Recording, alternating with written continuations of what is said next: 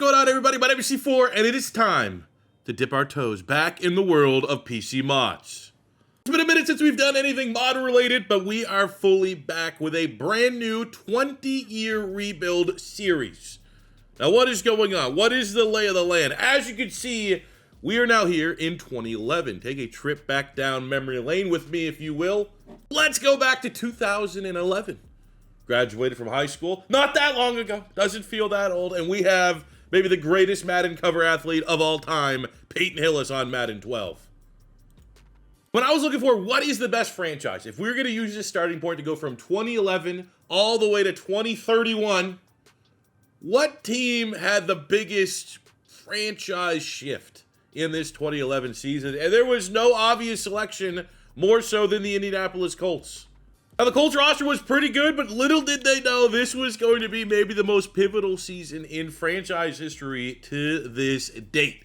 So what we are doing is we are taking all of the ratings. We got Freedy 99, Clark 99, Mathis 97, all the big dogs, all the actual ratings here from Madden in 12, and we're going to put them right into our Madden 26 franchise mode. The Colts roster was pretty stacked on paper coming into this season with a lot of legends, Hall of Fame talent. Dwight Freeney's a 99. Dallas Clark's a 99. We got Robert Mathis 97, Reggie Wayne 96, Jeff Saturday 96, Bethea 95. We got Peyton Manning, McAfee, Vinatieri, some all-time GOATs. How was this team bad? How did this team get the #1 overall pick?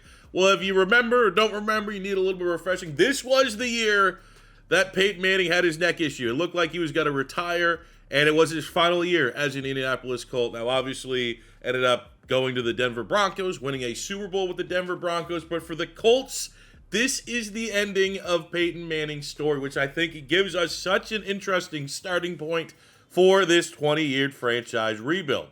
Because one of the greatest what-ifs in NFL history, I think it's fair to put him into that discussion, is Andrew Luck with the Colts. The Colts couldn't have figured out a better situation. Suck right at the right time. If you're going to have to lose Peyton Manning, one of the greatest quarterbacks of all time, and you're going to be bad and you're going to end up with the #1 overall pick, you better get it when Andrew Luck is a draft prospect.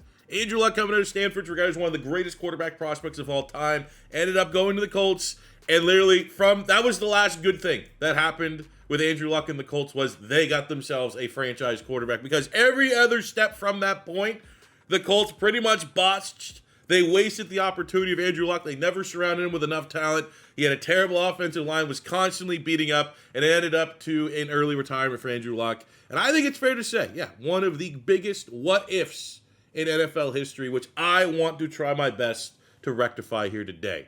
Usually when we do these throwback series, it's not the first time we've done this on the channel, we have fun with kind of recreating NFL history. Like if we were not doing the Colts, we were doing a random team, we would, sometimes be like, oh, we're going to get Russell Wilson this year. Oh, we're going to get Kirk Cousins a little bit later. It's always that balance between doing a series year after year that's kind of repetitive because we're going to be targeting the exact same steals every single year, or the situations like this with the Colts where it's like, can we also try and recreate actual history and see if we can have a better result, like the Colts going to get Andrew Luck, or this could be a draft where we would rebuild the Commanders and try and get RG3. I wanted to do something a little bit different. I've seen all the comments, C4, what are you doing, pink slips? When are you doing pink slips? And I think a pink slips element could give us something different that we've yet to use in a retro rebuild series. So here's what I'm thinking. I'm going to go for it, obviously, with episode 1 because I can't bring in your guys' feedback. But please, please, please let me know what you guys think about this in the comment section below. And if you have any different suggestions that we may want to try out, feel free to let me know. So rather than just drafting BPA all the time and having just weird draft scenarios, here's where I think it's going to get a little bit different. I think it's going to work. Every single rebuild, we are going to be locked in to the draft that actually happened. So there's going to be hits, as you can see here with the Colts 2012 class. Andrew Luck. We got Kobe Fleener and Dwayne Allen. They doubled up at tight end. They got T.Y. Hilton in the 3rd round. Didn't really get a whole lot of value outside of that. But I think doing it this way is going to help us with a little bit of self-control, self-restraint from trying to always get the really, really fun big-time steals and gems in day 3 of these drafts as we go through the next 20 seasons. Where does pink slips come in? Well, I'm thinking we're going to have a challenge on every single season. It is going to be generated. I'm going to use ChatGPT or whatever, and it is going to be a goal, an attainable goal. Something that's not going to be insane, something that could be as easy as go above 500. Something that could be as easy as win all of your divisional games, win all of your divisional home games. I don't know what is going to come up, but there is going to be a goal every single season. If we hit said goal, we are going to be able to go look at our schedule. Let's just use third round pick Dwayne Allen for an example. We're going to go look at our schedule. We would look at our team schedule, and if we hit our challenge goal for the season, we can steal the same pick from the round of a team that we'd beat. So we would take our third round Dwayne Allen pick that wasn't so great, and I would look at the Houston Texans. In their third round, they selected guard Brandon Brooks, who ended up becoming an all-pro guard eventually for my Philadelphia Eagles. We would be able to swap that pick out so that it gives us a little bit of an opportunity to rewrite history, but it's only one. It's not going to be overpowered, and there's always the downside. What if we miss our goal? Well, if we miss our goal, it's going to be the exact opposite. We are going to, as harshly as we possibly can, punish our team by looking at the teams that beat us. And based off of that, we will give up our best selection. So this would be probably our first overall pick of Andrew Luck, and we would have to ship that off. Let's say we lost to the Titans. They would get Andrew Luck, and we would have to take the Titans' first-round pick from 2012, which was Kendall Wright at wide receiver. This is obviously a work in progress. This is probably the only part of this series that I definitely want to get your guys' feedback. I think it makes sense, and I think it gives us that little bit of pink slips that you guys have been missing without having to do like an outright repetitive pink slip series that we do every single year. And I hope in that scenario we would be able to get a Brandon Brooks for winning, not a Kendall Wright bust selection, especially here in year one, because I do think picking with the Colts, I do not want to not have Andrew Luck. So all that is for the end of the season. Let's look at the season that is about to be. The roster is definitely missing a quarterback. We are going to have Peyton Manning be injured for the whole season, and then we're going to remove him from the team in the offseason like it played out in real life. And then it's just the end of an era. This was a team that was at the end of their Super Bowl window. This was Reggie Wayne's last season of his prime. This was Jeff Saturday. This was Dallas Clark's last big time, like coming into their prime. Fans still regard these guys as the top of their position. This was kind of the year that it started going down. Reggie Wayne didn't even go over 1,000 yards. I think he bounced back in 2012, but in this 2011 season, things were not particularly great. We have Joseph Adai at running back. We have Pierre Garçon, who actually looks pretty damn good. He's definitely going to have to be a guy that we continue to try to build around. Love that speed and acceleration. On the defensive side of the ball, more of the same. The legendary duo of Robert Mathis and Dwight Freeney. This was really kind of the beginning of the end for them as big-time playmakers. Now, we do have Jerry Hughes. Didn't really pop off for the Colts, but I believe it was when he went to the Buffalo Bills. He actually started playing and living up to the billing of a first-round edge rusher. We have a nice little value pick here, Mario Addison, another really talented pass rusher. Didn't play his best football for the Colts, but ended up going to the Panthers and became a double-digit sack a year type player. So there is a little bit of a career revival there of a what if the Colts actually retained and developed Mario Addison. That could be our succession plan here to Dwight Freeney and Robert Mathis. Hughes on one side, Addison on the other. Outside of that, though, the secondary is not particularly great. It's led by Antoine Bethea, another player that didn't stay at the Colts too long. I remember him more so, honestly, with the 49ers than I do the Colts, but he's a 95 rated. There's definitely another player that we may want to try and retain. We have Pat Angerer, Gary Brackett at linebacker. So a couple interesting pieces, but for the most part, this is a team that is perfect for a rebuild. They are going to be looking at their old stars leaving. We're going to have to replenish and completely overtool this roster as soon as humanly possible. But hopefully we can hit our season goal so we do not lose out on Andrew Luck. And we do go out and get, maybe we flip Dwayne Allen. Maybe we flip, Chapman at D tackle and get a better 5th round pick. But let's find out here for year one of this 20-year rebuild, what is our challenge? So I asked Grok, what should our challenge be here for year number one of the 2011 Colts? And it gave us a couple scenarios, but I think the one that makes the most sense is this number 3 option. Tank for Luck challenge. Replay the year, 2011. Try to secure the number 1 overall pick for Andrew Luck. Now, the key in this is that the Colts this season went 2-14. We kind of need that. Because that means if we hit this challenge, we are going to get the opportunity to pink slip one of our selections of our 2 victories. So we can't just go 0-17. We have to at least get a couple wins, as well as not winning too much to get the number 1 pick to hit the challenge. So that's going to be kind of tough. But I think, you know what, with Dan Orlovsky as our starting quarterback, anything is possible from a loss standpoint. Yeah, I don't really like that. We beat the Browns. Why are the Browns going to suck? Oh, they suck worse than we suck. 13-10. We actually had a player of the week performance on the defensive side of the ball. Bullet with 2 INTs. All right, let's just not win any more games, please. Ooh, we got some big old contracts coming up. We got Robert Mathis looking for $100 million. Reggie Wayne looking for $100 million. Pierre Garçon looking for 50. We got Austin Collie, Jacob Tammy, who could very well be like our Dallas Clark successor. Anthony Gonzalez had a decent career. We got Jeff Saturday, Gary Brackett, Dallas Clark. Oh, man. Whew, okay. I think from a rebuild standpoint, Pierre Garçon has like the most meat on the bone in as far as like a future contract is concerned. So let's get him locked up. What do you mean you can't say yes? All right, I'm going to pick Dallas Clark. Tight ends tend to age pretty gracefully in Madden over bringing back Jacob Tammy. Hot take, I know. Pretty sure Jeff Saturday's going to retire. If he doesn't, we'll look at that at the end of the season. I mean, we have the money. We have the money to try to keep some of the big-time players still here. Our salary cap's in a really good spot. I think like something like Robert Mathis, you know, should age fairly gracefully. I think $100 million Reggie Wayne for the next 3 years. Assuming we get Andrew Luck, we need some of these pieces, some of these veteran pieces, some of these win-now pieces. We just can't have a complete... Peyton's gone, so everyone else is gone. You need a little bit of carryover. I think that's what we're going to try to do a little bit differently than what the Colts did IRL.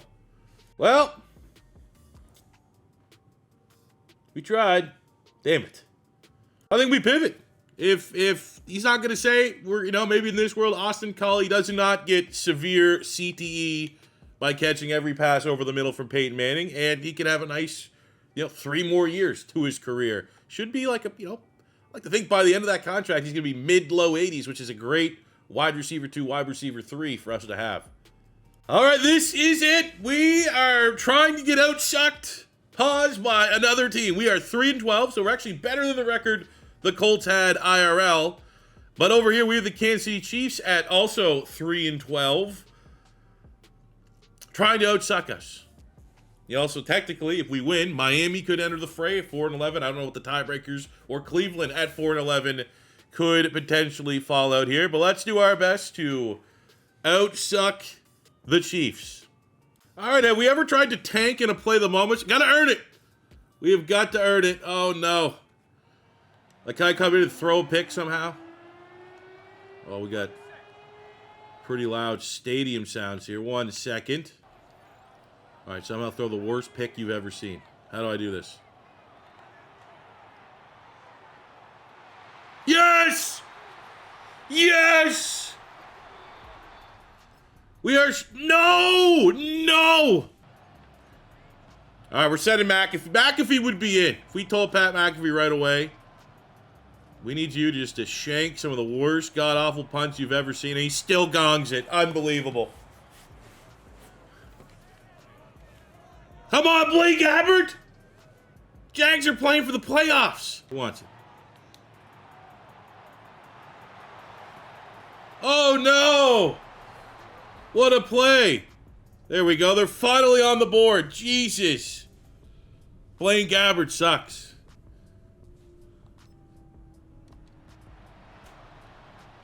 Oh, here we go. Oh, Dan Orlovsky. Oh, Dan Orlovsky, he's looking for a scramble. Oh, no. He did it again. We're trying it, man. We got to make it look. You can't make it look obvious. We don't want the NFL investigating. Oh, here we go. We're going to go for it on 4th down here. Trying not to get the number 1 overall pick. We don't want Andrew Luck. We're hoping Peyton Manning comes back. Oh, no. Not Orlovsky's hurt again. Shucks. There we go. Jacksonville. Somehow, How did they not beat us worse? You gotta be fucking kidding me. You have got to be fucking kidding me. The Chiefs lose! And they have a... No! No! No! What? How? Why do they have the tiebreaker? Wait, who says... Wait. Who says they do... Wait. Here's how we real know. What is our pick? There we go.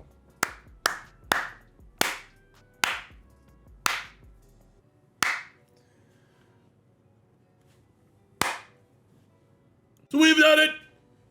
Year 1 challenge, suck for luck, successfully achieved, which gives us in turn we got to follow the Colts picks. We already have the number 1 pick, so that's going to be Andrew Luck. But of our 3 victories, we can go steal one of their team picks and get rid of one of our terrible picks from that 2012 draft class. I mean, just kind of quickly, I don't really want to, reflect this. This season, I don't want it to exist anymore. Right? I don't care about these guys' stats. It's a mulligan year. Our goal was to, lose as bad as we possibly could. So, it does, in real life, lined up with when a lot of these Colts legends started to, they all hit the downside and started to regress at the same time, which kind of sucks. But we're looking more towards next season. We beat the Browns. We beat the Patriots here. I actually kind of belt the ass the Patriots. Patriots ended up making the playoffs. I don't know what happened here. Shout out our team. We were also able to beat a Houston Texans squad that I used for an example. So, looking at those 3 classes, what did the Texans, Browns, and Patriots do in 2012? So, for the Browns in 2012, yeah. I mean, Mitchell Schwartz, I guess, was a solid I don't really want to be touching this Browns class. We already know about the Texans, and I'm thinking right now Brandon Brooks in that 3rd round. I could do that, literally the example I gave. We could give them our Dwayne Allen pick, and we would take Brandon Brooks. Patriots also had some interesting options, but you got to trade pick for a pick. And our 1st round pick is Andrew Luck, and I'm not giving up the opportunity of drafting Andrew Luck to get Chandler Jones or Dante Hightower. So, I mean, outside of that, Tavon Wilson had a decent NFL career. Nate Ebner was a special teamer. Well, I think what we're going to be doing is we're going to be swapping our 3rd round pick with the Houston Texans, which is going to give us Brandon freaking Brooks. For those of you that don't know, Brandon Brooks ended up being a 3-time Pro Bowler in 2017, 2018, 2019 for my Philadelphia Eagles. He was in the discussion as one of the best guards in the NFL. I actually think we lucked out a little bit here with retirements. None of our old heads retired this season, so that's good. I'll take the veteran experience going into next year. But there's going to be a rich get richer situation here because you can't really tell the story of going through the history of the 2011 Colts and securing the number 1 pick to go get Andrew Luck without doing the opposite side of what happened on that deal, which is Peyton Manning kind of retiring but ending up on the Denver Broncos for the second part of his career. Fortunately, the Broncos win the Super Bowl here in 2011, and they're about to get Peyton Manning for pretty much nothing. Now, obviously, in this scenario, the Colts ended up releasing Peyton Manning, and he signed with the Broncos. But to ensure this marriage happens, we're going to send Peyton Manning for a 7th-round pick that is 2 years down the road. But now the Colts it's a clean path for Andrew Luck to become our new franchise quarterback. For this series, free agency is always going to be kind of weird because it's just weird. It's probably the one thing about these mods that's never the best, never the funnest thing, especially, you like to get a couple years in for sure. So for the most part, this is not going to be a series that we heavily rely or feature free agency unless we are absolutely desperate for a given position. The first pick in the 2012 NFL Draft. Trying this again, getting a complete career do-over. The Indianapolis Colts go on from one of the greatest quarterbacks that's ever played the game in Peyton Manning, and they get, to this day, the quarterback that represents what a generational quarterback prospect from college to the pros looks like and represents, Andrew Luck. How I've done this, watch this. I don't know if with these classes, if they have all face scans, it'd be pretty badass. And highlight the strength of this mod. Look at that. That is Andrew freaking Luck in the flesh. Kind of built like a lineman right there a little bit. You know, he's always been heavy in the ass. Thick thighs, if you will. What I did is Andrew Luck was an 84 rated rookie. I went in and gave him the exact ratings that he had and see what the Madden 12, Madden 13 rookie rating would translate in as far as Madden 26 rookie rating. There was a considerable drop-off. He goes from an 84, I think he's like a 75, 76, somewhere in that range.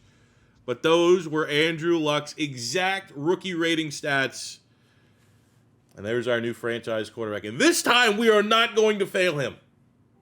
Going to continue following on the path of the Colts' actual draft class. They got Coby Fleener in the second round, and he had a really nice career. Our first of 2 third-round picks, we're keeping an original third-round pick, T.Y. Hilton. This is an interesting one. He came in as a project player, a big-time athlete. Not really sure. I have many Colt fans, when they drafted T.Y. Hilton, thought he would become one of the franchise's great wide receivers. So there is going to be a journey, if you will, to get T.Y. Hilton to reach the heights that he did IRL. But that is absolutely, especially losing Pierre Garçon, unable to bring him back. T.Y., great path to playing time as a rookie. And then with our second third-round pick, we get the pick that we got from our Pink Slip Challenge. Brandon Brooks, stealing him away from the Houston Texans. Number 51 in true value at pick 95. This depth chart guard is going to be a day one starter for us. There'll be rare circumstances where, like, especially in the 7th round, some of our targets just get sniped. We lost out on Chandler Hardnish at quarterback, so I got Alex Tanny, who I actually think is like on the Colts coaching staff. Every other pick has lined up. We got Levon Brazil, 62, Tim Fugger, 57, Justin Anderson, 63, Vic Ballard, 64, Josh Chapman, a 66. But of our big picks, we got Andrew Luck. Again, I said he was an 84 rated rookie. I have his exact stats, and it's 76. The inflation has not aged well for rookie quarterback ratings, but obviously you look at those stats, that still looks pretty dang good, but maybe not at face value like generation. I was really surprised when he only had 60 awareness. That's definitely kind of what's tanking his rating here a little bit. Coby Fleener, no depth trait, but Andrew Luck's tight end from college, having that safety net combination, still gets a really good rating, 75 base rating. He's always a very athletic receiving tight end, so happy to have that. We got T.Y. Hilton, 69 rated, so definitely not quite the T.Y. Hilton you may know and love. We got the face scan in there, big-time athleticism, 95 speed, 95 acceleration, 94 agility. We got to work on the catching, though. 74 catching is kind of butt cheeks. And then we get Brandon Brooks here at guard. Going to be a day one starter for us, a powerhouse, 89 strength, pretty solid all across the board. Now, that does not mean, knowing that we got a little bit of wiggle room for Andrew Luck's actual IRL Madden rookie rating to come in here, get a gold medal, give him a couple, maybe even 2 upgrade points just based off of that. I mean, he feels good, he looks good. Got to get the number situated. Like, it'll disrespect, they don't even give him his real number right away. He'll eat the sack to make the other quarterbacks feel a little bit better about themselves, so he doesn't just completely run away with it, because that's the kind of leader he is. There we go. That one looks a little bit better. So a new season means a new challenge, and in 2012, we're going to go with this Andrew Luck's win challenge. Our goal is to match or exceed the very impressive 11-5 record that the Colts ended up having this year. Obviously, Andrew Luck did not win Rookie of the Year or anything like that. Had a decent season. I don't really want to, 10 or fewer INTs. We don't want to make this too complicated. I think the easiest and most challenging option, and if you thought that because we're adding this pink slip rule in, it was always going to be a layup, and we were going to, every single year for the most part of this 20-year rebuild, steal away our team's picks, you are sorely mistaken. This is going to be very difficult to take a 3-win team and become an 11-win team. So we might be at risk here of losing one of our best draft picks from 2012. The Colts in real life figured out a hack for this challenge if we lose. Take your pick, which was our best pick. We're going to probably find out in this series why the Andrew Luck era Colts were so terrible and he retired. So this was their draft. They went Bjorn Werner from Florida State, Hugh Thornton, Khalid Holmes, Montari Hughes, John Boyett, Kerwin Williams, and Justice Cunningham. Well, I kind of feel like this is the year they're playing with us money. We don't get 11-5. Not the end of the world. I guess Werner would probably. I mean, even then, you know, yeah, there's no needle moving. The only way we improve the needle is we need the 11 wins so that we can actually get a redeeming player from this 2013 NFL draft. What a dog shit class. What are we doing, Colts? Now, I kind of want to see Andrew Luck's debut game. We're not going to go crazy and dominate the Ravens by any means, but we'll play the moments and for sure get in a couple drives and see maybe if we can get an old Andrew Luck shot play to either Reggie Wayne or T.Y. Hilton. Here we go, Andrew Luck's NFL debut. No quarterback since probably, John Elway has come in the league with as much hype and expectations as Andrew Luck, and I'm hoping at least one of these times we get like, hey, come in on third down, help the offense get you. Defense doing a pretty good job here. And this could be at a 2-minute drill at the end of the first half, trying to go into halftime with a lead. Let's see what we can get here. We got, T.Y. Hilton in the slot, Reggie Wayne, Dallas Clark, Joseph Adai in the backfield. Let's look a little bit of PI right there.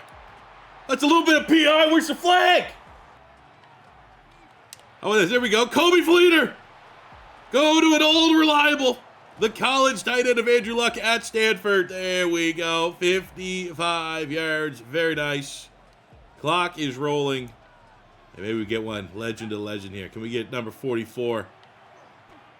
Great separation. And there you have it. No gloves, as always. Classic Dallas Clark. Oh, yeah, that's a classic Dallas Clark. You know, that's how he has a loving family. His wife. That's the moves that got him his wife. Very nice drive there. Come on. Ooh, got a go-ahead lead in the fourth. 17-17.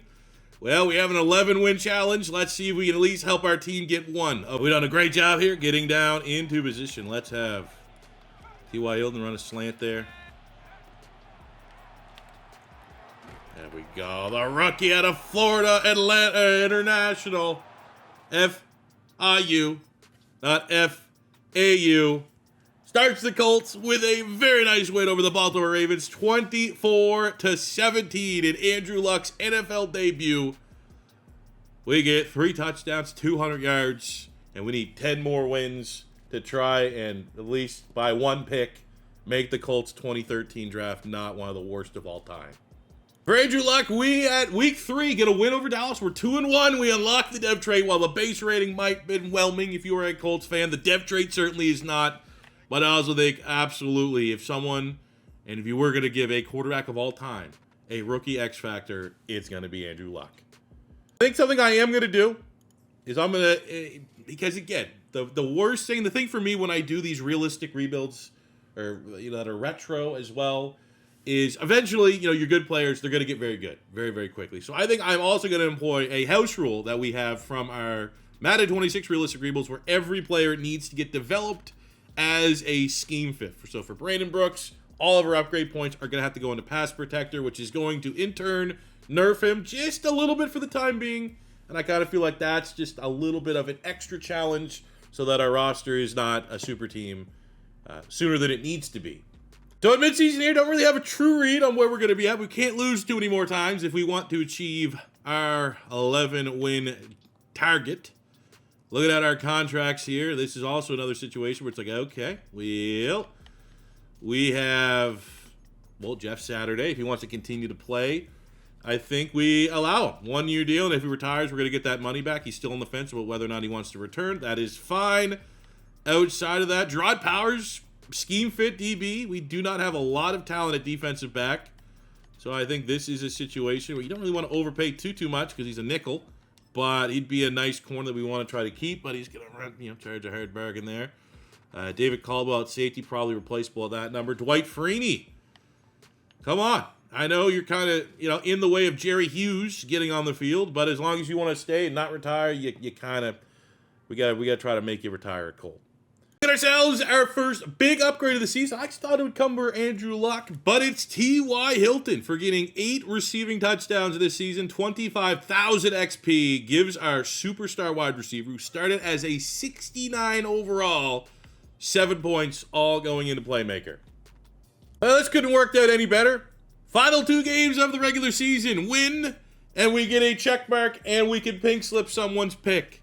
Lose one of these games against Houston or Pittsburgh, and someone is swapping their bus pick for one of our bus picks. And there we go. We end up losing to the Texans. Probably going to lose here. Oh, we win. Cool. We go 10-7. That's still a damn good record. We missed the play. That's still almost surprising. We didn't make the playoffs at 10-7. But from a turnaround standpoint, the vibes are still pretty damn strong. I think the Colts go from the number 1 overall pick, worst team in the league, to with a rookie quarterback who looks pretty damn good, 10-7. You're probably still pretty happy with it. But it does mean we fail our year 2 2013 draft challenge. So, congrats. Someone's getting Bjorn Werner or whoever the hell. We did, at season's end, after that final week, get our 7 upgrade points here for Andrew Luck. Got 30 passing touchdowns on the season. And that's going to be, bring him up almost to a 90 overall at the end of his rookie campaign.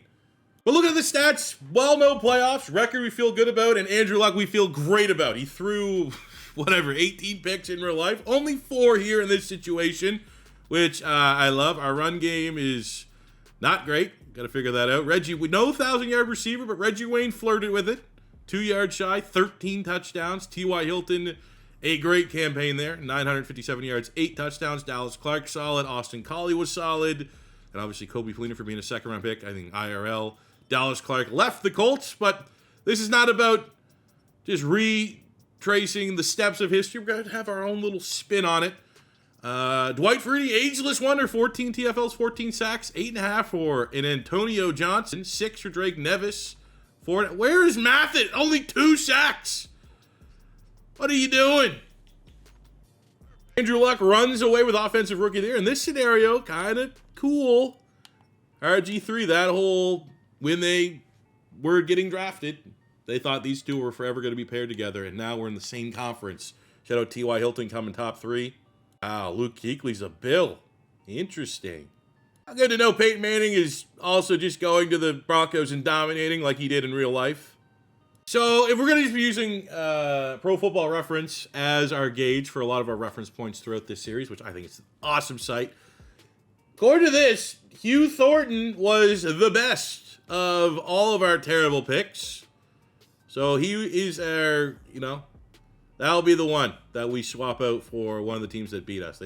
I'll find the team that we lost to that had an even worse 3rd-round pick, but it's really, honestly, just a nothing burger. So quickly, obviously, the process of doing this, I got to look at who we lost to, and of those losses, who had a worse 3rd-round pick than we did. And I think the winner here is going to be the Houston Texans, who drafted a tackle known as Brennan Williams from North Carolina, who I've never heard of. Shout out to the Bengals and Andy Dalton winning the Super Bowl here in 2012. First piece of business for the offseason, we got Pat McAfee. Let's lock him in pretty much for a lifetime contract. Ooh, that stings. That's a rough offseason. Jeff Saturday, the legend, retires after 14 years. Joseph Adai calls it kind of early for a running back, 7 years in. And the legendary Reggie Wayne, future Hall of Famer, 12 seasons. He is gone, which means T.Y. Hilton is now wide receiver 1. Actually, we're going to walk back one of my statements that I made, that we aren't going to go too hard in free agency because our team roster needs and kind of the set draft picks we need to make aren't always going to line up, right? Like we're going to need a center.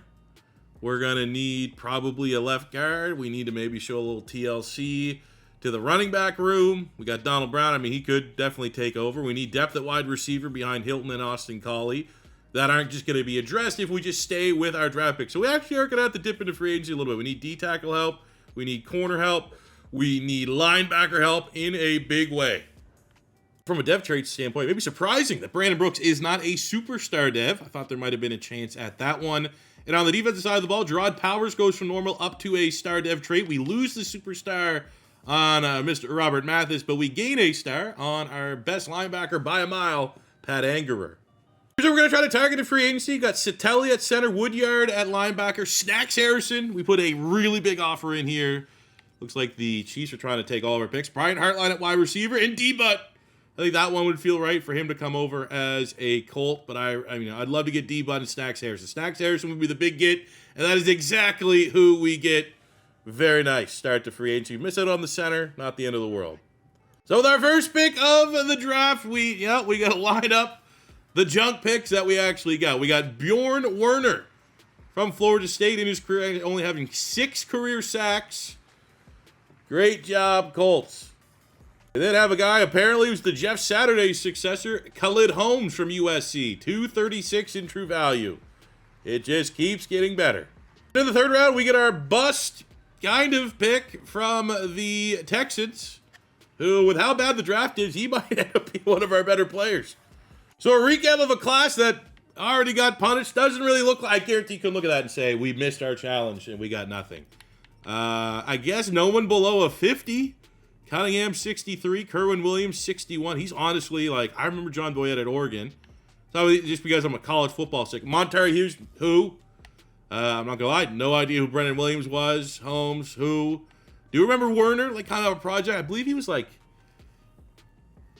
wasn't he like a guy? Like him and like Margus Hunt, I think were like 2 foreign players that were like other athletes that started playing football. Could be wrong on that, but either way, I hope we hit our challenge next year because this draft class is dog shit.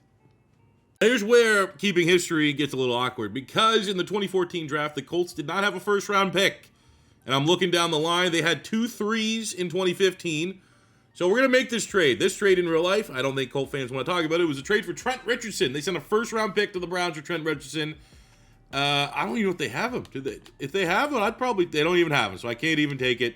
So we'll just acquire this extra third-rounder that we need for next year's class. The Colts don't have a 1 or 4 for this upcoming draft. And wait till you see the actual players if you don't remember. Here was the Colts draft. I remember Mewhort was solid. I think he eventually moved to center. Moncrief was fun in Madden. He was always like a height, weight, speed Madden guy.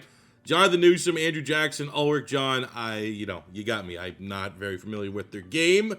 So we definitely need to hit on our challenge to try to improve our picks this year. So speaking of the challenge, what's it going to be here for our 3rd season?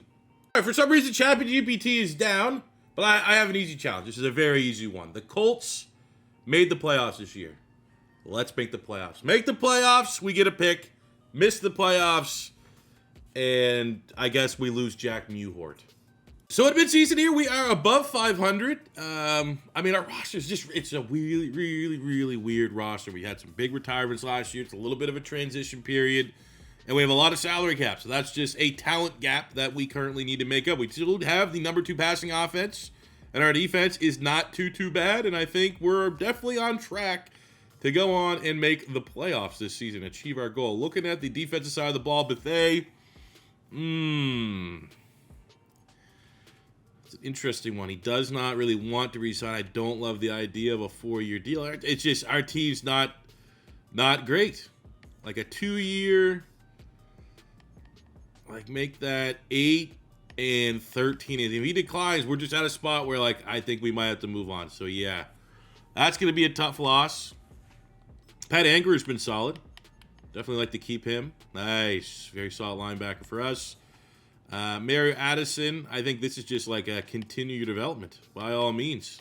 At some point, Robert Mathis could retire. And I'm happy to have a developmental player like you on the roster. Donald Brown at running back. I mean, now that we're going to loosen up some of the rules for free agency, it's not a necessity that we keep absolutely everybody. So we're going to go into free agency with a decent amount of salary cap. Early the season, we go 11-6, and we make the playoffs. Our first playoff berth. We actually also win the AFC South with a tiebreaker over the Jags. A little bit weird there. I'm pretty sure we split the series 1-1, but I'm not going to complain. The 3 seed in the AFC, and it is fairly obvious we were carried by 1 man. Well, maybe 2 men. We'll call it a dynamic duo, if you will. But I think Andrew Luck and T.Y. Hilton did a lot of the heavy lifting of this playoff run. For that, I am pretty happy. I think the addition to Snacks Harrison, Wesley Woodyard on the defensive side of the ball, Shadow D. Butt also played a nice part. But I think without a shadow of a doubt, we can thank our success for this man doing all the heavy lifting. And with that, we are back in the win column for our challenges. We have 1, which means we're going to be able to flip one of our draft picks to make it a good player. Look at our stats this year. Kind of weird. Andrew Luck was 3rd in the league in yards, touchdowns, INT ratio. Not crazy. Not like he's in MVP conversation or anything like that. Our run game was complimentary, to say the least. T.Y. Hilton did go off 89 catches, almost 1,500 yards, and 14 touchdowns. Cauley and Brian Hartline both had 900 yards. Dallas Clark getting involved. Defensively, Pat Anger and Wesley Woodyard. D-Butt going over 100 tackles on the season. 9 sacks from Snacks, 8.5 Robert Mathis, 7 from Dwight Freeney. We're really at a point where, like, any season these guys could retire. I hope it's not anytime soon. Anger led the team with 3 INTs. Definitely could improve in that department. You know what? Shout out T.Y. Hilton gets Offensive Player of the Year as well as Wide Receiver of the Year, our only award winner. We're playing with house money. That doesn't mean we don't want to win Super Bowls and stack Super Bowls. It's not all just about challenges and stuff like that. I did do a little research. This year, the Colts actually won. They beat the Chiefs like 45-42 or something like that. And it was one of the biggest comebacks in playoff history. I don't know if you're a Colt fan, you probably remember that game. I have no idea, but let's reminisce on that. This playoff run for the Colts was historic, even though they only won 1 game. So I'd like to have that as our barometer. I want to at least win 1 game. We're looking pretty good here in the 4th quarter, barring a collapse from the defense. I think that was Andrew Luck played a big part there. 35-23. Andrew Luck gets his first playoff win in his 2nd season. And, I mean, he had a part to play. Wasn't like he popped off. Wow, Kirk Cousins there with the Texans. Cool. Luck. He just played efficient football. 71% completion percentage, 1 touchdown, no picks. Hat trick of touchdowns. Donald Brown. T.Y. Hilton goes over 100 yards. Wesley Woodyard with a bunch of tackles. A big-time sack from Mr. Robert Mathis, and the Colts are moving on. We get the 11-6 Jets in the divisional round. Revis Island era Jets, so we know that defense is going to be very tricky. Ooh, bad weather game. I'd like to say maybe Donald Brown. We got a hat trick of touchdowns. Maybe our run game can pop off in this one. But I remember this era of Jets, just ugly football. Ugly, old-school football, if you're going to be polite about it. So this game may just suit them over us with our aerial attack with Andrew Luck. But Andrew Luck's not going to let us go down without a fight. Look at us swinging here, trying to close the gap. Down 7. Defense gets a stop. Can Andrew Luck, 236, go? Continue our playoff run, and unfortunately, the Jets defense, the weather conditions, nothing really played a part for a dome team. Andrew Luck played well. Mark Sanchez's team played a little bit better. But to end the season on a good note, we have the reward of T.Y. Hilton winning Offensive Player of the Year, which is 3 upgrade points. He also takes the jump from Superstar up to an X Factor Dev. And I mean, there was a minute there where like T.Y. Hilton was probably in top 5 wide receiver discussion. I feel like it's disrespectful to say that at his peak he was top 10, but he was like kind of like Mike Evans, where it's like he's top 10 wide receiver. He's like firm, like number 7. You know what I'm saying? Like at T.Y. Hilton's peak, he was like between number 6, 7, 8 in that ranking. But he's popping off here and has become a great go-to target. I'm hoping that he can become. We need to find another one, but I'm hoping he can become one of Reggie Wayne or Marvin Harrison to Andrew Luck, the same way those guys were to Peyton Manning. We also have our team in hindsight. We lost the X Factor on Dallas Clark. He might retire. We haven't even hit that part yet, so I'm a little worried about that. But Hilton and Luck are X Factors. No other dev traits on offense. Kind of stings. Defensively, Dwight Freeney and Mathis are there. Angerer goes from star up to superstar, which is nice. Rucker goes from normal up to a star. Depth DB there. Would have been cool if that was Butler, but we are desperate. We will take anything we can get in terms of dev traits. And then for the pick that we're going to steal, Slim Pickets. I literally went through every single team. We beat Miami, Tennessee, Buffalo, Arizona, New Orleans, Tampa Bay, Jacksonville, Baltimore, and Carolina. And there's only 2 worthy players. It was down to Jacksonville's second-round pick, which is Allen Robinson, or Miami's second-round pick, that was Jarvis Landry. And we'll go with Jarvis Landry. Always about when you go into free agency and the player you let walk is far and away the best available player. That certainly stings, especially with the rest of the class, is punters and kickers. For free agency, just kind of low-key signs. We got Nate Allen, former Eagle at safety. He will be a very big downgrade from Bethea, but the best the market has to offer. We did bring in Dexter McCluster. If we're going to be an offense that's all pass, why not get a running back that can get involved in the pass game? He was very, very good. Look at the athletic profile. And we got Daniel Kilgore to kind of fill a spot here as a rental on the O-line. So with our first pick in the draft, as you can see, we were able to switch out Jack Buhort and get the very talented Jarvis Landry, one of the best slot receivers in the league, number 12 in true value for this upcoming class. And while the athletic profile was never impressive as a receiver, an incredible talent, and I think he's going to give a great compliment to what we already have with T.Y. Hilton. And for whatever reason, Dante Moncrief is very good.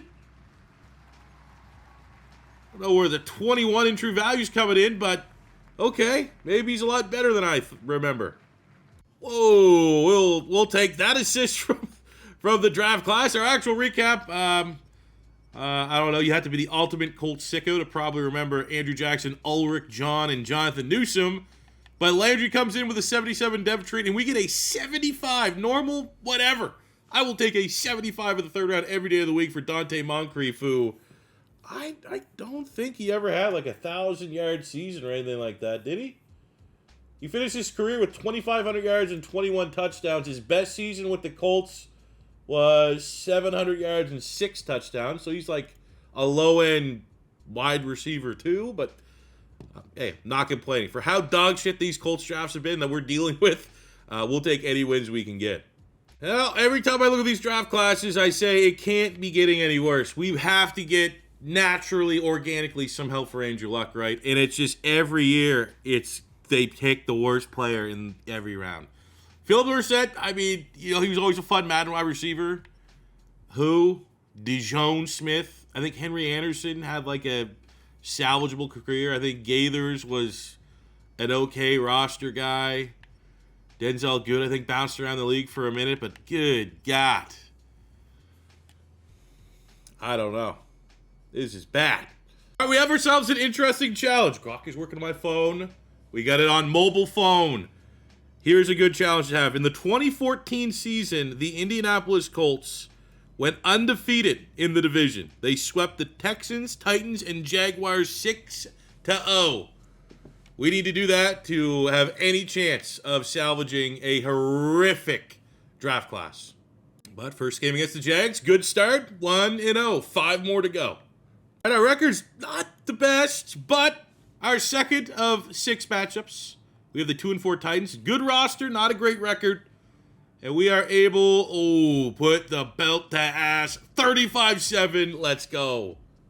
Go here live, man. We got the Jet. It's one of those things you just, if it's not going to happen, just rip the Band-Aid off. We'll upgrade our players real quick. See if there's any like meaningful ones. Trying to make everyone a scheme fit. Not too worried about that. Those guys are ready to go. Can we make it to the halfway point? Sweep the Jags. They're 4-4. They're not particularly good. Here we go, baby. We got a dream. Haven't played Houston yet, though. I think they're going to be the tricky one. Before we take on the Tennessee Titans, we need to look at our player contracts here. We have Jerry Hughes. This is one of those, like, I want to keep him because, if we let him walk, one of Freeney or Mathis are going to retire, and we're going to be like, well, what was all that for, all that development? This Rucker guy's actually developed into a decent corner for us. We'll get him on a 2-year deal. We have Robert Mathis on a 1-year. Oh, Dwight Freeney on a 1 year. It's like we're really in a situation. Wouldn't hate if one of you guys retired. Jalana, I pronounced that a right tackle. He's been solid. We'll try to bring him back. It's really one of those ones. I'm not going to rule anything out, but it'd be real easy if we get a couple retirements. You know what I'm saying? Till the end of the year. But 100% we're going to get Jerry Hughes locked in next week. But keep it here live. We have the Tennessee Titans. For us to go 4-0 in the division, trying to replicate a 6-0 performance IRL. We are 4-0. We have 2 games remaining. Week 15, Week 17 against Houston. See if we can do it.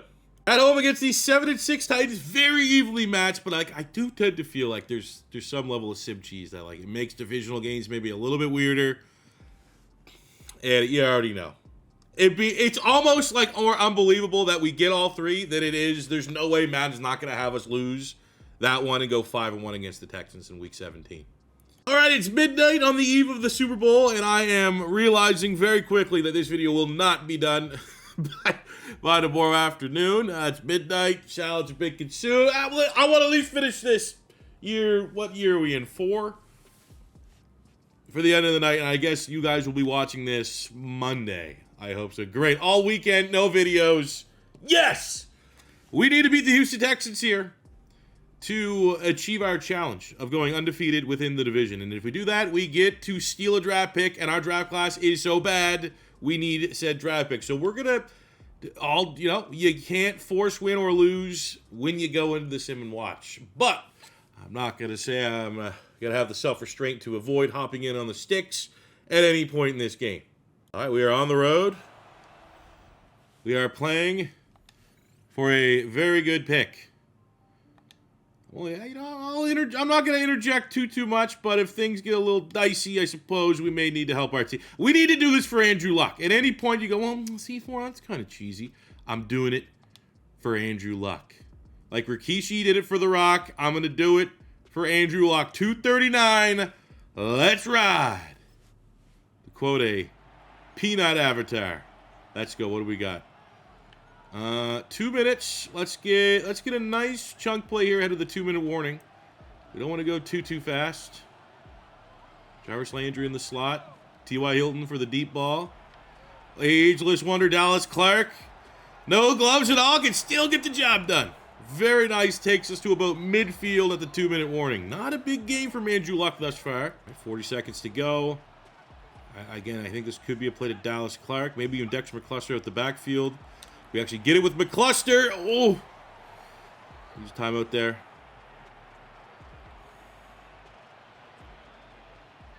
Third one. Maybe we go to Dante Moncrief. About time one of these known terrible Colts picks, we actually need to turn their career around and become a valuable member of our squad. Might as well do it. Maybe Dante Moncrief at wide receiver. We get the go-ahead score. Holy, that was very, very close. But with that, we have achieved our challenge.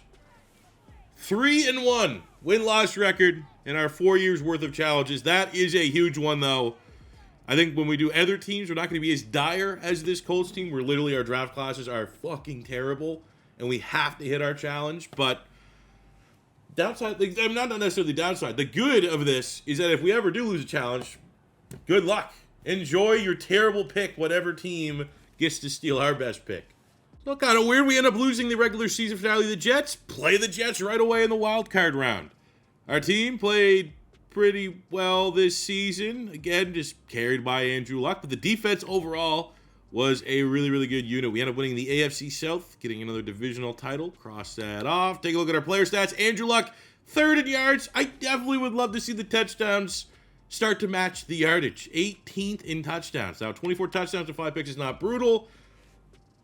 You still want to see a little bit more, right?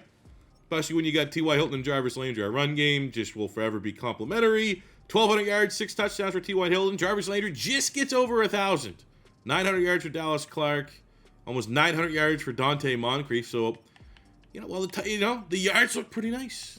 Maybe not so much the touchdowns. If we can strike a balance there, that would be cool. Defensively, Wesley Woodyard leads the team in tackles. 13.5 sacks from Jerry Hughes.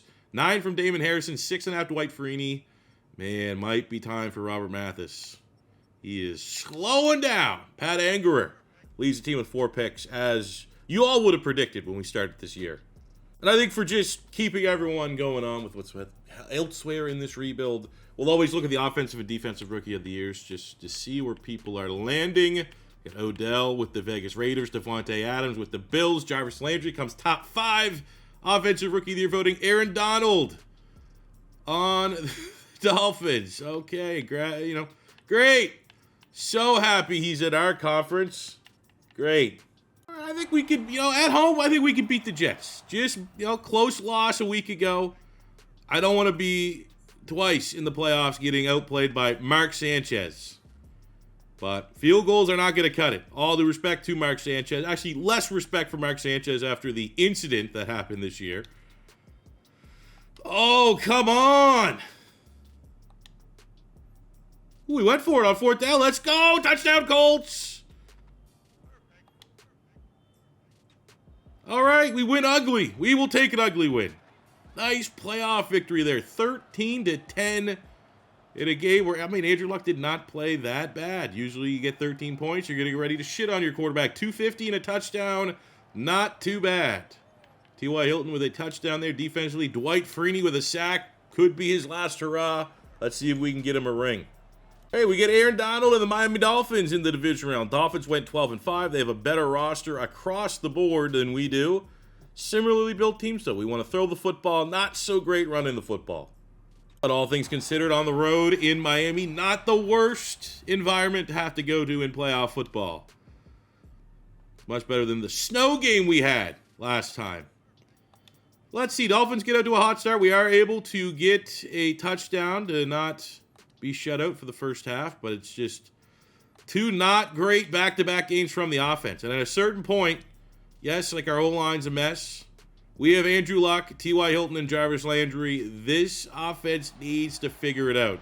23 points in 2 playoff games. Not good. I can't complain. I can't say any bullshit or shenanigans at foot. We are simply not scoring enough points. So the Cardinals had on the good news. When we hit our challenge, let's go window shopping. What are potential pick swaps we can make? Not the best. We got our win over the Texans here. They got Bernardrick McKinney in the second round.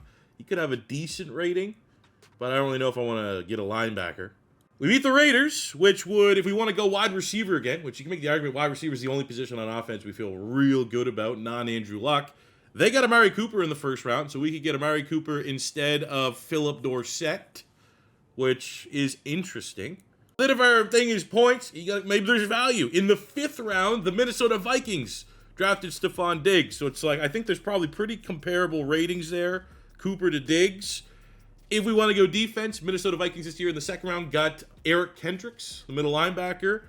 But what I'm thinking right now, my top pick, first pick overall, in the 3rd round, the Minnesota Vikings got Danielle Hunter, edge rusher. If we see a retirement out of Dwight Freeney, or we decide not to bring back Dwight Freeney and Robert Mathis, probably the best value right now would be Danielle Hunter. So we do have Robert Mathis retiring. Dallas Clark also retires. We have Kobe Fleener, so we're good at tight end. And with Robert Mathis retiring, from a dev trait perspective, Jarvis Landry is a superstar. Very nice. On the defensive side of the ball, Dwight Freeney's still a superstar, still playing at a high level. For our defense, Hughes can take over for Mathis. Dwight Freeney obviously didn't finish his career as a Colt. I think he went to where did he go? The Cardinals, I believe it is. We also get Wesley Woodyard from normal up to a star. Pat Angerer from superstar up to a X Factor. Let's go. But you can make the argument looking at our defense that letting Dwight Freeney go now and getting Danielle Hunter long-term is probably the best value pick. Because if we get wide receiver, be it Amari Cooper or Stephon Diggs, it's, our argument is we need to score more points. So that could be a valid, let's just get insane wide receivers. I don't know. Tough call. I'm glad we got a tough call. Decisions. So we're going to start by declining the 5th year option on Andrew Luck, and let's see if we can make something happen with Dwight Freeney. If we can't, he's looking on a 1 year. I think we can go. He doesn't want to be here. The interest is very low, and I don't really want to insanely overpay, even though he's a franchise legend. 2020. All right, he takes it. So now that means we don't have to go Danielle Hunter. Or we could redshirt Danielle Hunter. And damn, I don't know. Honestly, I might just have to look at the players and look at their ratings and what they're going to be in the draft class. So for Danielle Hunter, he is 20 years old. A finesse, B power, C block shed. Looks like he might have elites. Obviously, maybe we'll need to look this closer to the combine. But, he's going to have probably elite. Elite speed, acceleration, agility, jumping. So we're going to compare that, which would be an insta pick. And now we're looking at the wide receivers. We're getting Dorsett, who's probably not going to be terrible. He's always very fast, speed, fun Madden receiver. So I'll give him credit there. That if we stay with our first round pick, it could be a lot worse, and he could absolutely develop into a fun wide receiver 3. Stephon Diggs, B catching traffic, C catching, A deep, B release. Obviously never known to be like an S-tier athlete. Probably the combine won't be overly impressive. Or we have Amari Cooper here, A catching, A release, B catching traffic, 6'1", 211. Actually, doesn't look like he's going to be a ridiculous. I think the best player is going to be Amari Cooper. But is a wide receiver 3 upgrade more important than having an edge rush successor for Dwight Freeney when he retires next year? I think we go Danielle Hunter. So going to free agent, we're going to look at two positions here. We're going to see if we get the veteran Chris Myers. I believe he spent a lot of his career with the Houston Texans. Be a good fit. We've kind of been flip-flopping depending on what menu we go to between us and the Cardinals as his top team. And then we're going to see if we can get a Legatron at kicker. I'm going to lowball him. And wow. No one wants to come play for Andrew Luck. Huh. So our first pick is going to remain the same. We're going to get Philip Dorsett, who actually... that might be a face scan. Cool. Yeah, not a great player, but great athlete, and we can make those work sometimes in Madden. Our second selection of the draft is this guy, Dejon Smith. Okay, good pick, Colts, thanks.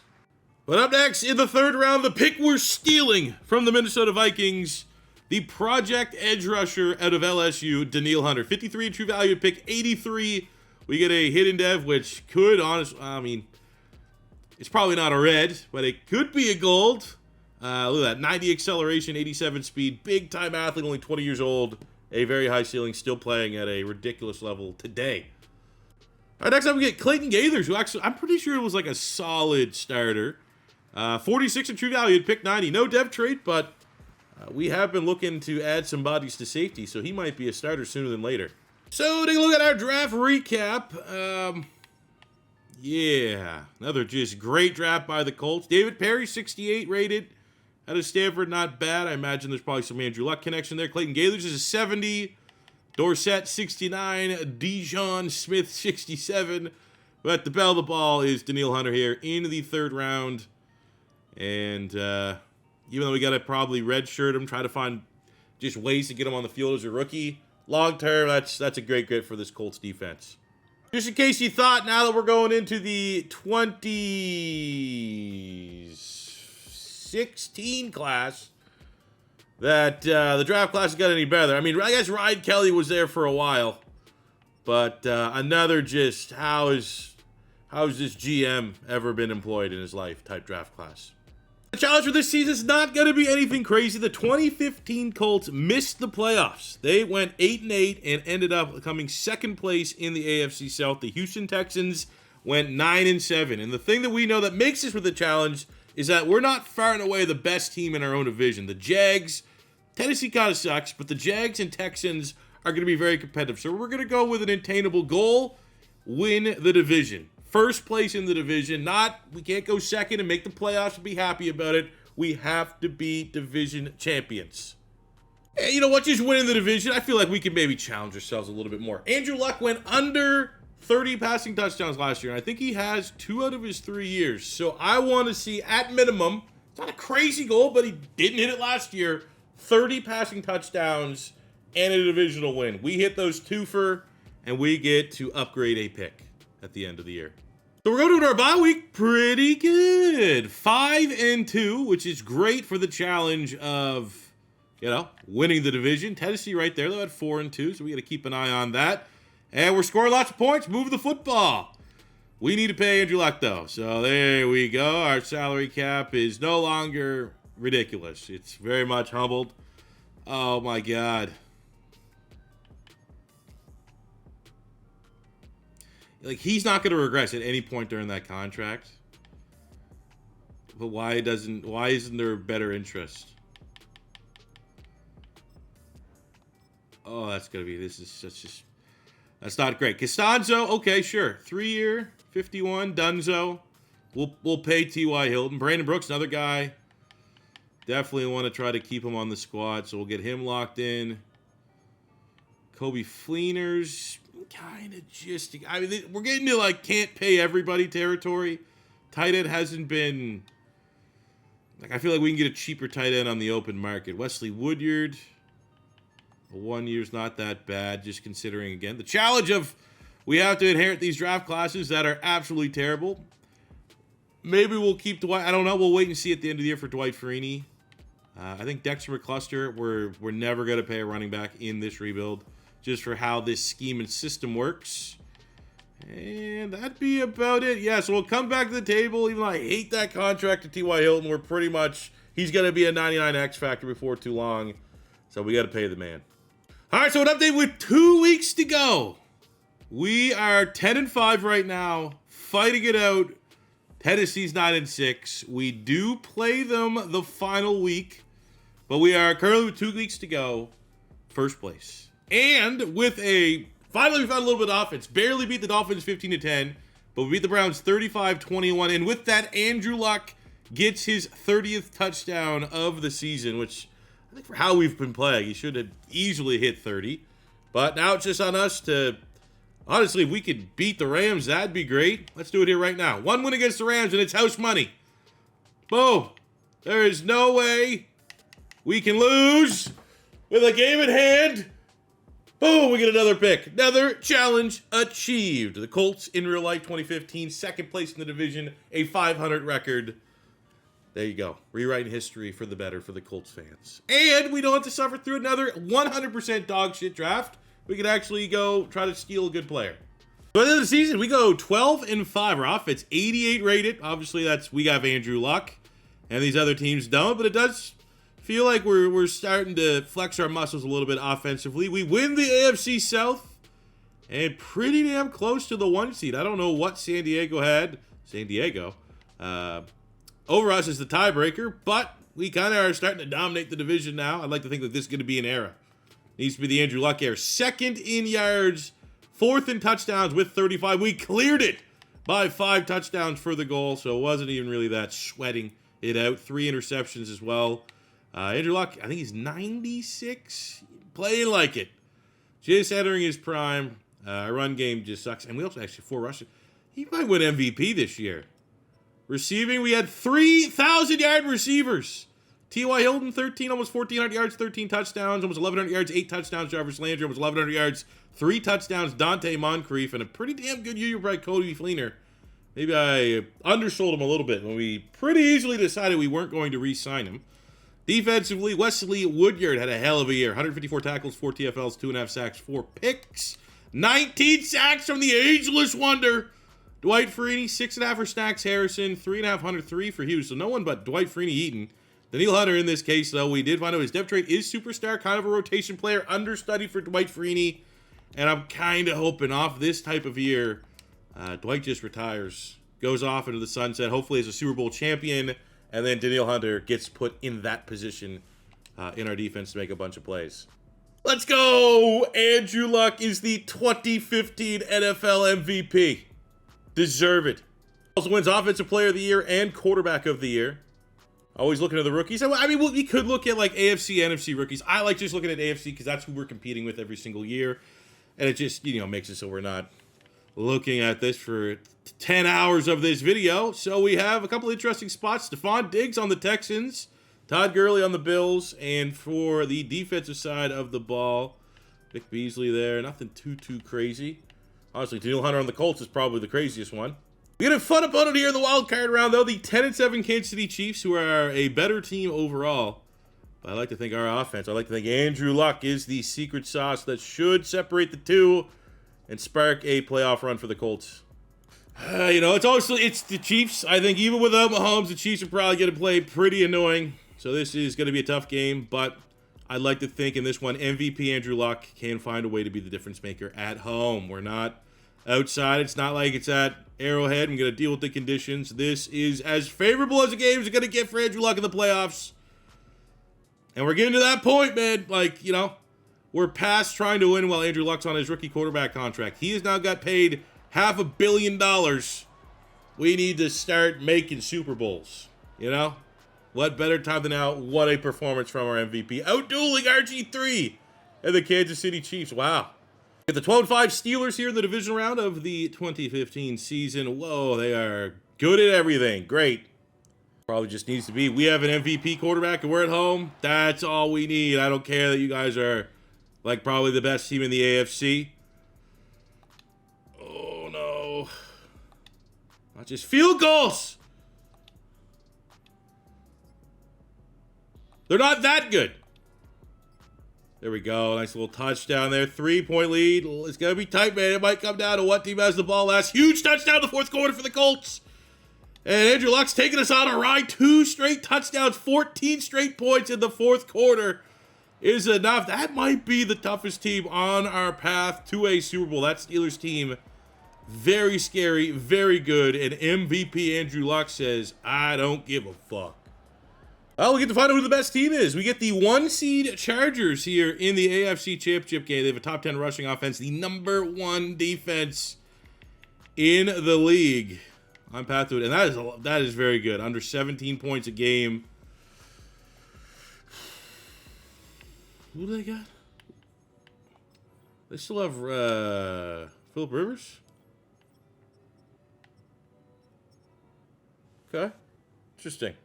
Oh man, Rivers. Let's be honest, it's a Charger home game, so it's at least 70-30 Colt fans in this one.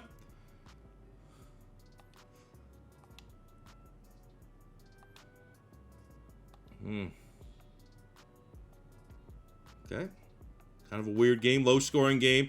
I mean, we know the meta. Madden 26, regardless of PC mod or not, tends to be the best defense, wins more often than not, and we're going up against the best defense. We're going to watch. Let's just watch this play-by-play in case we get a little bit better sim experience, which in my experience, I have seen it happen. So we got a 3rd and 8 here. 4th and 3 going for it on 4th down. And it's a 3-yard fucking fuck. What? I might need to fire Jim Caldwell. We might need to have conversations here, if I'm being honest. Or maybe, you know, we could do the polite thing and go like, oh, we're going to go with like a CEO coach. And we'll see who's available there for offense and defense. Because, I mean, what are we doing here? I guess at least the Chargers lost. Congrats to the Detroit Lions. Finally Super Bowl champions. And Dwight Freeney does go out on top. So that means that Danielle Hunter selection, very smart, very forward-thinking. Now look at our coaching. I'm going to tell you right now. Clyde Christensen and Larry Collier. Goodbye. So I'm thinking for defense. We have Brian Flores here, so that would give us Vikings defense. I'm in. We got very interesting options here for offensive coordinator. Not you. We got Adam Crazy Eyes Gase. Dan Campbell's there. Honestly, I'm thinking looking at these kids. If Kyle Shanahan, I'm thinking. I mean, Drake May puts up pretty big numbers. So I think we go Patriots offense. Try that out. If it doesn't work, we got plenty of options. So here we go. We're going to change it up. And not too much schematic changes. Actually running the same offensive scheme. And our team switching from a 4-3 to a 3-4 base. Still 85% scheme fit right away. Which is nice. So looking at what pick we could steal, we have probably our best player options available. One would be the Tennessee Titans. This is the year that they drafted Derrick Henry in the 2nd round. We beat the Dolphins. They had Laramie Tunsil as a first-round selection. That'd be an excellent offensive tackle for us. We absolutely smashed the Ravens. They got Ronnie Stanley with their first-round pick. But I think for me, Derrick Henry, we just don't run the football off. I think even switching to the Patriots playbook, Patriots didn't even have do they even have a 1,000-yard rusher this year? They throw the football. So I don't know if Derrick Henry is going to bring the maximum value, but I know who would. And that is in the first round this year, the Jacksonville Jaguars got Jalen Ramsey. It's a twofer. It's we get Jalen Ramsey, and we don't have to go against Jalen Ramsey twice a year in the division. So that is going to be our pick. Our free agent targets, we're looking at La'el Collins, Akeem Hicks, and Zach Miller as like a 1-year rental at tight end. And we are kind of want it. Akeem Hicks. But we do get La'el Collins. He should be plug and play for the foreseeable future for us on the offensive line. So the first pick of the draft, the Colts are excited to announce they have stolen their divisional rival pick, Jacksonville Jaguars. And instead of getting Ryan Kelly at center, we get Jalen Ramsey, who we talk about Andrew Luck being the prototype generational quarterback prospect. I think the same can be said, Jalen Ramsey for corners. The A-tier, one-of-a-kind, once in a decade, once in a generation type corner prospect is going to always be measured up to Jalen Ramsey. Ends up being number 2 in true value at pick 30. Let's go. So take a look at a recap. It is bad, but it's still not the worst we've seen. Like Austin Blythe, 68. I'm pretty sure he started a couple times. Joe Hagg eventually developed into a swing tackle. Antonio Morrison was always a somewhat underrated player. I remember him out of Florida was really, really solid. TJ Green's at least a big-time athlete. 97 speed, maybe could develop that. But the bell of the ball is in the first round. Being able to get Jalen Ramsey from Florida State. He is going to be a game changer for that defense. As we start year 6, we look at the 2017 draft. Now, this is a little bit more redeemable. Malik Hooker in the first round. He's had a solid NFL career. Marlon Mack was a thing for a minute. Grover Stewart ended up being an excellent selection. Anthony Walker was a really solid starting linebacker in the NFL. So not, if this was like any other team, this would be like kind of a meh to not bad draft class. But given the dog shit we've dealt with for this whole rebuild, this is pretty damn good.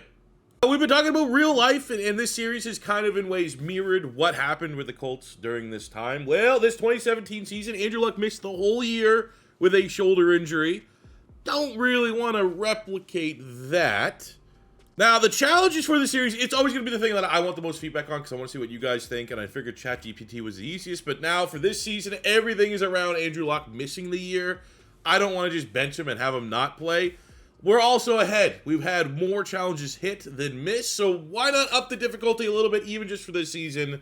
We are the reigning, defending NFL MVP for Andrew Luck. This season, if we are going to achieve our challenge goal and get an upgraded pick, he has to win MVP again. To start the year, we're able to snipe a couple interesting players as well from other teams' practice squads. We get Raheem Mostert at running back, Nick Boyle, I think made a Pro Bowl, blocking tight end, formerly of the Baltimore Ravens. Come on down. So we're at the heart of a winning streak, which feels pretty good at 5-3. Looking at some contracts here, it's, we've been in a really healthy spot. There's no, we got T.Y. Hilton's mega deal. We have Andrew Luck's mega deal on the books. I think this is reasonable. Pat Anger's been a tackle machine. We'll get him for 3 years, make him a career player. Chris Rutgers also been just kind of solid. And I think we're in a spot where, because I don't always have the upcoming draft class in front of my face. It's one of those things like, guy's kind of old. I don't need another corner. But then if we're like not drafting a corner for the next 3 seasons, we're going to want Gerard Powers, even at like a veteran type role. Snacks Harrison has been a great addition to the defensive line. Want to keep him around. We'll lock him into 3 years. I definitely will come back, get Powers on a 1 year. Wesley Woodyard, another guy only looking for a 1 year at linebacker. That's gives us cover at that position. Darian Stewart. Now, I think we got him from like a practice squad. If we get Malik Hooker, we don't lose that pick. We don't need him. But if we don't win MVP with Andrew Luck, we are going to be probably pretty pissed if we let Darian Stewart walk. Plus, he's only looking for a 2-year deal at 28, so we can lock him in for the rest of our prime. Not an expensive deal, so it kind of gives us some cover. Iljana, probably butchering that. I feel like he played guard. I don't know if he was ever tackled. That's a very reasonable deal, honestly. I'll lock him in for 2 years. He's solid. He's not a Pro Bowl caliber player, but he's not too bad. Khalid Holmes is a player that we drafted as well. He's developed into like a decent center. So we'll get him back on like a 2-year reasonable deal. Bjorn Werner. We got Raheem Mostert, who we signed off a P squad. I love that speed. I want to kind of keep that. But then again, it's like if we're probably going to get Marlon Mack, maybe we don't need another running back there. We'll keep D-Bud on a 1-year deal. I'm going to keep this corner together. We don't really have a corner in sight that we feel great about. So, yeah, I'm thinking, you know what, Werner, why don't we try making him a thing? Like, that is just laughable money. He has a decent rating. We'll bring Powers, and we'll try to get Holmes back. Everyone else, we're good. So at the end of year number 6, the 2016 season, we go 10-7.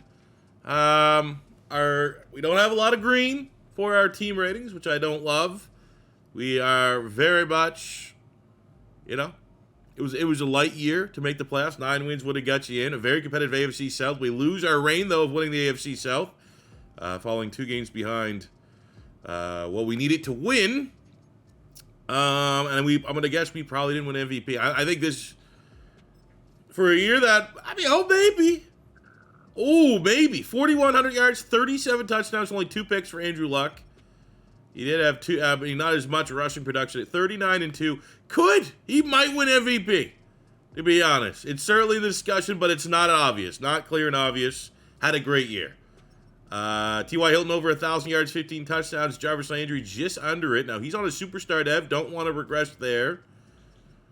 Frustrating, for sure. Defensively, Wesley Woodyard, Anger, Stewart, D-Butt, big-time tackles. We got 12 sacks, Jerry Hughes, 11 from Danielle Hunter, 7 Bjorn Werner. Not bad. That's like more than he's got in his entire career. IRL, he got it in 1 season. Snacks with 4.5. On the INT front, Darian Stewart gets 4 interceptions there. Very nice. Don't love the fact that Jalen Ramsey, through no fault of my own, didn't play for the first half of the season. Buried on the depth chart. I just have to admit that's my bad. And assuming that he would have played the full year, the stats would look better. But he is a superstar dev, ends as an 86 superstar dev. We're working on making him a perfect man-to-man corner. And my bad on that one. All right, live reaction, because this is our challenge. Who wins the MVP? Yes! Yes! I'm not gonna lie, I thought we lost it. I was like, I kind of threw out that challenge being like, you know what? No one's gonna like this aspect of this series if I win 90% of these challenges. I was like, MVP, that's gonna be tough to repeat as MVP. We get it!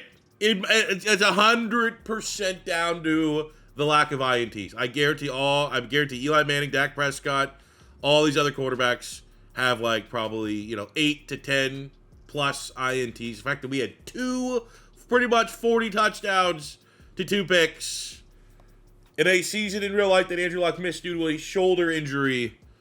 He is MVP, which gives us a swap pick. Fucking let's go!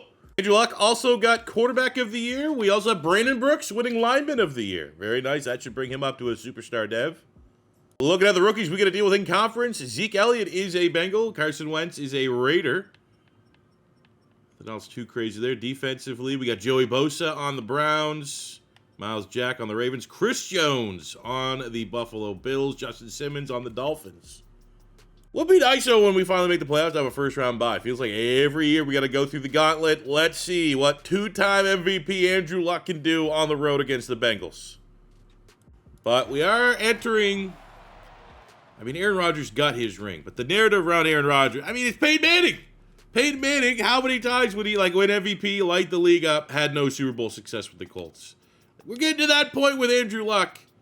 In real life, he only played 1 more season, and we've yet to even really sniff a Super Bowl. Comes a point in time, man, we got to put it all together. And I do think we're definitely hinderancing ourselves with the challenge of having to go through these Colts actual draft classes. We are, honestly, if we aren't hitting our challenges and being able to upgrade our picks, we have not added fucking any meaningful players since the Andrew Luck year, like when we got T.Y. Hilton. And Brandon Brooks. But even then, that was a stolen pick. It's just been, I don't know. This has been certainly a challenge. But a very nice win there, 31-21 on the road. Great showing by our MVP quarterback. Great, we get the Chiefs. RG3 against Andrew Luck. All right, outside team going as a host versus an inside team. Outside versus inside team. I don't know what the overall win-loss record is. I assume it's not great in the playoffs. But RG3 hasn't entered the league and won a couple MVPs the same way Andrew Luck has, so we got to trust him in this situation, that we are going to find ourselves in the AFC Championship game. Our defense doing an outstanding job, holding them to 2 field goals. We need 1 more stand, boys. All field goals. Shout out them boys on the defense. That certainly wasn't our MVP quarterback putting the team on its back. It was our defense. And defense is king in Madden 26. We need to show up 2 more times. Oh, great, we get the freaking super team. We get the Pittsburgh Steelers. Record-wise, not that great at 9-8, but they've been pretty... Oh, man, their offense definitely took a step back. They got Travis Kelce, Mike Wallace, Chard Mendenhall. Names I haven't heard in a minute. All right, back at home, back inside. Much rather this game played at Lucas Oil than Heinz Field. And with an opportunity here to make our first Super Bowl of the Andrew Luck era, let's not let this moment pass us by here. Come on, we're desperate. Touchdown. First touchdown goes to us. Pittsburgh's defense held to 2 field goals. Our defense doing a great job. 2 touchdowns versus field goals. 1 team is settling. 1 team is doing it and getting the job done, getting her done. 3 field goals for the Steelers. At this point, come on, we have an MVP corner. There we go. Put it away.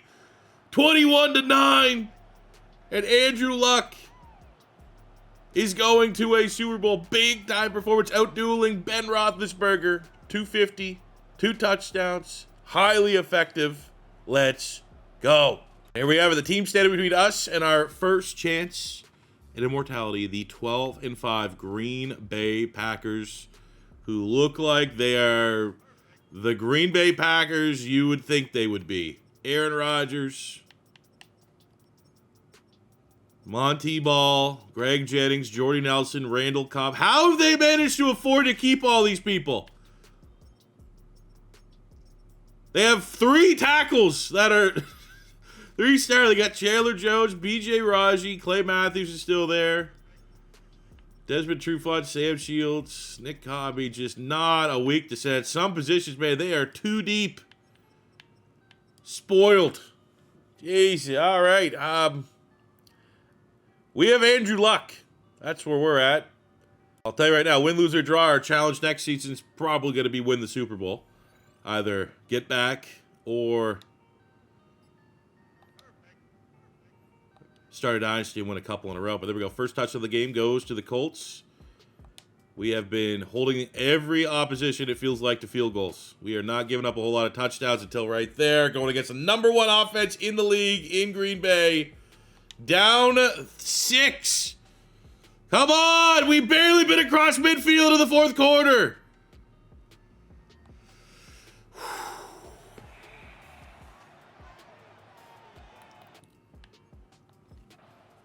Let's see it. 14 yards, Zach Miller. No. Fuck!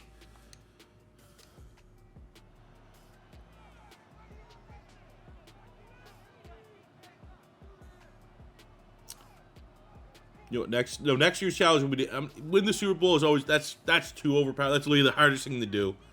Next year's goal, and I hope I don't change it, is just going to be make the Super Bowl. Get back to the Super Bowl will be our goal. I mean, that's on Andrew Luck. There you go. Right, that shot right there. Let it simmer. Our defense did an outstanding job. You got 0 touchdowns and 10 fucking points, you scrub. You nerd. You know what? I will say. Now we get to have a little bit of the good news, right? Look at what pick we're stealing. We haven't had Jalen Ramsey last year. Like, we haven't had the best selection. Like, we beat the Eagles, Chargers, Dallas Cowboys, Houston Texans, New York Jets, New England Patriots, Tennessee Titans, and Washington football team this season. So those are the teams we can pick from. 1, 2, literally 1, 2, 3, 4, 5, 6, 7, 8, 9. 9 of our different teams, 7 of them had no fucking good picks. We have Washington, who we could have. Jonathan Allen was solid. We're going to take the Jets pick, though. We're going to switch our first-round pick with Malik Hooker for their first-round pick, Jamal Adams. Now, for our team, as we close, the big worry was Jarvis Landry potentially losing his dev trait. That did not happen. Brandon Brooks, running lineman of the year, gained a superstar, which is the offense looking pretty defensively. Jerry Hughes makes the jump from star up to a superstar, and everything else on the defense remains the same. Looking pretty good, especially when we're going to be able to add Jamal Adams to this safety room. For free agency, just going to bring in a tight end here, Vance McDonald. Shout out Steelers. So due to our win over the Jets and our Andrew Luck MVP, our first round selection, recreating history, is the safety Jamal Adams. Major improvements to the Colts secondary over the past 2 seasons. Jalen Ramsey last year, Jamal Adams this year, 2 of the most highly regarded DBs in the last 20 years. They are coming to our secondary. Number 9 in true value, pick 31. Big-time player, brings big-time versatility as well. Might have some sub-linebacker in his future. So take a look at our draft recap outside of Jamal Adams, who comes in as a 79 dev trait. Very nice. Going to be very useful. We get Quincy Wilson. Florida Gator. Was always surprised he kind of, as a Gator fan, went that high. Thought he would be like a late round day 3 developmental guy. Got maybe unjust expectations due to draft position. But he's 68. Terrell Basham, who's bounced around the league, had a decent career as like a rotational pass rusher, 68. Marlon Mack comes in as a 75. No dev traits. So if there is a good rating, that's about all they have. Grover Stewart, however, is the one exception. He has been an insanely underrated, looks very slim in that one, but an insanely underrated defensive lineman for the Colts. Still with them to this day, 71 with a hidden dev.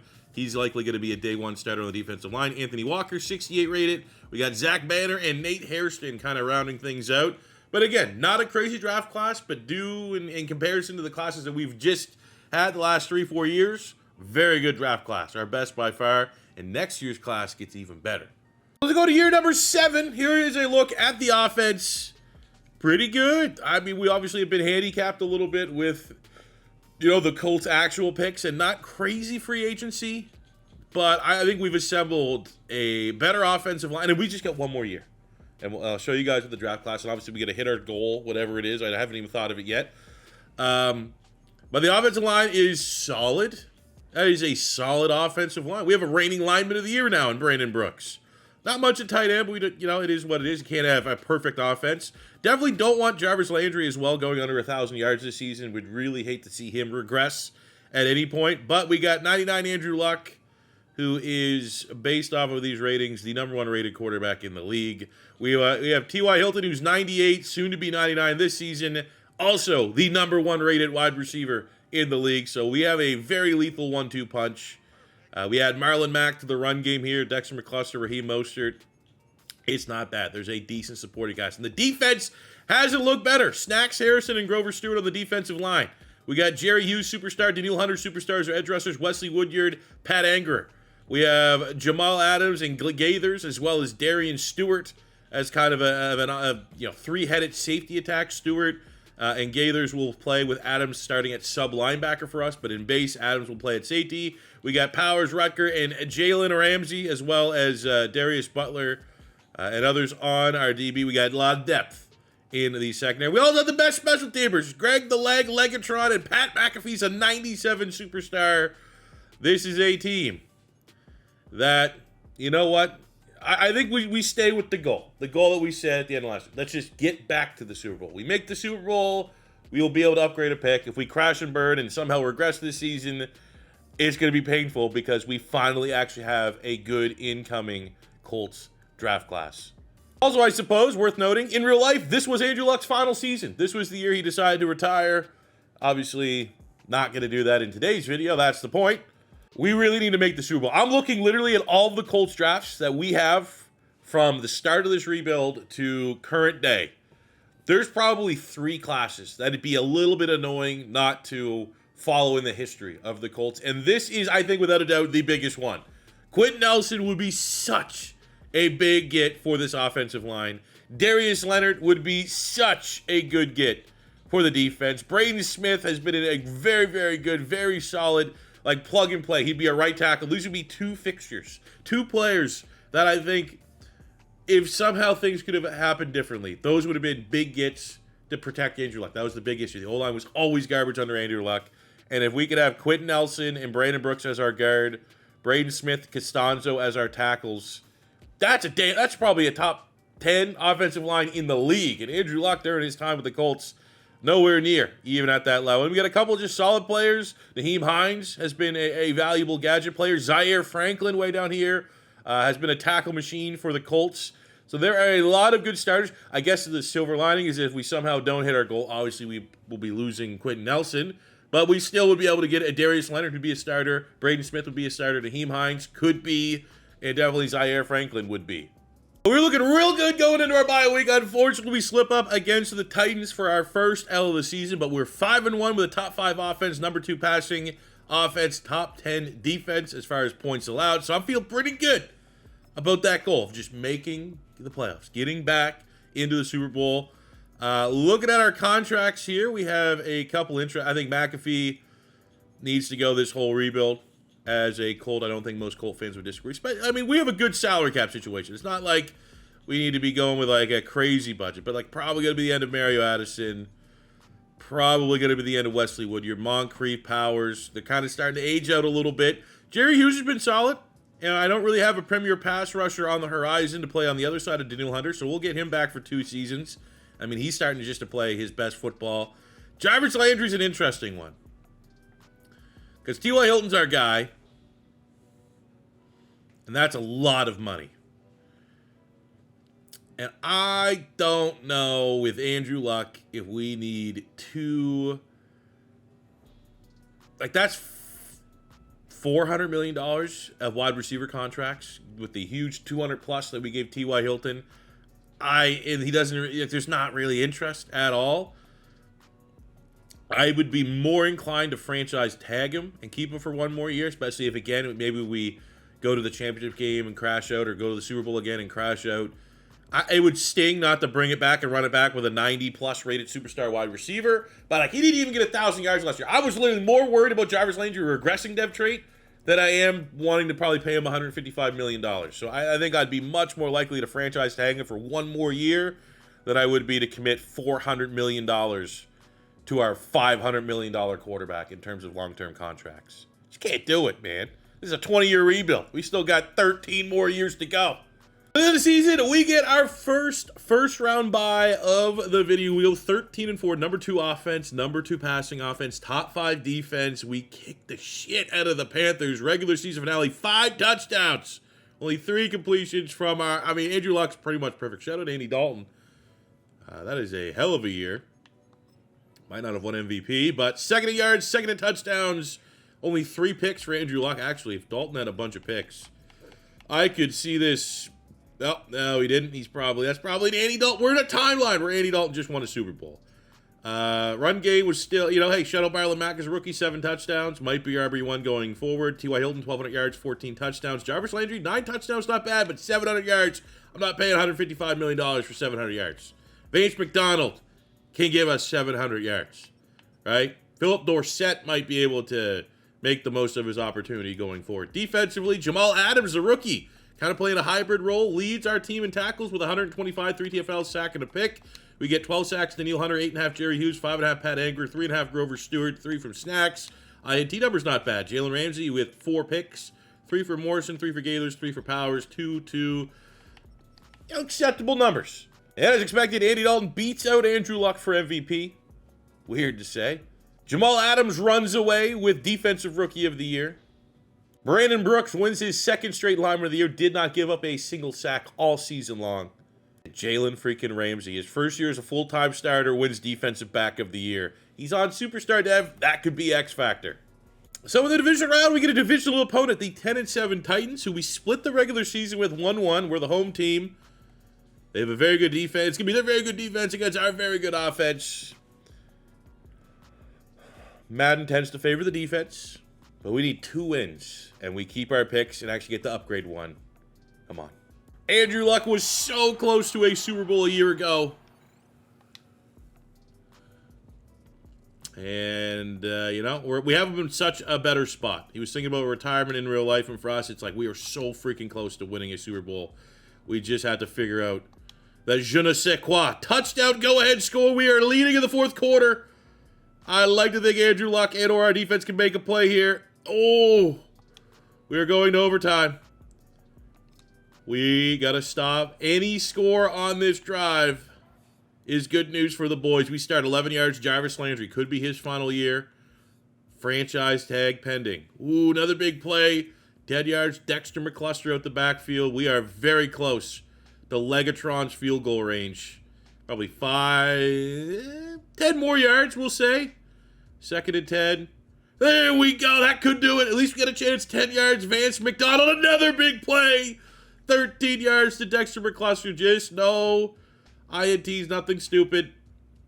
I'd like a touchdown. It's a divisional rival, right? Put him away right then. Don't even have it open up to a field goal attempt. Big sack there. Ooh. We get here. Just kick the field goal. On the ball's on the 1. Here we go. A little bit sweaty near the end, and 13 points is not going to give me great confidence that we play like this. We will go on to win Super Bowl. You know what? That was the best defense we will see in the playoffs. Our defense did their job. Andrew Luck did their job. We need 1 more win to get our season goal. 2 more wins to get an overall goal of winning a Super Bowl with Andrew Luck. We're going to have to earn it. AFC Championship game, we get the Chiefs, who are very good across the board. 89s. They do not have a crazy passing offense, but they can run the football down your throat. And they get a pretty good defense. But if we're letting ratings dictate and performance dictate, this should be a comfortable win for the Colts, getting back to the Super Bowl. You never know at home. Kansas City can sometimes, they're just the Chiefs, and there's nothing you can do about it. They just marched down the field and scored. We did the exact same. Could be a high-scoring game. I like to think our defense, all things come equal, will make more plays than theirs. But look at how Andrew Luck, a man possessed. We told him we will get you Quenton Nelson and Shaq Leonard. if you can get back to a Super Bowl, and he said, bet. I'm going to be honest. We hit another goal. Big check mark. I don't know. We are 7 years in. We are 6-1, 5-2, 6-1. I haven't really been keeping count. I thought for sure Luck winning MVP and us getting back to the Super Bowl this year, those were 60-40. We weren't going to hit them in my mind when I made it. Definitely attainable. If things go to plan, definitely attainable. How often do things go to plan? 50-50, right? But we have done it. Look at that. 85% completion percentage, and Andrew Luck continues to own RG3. Big old check mark, back to a Super Bowl. We keep our picks, and we get to upgrade one. Finally, it's looking like a big-time draft class for the Colts is coming up for us this offseason. Hopefully, we get that as Super Bowl champs. And at the Super Bowl, two kind of cursed franchises, depending on who you ask. Colts versus Detroit Lions. It's a lot of green matchup. Detroit has a top 10 offense in every single category. Really good at stopping the run. But I think the big tail of the tape here is their 28th pass defense, trying to stop our prolific pass offense. It's a good combination. But they have, Matt Stafford, Megatron, Ndamukong Suh. They're loaded with talent. They're a better team on paper. This could get tricky. This is certainly, I'm not looking at the 9-8 record. I'm looking at the talent that they have. They finally put it all together. This should be an all-time matchup. And while we hit our challenge, so I'm already excited. We're up. We're ahead. We're not quite playing with house money because we've yet to win a Super Bowl. But you know what I'm saying? It's not as stressful as it could have been. But, I'm already telling you right now, win, lose, or draw, our next goal next season is going to be to win a Super Bowl. Now, I'm not going to make that the goal from here on out because that's going to be very difficult. We're not going to win 13 straight Super Bowls. But I think we're at a point in time with this franchise that it's now or never to get that first one. And if we can't find a way here to maximize our talent to get this one over the line, it's very close. Low-scoring game again. Both offenses underperforming. It's going to be very disappointing if we can't muster more than 7 freaking points.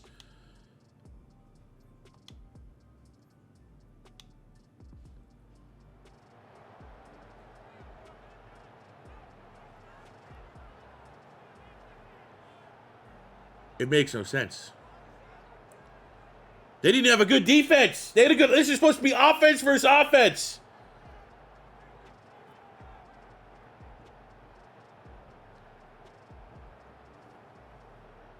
Fuck!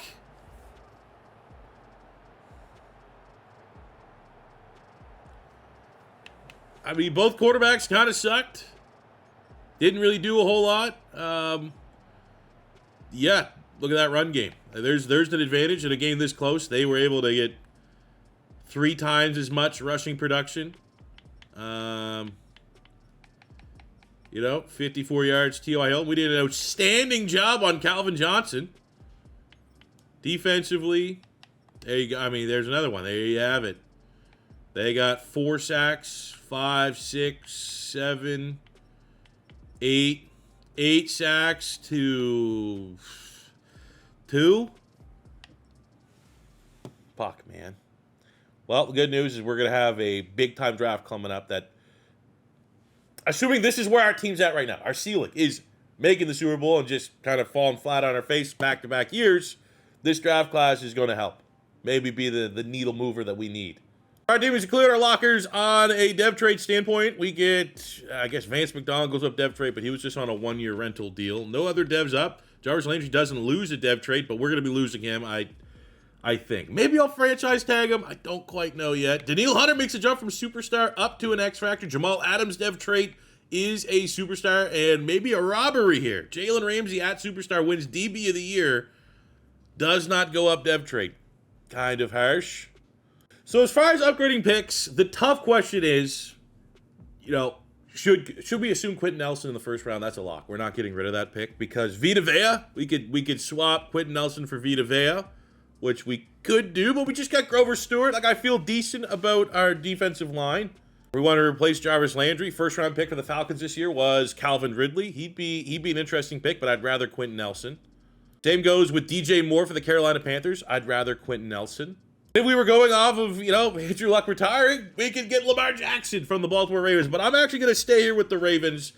Weird year for the Colts. Colts had a 1, and 4 second-round picks. We don't have a third-round pick, so I'm actually going to just offset it because I think the smart move is I'll take our last second-round pick, which I think is Tyquan Lewis, and I'm going to switch that. I'm going to give the Ravens our second-round pick in this scenario. I'm going to take their third-round pick, which was Mark Andrews at tight end. So to start the offseason, I think with our team's salary cap, it's going to be in our best interest to get Jarvis Landry back on a 1-year franchise tag. Don't plan on being big spenders in free agency. A running back upgrade would have been nice. You know, not much there. We're going to bring Max Williams in, tight end, just add competition to the tight end. Remember, he was pretty hyped coming out of Minnesota as a really good receiver, had some great spectacular catches. So the first pick of the draft, following history, we are sticking with and choosing over Vita Vea, Calvin Ridley, technically Lamar Jackson, DJ Moore. We are sticking with Quenton Nelson. I remember Quenton Nelson, yeah, he was like an 80-something as a rookie, and that should track here. Number 1 talent in the class. Let's go. We just keep bringing out the hits. Second pick, the maniac, Darius Leonard. Who I think him, especially with how we utilize Jamal Adams, those two guys kind of patrolling the middle of the field. I'm also excited for that. Third pick, we keep with Braden Smith, who's a top 20 player in the class with a dev trait. Ignore the jumping. He's going to be a day 1 start for us at right tackle. Our third round selection is stealing from the Baltimore Ravens. You know, we got bodies in the tight end room. We now have a stud in the tight end room. Mark Andrews, 27 in true value at pick 120 with a dev trait. So, taking a look at our draft class recap. Working on our way up from the bottom. I mean, not brutal ratings. I will say maybe a surprise. Potentially Zaire Franklin, knowing what he is right now as a tackle machine. 69, great rating, but only a normal dev trait. So maybe it takes a little bit of development to go his way. Naheem Hines, 68 normal. Teray, 67 normal. Mark Andrews, that we stole away there from the Baltimore Ravens, a 76 with a dev trait. Day 1 starter for us at tight end. Hopefully becomes a favorite target of Andrew Luck. Braden Smith at right tackle, 73 dev trait. He will be a day 1 starter there. We have the maniac Darius Leonard, 72 dev trait. Will be a day 1 starter for us at linebacker. And look at the rating. 84 rated, the number 1 player in the class. Quenton Nelson at guard. What an absolute stud. And almost a scheme fit as well. Now, on the offensive line, we got some depth. La'el Collins was our left guard until Quenton Nelson came in. I think there might just be a natural succession here. Where, like, we got La'el Collins still. I think he has 2-3 years left on his deal. Costanzo, when that comes up, maybe we just, like, we could trade Costanzo. We also have Jana here, 80 rated guard. Like, those are guys that could be starting elsewhere.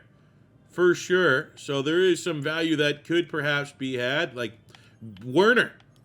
Bust has developed into a serviceable player for us. 82 rated all those years.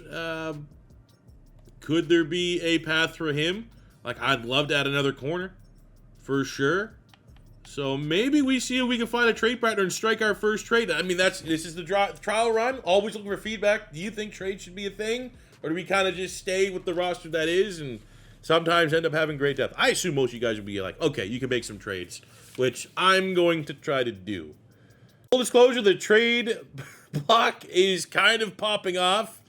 Tyreek Hill is there. I actually just tried to mock up a trade at running back, like Jay Jai would be interesting, Jordan Howard. I actually tried to go here after Aaron Jones, but the reality is I don't think we're ever going to be a scheme that utilizes the running back, so it doesn't make a whole lot of sense there. We're able to kind of offload some talent here, some depth, potentially overpay, but it was for a scheme fit. We get Desmond King, 74, 24, star dev corner.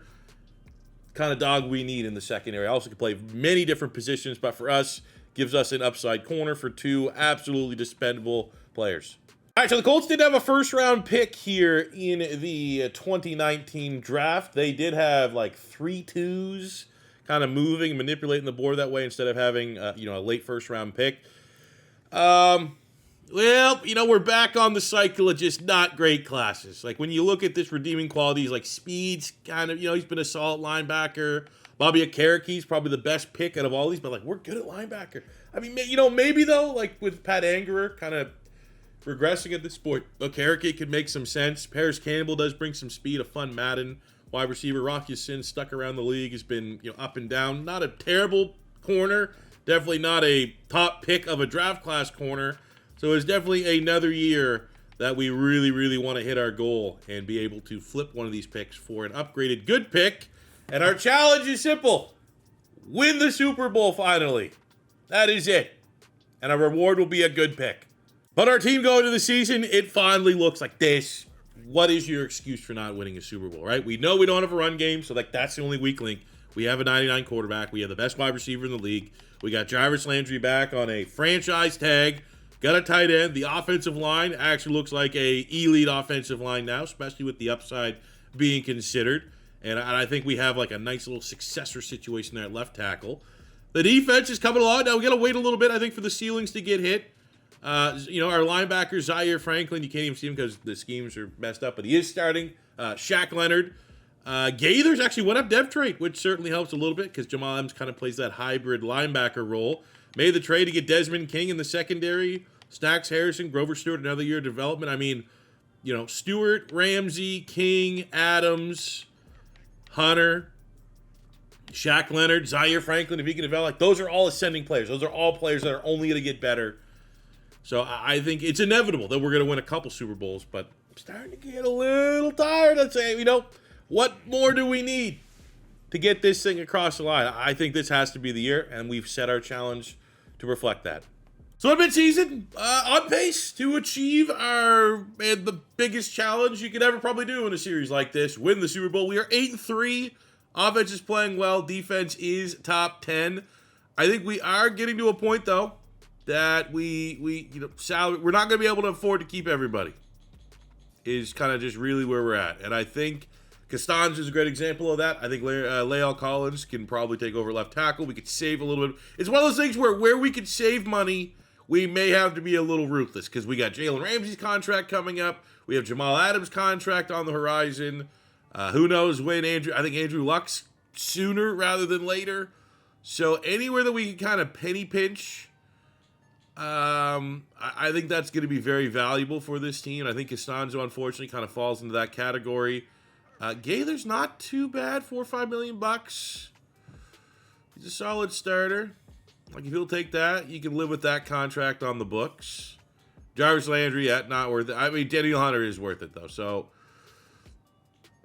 I mean, this is a considerable contract. Takes us under $100 million available cap, but that's a 99 overall pass rusher sooner rather than later. Well, it's about time we had a little adversity. We didn't cakewalk to the playoffs this year. We go 10-7, didn't even win the division. Losing to the Titans in the regular season finale cost us the divisional title. Kind of a collapse, all things considered. Take a look at our stats. Andrew Luck is still Andrew freaking Luck. Second in yards, third in touchdowns. INT's creeping up a little bit. Run game, maybe that's honestly going to be the missing piece. And I just don't know schematically if we ever going to have a run game. But, let's hope maybe, looking at the horizon, a Jonathan Taylor, Andrew Luck pairing kind of overlaps a little bit. That could be kind of cool. T.Y. Hilton still crushes it. Almost 1,300 yards, 14 touchdowns. The rookie Mark Andrews almost got 1,000 yards. He is a superstar dev. That was a very smart call, stealing him away from the Baltimore Ravens. Jarvis Landry in his final year as a Colt, 800 yards, 11 touchdowns. Solid year, but not worth the money that he's looking for. I think Philip Dorsett can take up and eat into that production, and we won't really notice it too bad. Hopefully I'm not wrong. Defensively, Jamal Adams over 100 tackles, same with the Maniac in his rookie campaign. Sacks are down. That is not good. I think that's probably the reason why we struggled a little bit. Jerry Hughes, 6 sacks, 12 TFLs, 7 sacks for Danielle Hunter, especially after giving a mega contract extension. You want to see more production there. Shout out Jalen Ramsey with the 4 picks. Desmond King, who made that trade for, was pretty solid. Now, we had no award winners this year, but we can feel pretty good about the dev traits. As we saw, Mark Andrews is a superstar. Braden Smith is a star. We get an X Factor for Quenton Nelson. There's not even X Factor abilities. But you know what? We'll take it just for the XP earn rate because he should probably hit 99 overall before too long. Defensively, from a dev trait perspective, again, I'm annoyed that they're not showing just in base here. Darius Leonard. Darius Leonard is a star dev, maybe surprising. Potentially, that's a reasonable dev trait for him to have. But, yeah, I mean, vibes aren't particularly strong. I think it's more likely or not we finally lose a challenge and are going to have to give up one of our not great picks this upcoming draft. But I could be wrong. We have Andrew Luck. He could definitely carry this team. We start having a long gauntlet here. We're going to run the whole table in the wildcard round on the road against the Browns. Oh, a snow game. I'm sure this is going to be good for the team that can't run the football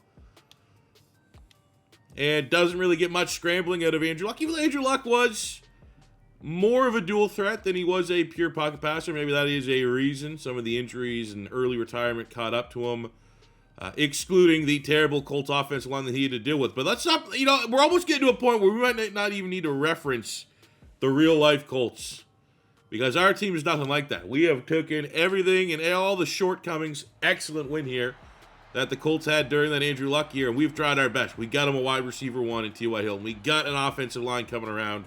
Andrew Luck is repaying us a favor. He's playing outstandingly.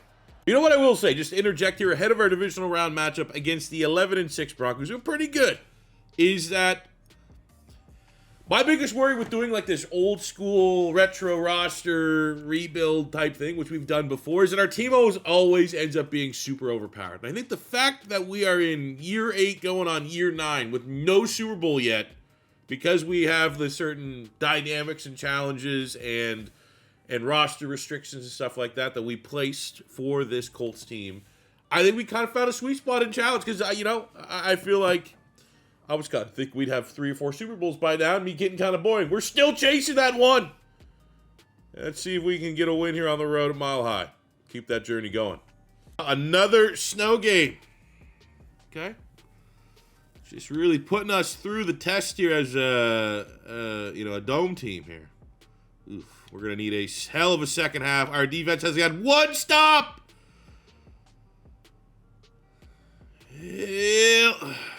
Vibes were never strong this season. And it's, ticked. Late finish.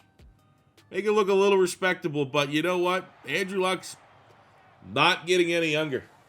And we just got smoked by Blake Bortles and the fucking Broncos. Missed our challenge. There's an L. I can't, usually I'm taking notes. I don't have an extra little notebook, which actually I'm 8 years into this fucking video, very regretting that I don't have my notes, because it helps me with the timestamps and the videos and stuff like that. But, Buck. That's for sure our second, if not third, challenge missed. Looking at our team at season's end, we are going to be saying goodbye to Jarvis Landry, but we gained an X factor on the superstar rookie Mark Andrews, so that is awesome. We very much are a scheme that can utilize a tight end and thrive. We are going to have this change going forward. La'el Collins, as we let Costanzo appreciate all of his service, but we have a very expensive roster, and this is how we maintain it, by making tough decisions like that. So we are definitely,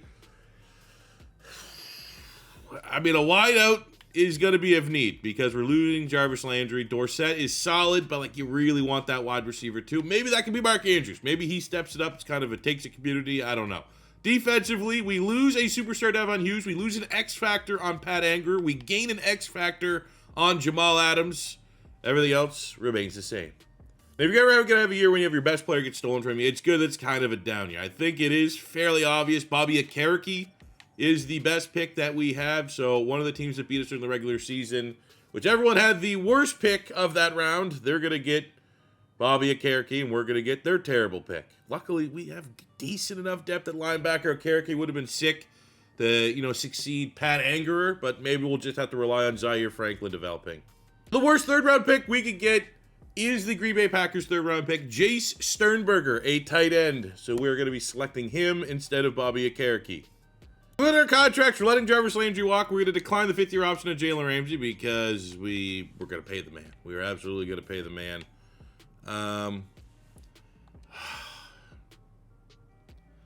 Such a tough call, because he won't take that deal. Oh, he does? Okay. We can't replace 2 wide receivers. We'll take Dorsett, continue his little bit of a career turnaround here from bust to serviceable depth fringe starter guy. Going into free agency, we need a running back, upgrade potentially, but we always got to kind of value between our limited salary cap budget and whether or not our scheme's ever going to have a dominating running back. I did think about Jay for a second here, but like none of these guys are like substantial upgrades over Marlon Mack. Wide receiver's another interesting one. If we wait a year, next year's draft class, big one. Jonathan Taylor, Michael Pittman, finally back in like a decent Colts class. I'm going to just throw an outright disrespectful offer here on Dorial Green Beckham for fun. He'd be a very solid wide receiver 3 to have this season, and if we don't get him, I lowball him as low as I can. We need a center. Again, not really much. Is it time for Will Clapp to be a guy? We've lost like a 6-year Will Clapp deal for the memes. I mean, I could do it for the memes. Defensively, we're pretty good. Like, unless clear, like there's just an insane value to be had. Which, that's like, these are kind of broken contracts, to be honest with you. It's kind of like giving us a get out of jail free card with some of those deals. Sam's a new position. I imagine these modified classes and mods and stuff like that. It's going to be a little rough around the edges, some of the newer stuff that's been added. But I mean, we need a long snapper, kicker. We're going to look DGB, Will Clapp, Eldrick, Rosas, and Joe Cardona. Let's see. Who wants... I mean, DGB's going to... There you go. He's not going to come. But we did get Will Clapp, everybody. And we got our special teams figured out. So our draft class was certainly painful. A lot of players kind of below the standard line. EJ Speed, 67. Marvell Tell, great athlete, 66. Got Will, 65. Sternberger, that is our punishment for losing the challenge, 64 instead of Bobby Akerke. Paris Cable, 70. Silver lining, 70 there. They're all normal dev, not a single dev trait. Rocky Sins also a 70. But, yeah. Fucking Colts, man. How are you so bad at drafting? So the Colts 2020 draft class, not too shabby. Certainly a draft class that if you still had Andrew Luck in the building, you feel pretty good about the pieces that you're bringing in. Jonathan Taylor, give us maybe a run game. Michael Pittman has been a pretty good wide receiver, and I think for the context of our roster, we need wide receiver help. Julian Blackman's been a starter. I think Danny Pinner's been a starter. Isaiah Rodgers, I still miss him as a Philadelphia Eagle fan. He would be a really, really good get. Now, for our challenge, I do like trying to get creative with some of these challenges, but really, we're in like a football purgatory right now with the Colts team. We've had some challenges in the past I think are pretty fun based off of what happened in the past with the Colts, but our team's a lot better than that Colts team now in real life, so we can't just keep drawing from what happened with the Colts in real life, I don't think, for a meaningful challenge, because we need to win a Super Bowl. That was our goal last year. We missed it. It was an L, right? We got Jay Sternberger to show for it. This year, we're not going to go as crazy. Just make the Super Bowl again, and we will be able to flip and upgrade one of these picks. So the midway point of the season, we are 6-3. Decent. Not, be cool if we were like undefeated or something, but on a little bit of win streak, got an Andrew Luck Offensive Player of the Week performance. And it's time for some contracts. Up first, we have Jalen Ramsey. Yep, pretty much blank check territory, 5 years. You get Brandon Brooks, been very, very solid. Give him a 2 years, been here since the Andrew Luck year. We have La'el Collins, who's developed into... Oh, it's so expensive.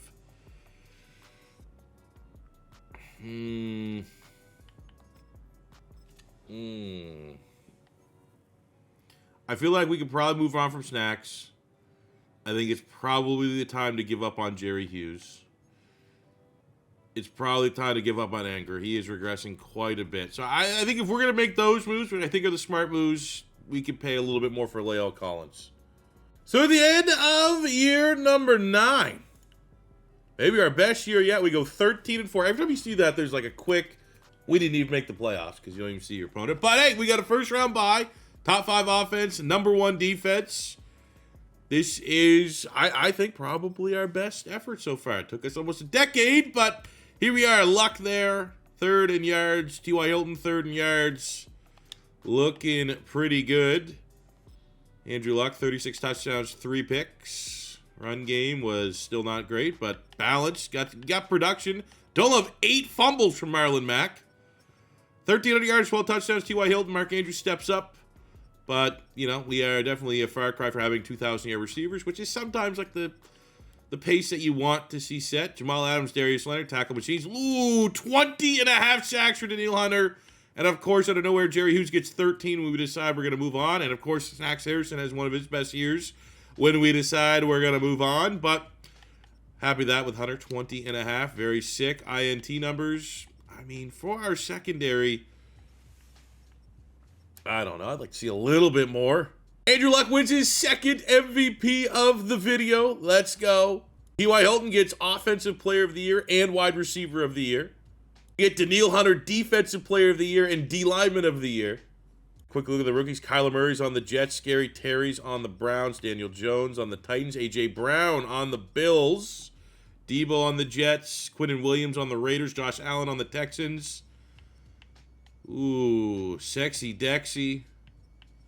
Interesting. Okay. Big moves here. Big differences. History. Very weird. We also have Quenton Nelson winning Lineman of the Year. So going from last year, we had not a single award winner to pretty much cleaning up shop. We got ourselves a good one here. First round bye, divisional round. We get the Tennessee Titans, a divisional rival who played very, very well this year. They were, you know, a win away from debatably being in the discussion for the 1 seed. A lot of green on their side, run the football, an elite defense. But if not this year, win for the Andrew Luck Colts. As we are 2 wins away from achieving our challenge of getting back to a Super Bowl, which, Ken, if things go tits up and it's worst case scenario and we don't win a Super Bowl this year, we're going to have a pretty sick draft class. But, pretty slow start. Get a nice little touchdown there before halftime, but our defense holds tight. Not bad. Come on, you get a safety, they get a touchdown. What are we doing, fellas? Come on, let's... How we get no fucking points there?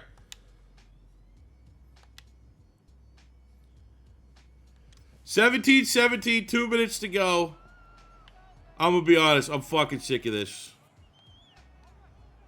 It's time. So I can already see that be one of the clicks. C4, maybe you play a little bit more. Well, fuck, maybe if we won a Super Bowl already, I'd have a little bit more leniency for hopping in and controlling this team and trying to do stuff. I always throw a fucking pick on our first play. I think that's my issue. I think if we're in year 9. I think if we won a Super Bowl year 5, anytime things got a little interesting, we'd be hopping in. But there's absolute Philip Dorsett. Let the clock go. Let's be smart here. We're in field goal range. We want to keep going. Ooh, that might be a good play there for Mark Andrews. That's on an edge rusher. We get break. Why doesn't he break? Why does he take the space that he created and go to the rookie Paris Campbell, who, given our wide receiver depth, we kind of need to develop. Either Paris Campbell or Philip Dorsett, like 2 guys that stuck around the league for a minute, but didn't really do anything notable with the Colts. We need one of these guys to kind of become one of our guys. But look at the separation. Paris Campbell does have like 97 acceleration. That is a huge drive there from Andrew Luck and the Colts. Slight asterisk, but again, I'm sick of it. I won't play the Super Bowl because we got to earn our first Super Bowl. But along the way in our journey, I'm getting frustrated. We get ourselves the Denver Broncos in the AFC Championship game. This time, our barn. Oh, no snow. There's going to be no snow helping them. All right, 1 win. And we're in the Super Bowl. We get our challenge. Silver lining. It's like the insurance of this season. And, hey, maybe we can win it this year. I know it hasn't been the case for the last decade.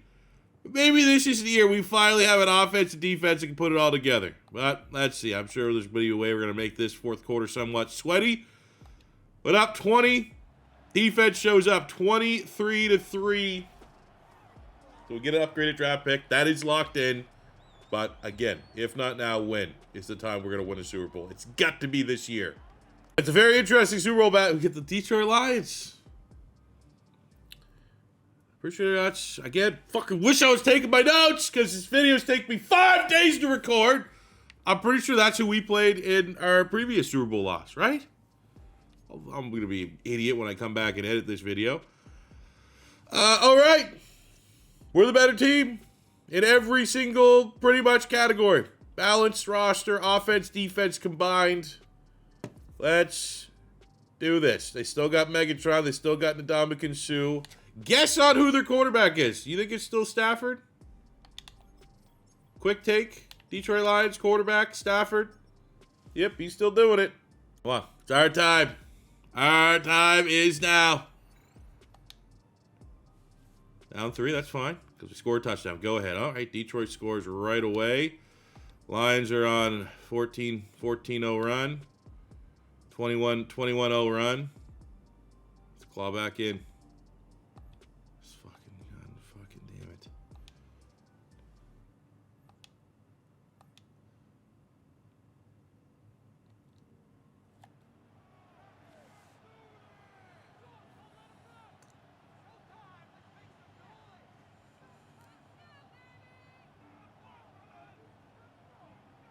What are we missing? Jonathan Taylor. It's the only thing I can think of. We got one more good draft class, probably of Andrew Luck's prime. Fuck! 2 Super Bowl losses to the Lions? What are we doing? Bad news, it does feel like almost every time we upgrade these picks, we fucking, like the teams we beat also had dog shit classes. The best player that we could steal would be A.J. Terrell in the first round, but we would have to give up our first pick, which is Jonathan Taylor. Don't want to do that. We could flip our third pick of Julian Blackmon for John Grenard on the Houston Texans. Probably more value in a pass rusher. But what we're going to do is just go off straight value. We have our 4th round pick was Jacob Eason. Actually, I kind of thought was going to be a decent quarterback prospect. We're going to flip him for the 4th round pick of the Kansas City Chiefs this year, which was L'Jarius Sneed. We do start the offseason with our first kind of big notable, been here for the whole journey retirement. Pat Angerer retires after 10 seasons. He got just over 1,000 total tackles. Shout out to him. Same guy deal with Jalen Ramsey last year. We're going to decline the option here on Jamal Adams. I wonder if we kind of are playing him full-time running back. I think the big thing here, though, is Jerry Hughes actually played well last year. We're not going to spend this money. He only wants a 1 year. So I think that makes sense. I was thinking the case of Snacks Harrison. 1 year deal. I'm not going to be spending this money elsewhere. So let's just get these guys for rentals. Not a terrible year in free agency. Dominican Sue's there. Laramie Tunsil is there. Some big-time names, some big-time upgrades. But for us, we're going to save our money.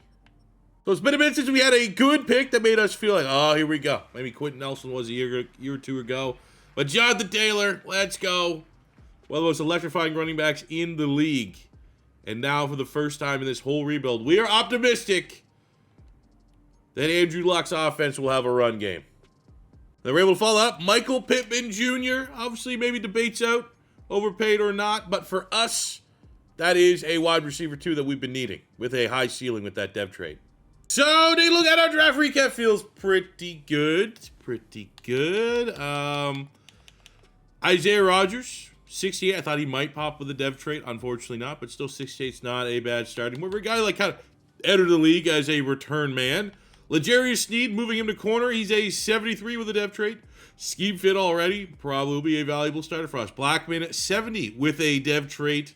And I think with how we utilize Jamal Adams as kind of like a hybrid linebacker, Blackmon is going to have an opportunity to get on the field a little bit as a rookie. Michael Pittman is a 75 rated with a dev trait, and we're going to put him right in the wide receiver 2 position on the other side of T.Y. Hilton. But the big get here is Jonathan Taylor, pound for pound, one of the best players in this class. 78 dev trait as a rookie. And we're about to find out the answer to the question, can you have a run game with our current cold scheme? Because if he gets under 1,000 yards, changes may need to be made here to find a little bit better balance. Now, we start year 10, a decade in, halfway, the midway point, and obviously once we get into some of the newer years, the pace will pick up slightly because it's going to be fake players and stuff like that. But for us, another just unreal draft class by the Colts here. Kwity Paye, Deo, Odingabo have been like depth, solid rotational depth guys, nowhere near living up to the billing. Granson's been able to bounce around the league a little bit. Will Fries might be the best of the bunch in terms of, like, I'm thinking of current Madden ratings. I believe he's a starter for the Minnesota Vikings, but we definitely need a pick upgrade here, and we're going to just keep flip-flopping back here. Last year was make the Super Bowl. This year, win a Super Bowl. We win our first Super Bowl, we can try our best to improve this draft class. If we fall short again at any point, well, we can say goodbye to, well, take your pick. Probably Kwity Paye, I guess. Start off year 10. What better way than Pat McAfee to join the 99 club here? Congrats to Pat. So on our bye week, undefeated at 5-0. Our offensive ranks aren't crazy. Number 1 defense, feel pretty good about that. We have an insane amount of money because Andrew Luck's contract has got to be up. Is that the reason why? No.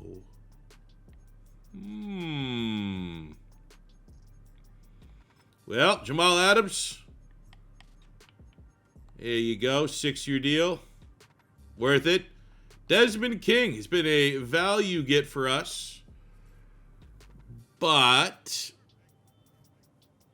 I mean, if he'll take that, that's fine.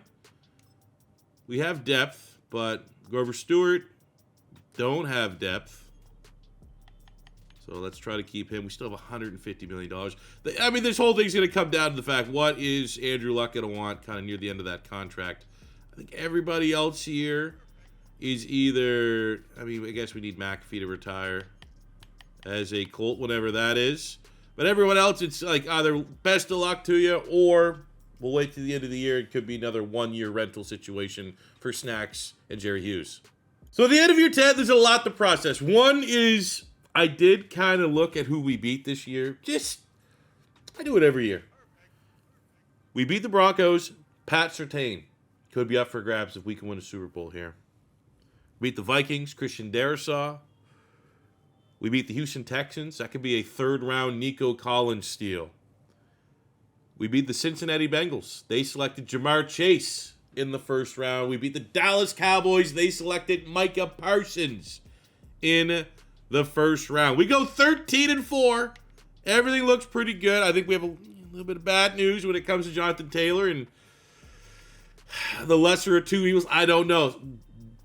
Buffalo went off, though. 15-2. I thought we had a good shot at the 1 seed, but no one was catching the Buffalo Bills, and I'm sure they're going to smash us in the playoffs. But the added pressure that if we win our first Super Bowl, the reward is Pat Surtain, Jamar Chase, or Micah Parsons that we could add to the team. The pressure is certainly on. Andrew Luck, by far, his least productive season. I mean, 10 touchdowns, not bad. That 10 touchdowns did give us 5 skill points for Jonathan Taylor. So he's fine, but I definitely think we may need to look at altering the offensive scheme a little bit, just because he needs to be getting 1,000 yards. T.Y. Hilton crushed it. Michael Pittman was solid year to Mark Andrews. Defensively, Jamal Adams tackle machine. Same with Darius Leonard kind of stepping up. Danielle Hunter's sacks got cut in half for some reason. Just, man, a fucking real weird year. No one played well. Andrew Luck doesn't repeat as MVP. And in case you're wondering where Patrick Mahomes ended up, yep, he's in New York. From rookies in our own conference, Jalen Hurts and the 1 seed Bills, huh? Justin Herbert's on the Ravens. Joe Burrow's on the Jags in our division. Sick. Justin Jefferson, nice, on the Ravens. Let's go. Antoine Winfield's over here as well. Cool. We got our first playoff game in the wildcard round. Going to run the gauntlet against the Jags. Nice little divisional matchup. But this is maybe here where Jonathan Taylor's going to step up. When we get into this, Sam, maybe having now a absolute game changer in the backfield is going to be the difference between a couple 3-and-outs and winning in this sim. Because this sim, 100%, is different. And you get a different experience and a different result doing a play of the moments, kind of watching it versus just like quick simming the game, which I get doesn't really make sense. There should just be like one sim formula. But there's not, so that is good. Big time win, 34-18. Andrew Luck played pretty well. What about, just out of curiosity, outdoing Joe Burrow? Whoa, 4 picks on Joe Burrow. There, Jonathan Taylor, not bad, 50 yards and a touchdown, but we got 4 INTs. Jalen Ramsey, Desmond King, Jamal Adams, Gaithers. Ooh. We meet up with the Chargers in the divisional round in a quick tailgate. They're a good roster. It's a very good offense. Saquon Barkley and Deshaun Watson. We need the advantage of the home team. Let's play exactly though we played against the Jags. We can get a bunch of picks on Deshaun Watson. Feel pretty good about our chances in this matchup. But they got Saquon, 2 really good running backs going head-to-head in this one. That could be the deciding factor, which running back can find a little bit more daylight against the other team's defense. Let's get drive there. 21 up 7. Defense blows the lead.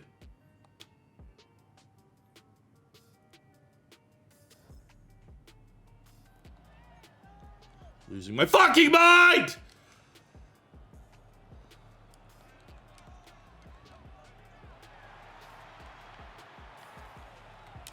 Here we go, Ty. Good blocks, go. They're gonna score. They're gonna do something stupid because we're never winning a Super Bowl. Okay, there we go. Well, back in the championship game, but my God, I needed to backpack them there on that one. Good game from Andrew Luck, all things considered. Who else but Jalen Hurts and the 15-2 Buffalo Bills standing in our way? Let's go smash them, man. 95 rated offense. They shouldn't stand a chance. Snow game. Jonathan Taylor game. This is what we need. A Jonathan Taylor 200-yard Snow Bowl performance. And or bad weather. And trust Andrew Luck will turn the football over less than Jalen Hurts.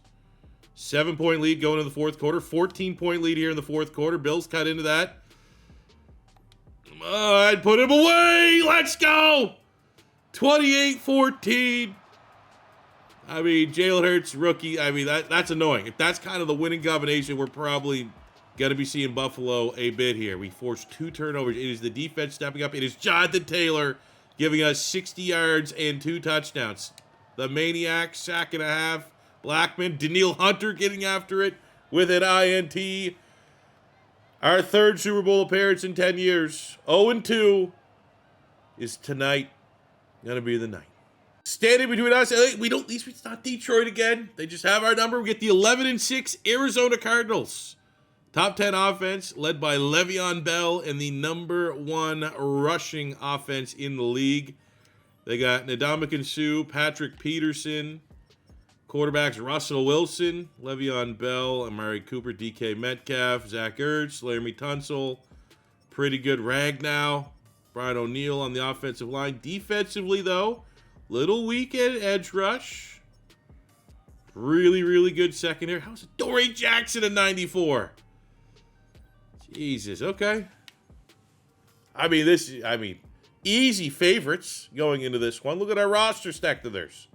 So not only is our first Super Bowl up for grabs, we win this game, we get to pick Pat Surtain, Jamar Chase, Micah Parsons. But I'm going to be honest, I'm almost at a point, I'm going to have to play the whole fucking Super Bowl if we lose this one.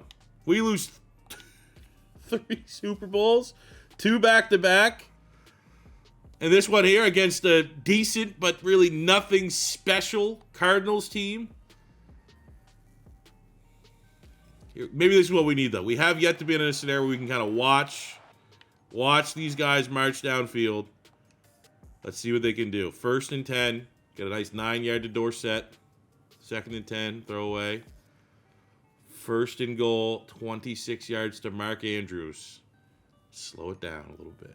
3rd and goal. Oh, my God. We're going to settle for a field goal. Oh, my God. Oh, my God. Oh, my God. Oh, my God. Overtime. I can't do this. We get the ball first in overtime. Touchdown or bust. They're scoring a touchdown 100%. We need a touchdown here. 3rd and 4. Okay. T.Y. Hilton for 11 yards. We get a 3rd and 10.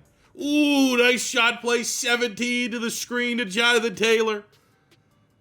Is this going to be the year? 3rd and 3. Ooh, okay. Nice little run. Would have thrown my controller if we ran that and didn't get it. Good drive. Good drive. Jonathan Taylor, the missing piece for the sim. Touchdown. It's on the defense. This is where we need a Danielle Hunter to step up. Russell Wilson to Zach Ertz. Zach Ertz again. Big time play. Snacks. Doesn't matter. Erased out with an 11-yard pass to Amari Cooper. 2nd and 10. 3rd and 10. 4th and 10. How do I watch this? I want to watch it. Slow. Custom play. How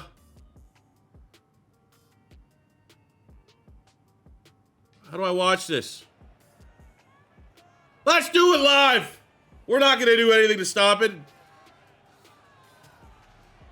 we go. Hot 70. Hot. Oh, yes! 10 years! 10 very long years it took us. 2 Super Bowl losses. Maybe doubt starting to creep in for Andrew Luck. 10 seasons. A lot of bad drafts. Bunch of challenge hits to try to improve those bad drafts, if even only by one player. But being able to repeat history with some of the best. Andrew Luck, Jonathan Taylor, T.Y. Hilton, Quenton Nelson, Shaq Leonard. And then our own little flavor seasoning. Mark Andrews is a beast. We got Danielle Hunter. We got Jalen Ramsey. We got Jamal Adams. And we got a Super Bowl. And we got a Pat Surtain, Jamar Chase, Micah Parsons situation to figure out. Super Bowl MVP looking pretty good to be Andrew Luck. 300 yards, 3 touchdowns, 1 pick. Shout out Jonathan Taylor, the difference maker. T.Y. Hilton, classic. Mark Andrews went off. Defensively, sack and a half to Danielle Hunter, a sack and a half, and a pick from Jerry Hughes. And this ends up being his final game. We did it. We fucking did it finally. Let's go. Oh, this is a tough one. I think because we have Jalen Ramsey, we probably don't need Pat Surtain. It's Jamar Chase or Micah Parsons. We're going to decline the 5th-year option because we're going to pay Quenton Nelson. We're going to let, it's like we're letting Jerry Hughes walk. So there is a pass rush position open. But there's also the element of, this is kind of an Andrew Luck rebuild, right? And T.Y. Hilton is 30 years old. Michael Pittman is I don't know if he's ever going to develop much more and just do like a good wide receiver 2. Could live with Michael Pittman being our 3 if we went out and got Jamar Chase. Like I kind of think like I'm leaning Jamar Chase just off the fact. I mean, look at the future picks. Maybe that's going to be the deciding factor. What do the Colts have? Do we have any wide receiver and or pass rusher coming in the pipeline? We get Alec Pierce in next year's class. Josh Downs. We're going to have to wait. If we don't go pass rush, we're probably going to wait till 2024 when we get Latu. Oh, very, very tough question here. Because it's literally like, do you want the best wide receiver in the league or one of the best pass rushers in the league? Danielle Hunter lost his X factor, but he's still 26.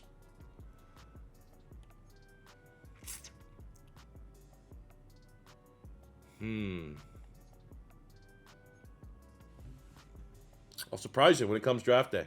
Just to show our work, we did actually, in fact, beat the Bengals to get that Jamar Chase option. And we have our overtime win over the Cowboys for a potential Micah Parsons option. And after a long thought-out process, a decision has been made. We are foregoing the opportunity to draft Kwity Paye. And we're getting Jamar Chase. A lot of thought went into this. I did bring back Jerry Hughes on a 1-year. And I think for me, it's 1, could put the offense over the top. 2, this is kind of an Andrew Luck rebuild. 3, there's a chance that we get some rough regression out of T.Y. Hilton, who's now 30 years old. So always having that wide receiver 1 in the building, and now giving Andrew Luck his own Peyton Manning level Reggie Wayne, Marvin Harrison. Right? I think obviously a little bit bigger difference here between ages, but obviously Marvin Harrison was kind of the old guy, at the old relative to Reggie Wayne. Got a little bit of that 1-2 dynamic here. Jamar Chase, only number 14 in true value, feels a little bit of a ripoff, but obviously an incredibly talented player, and that's couldn't go wrong with this pick.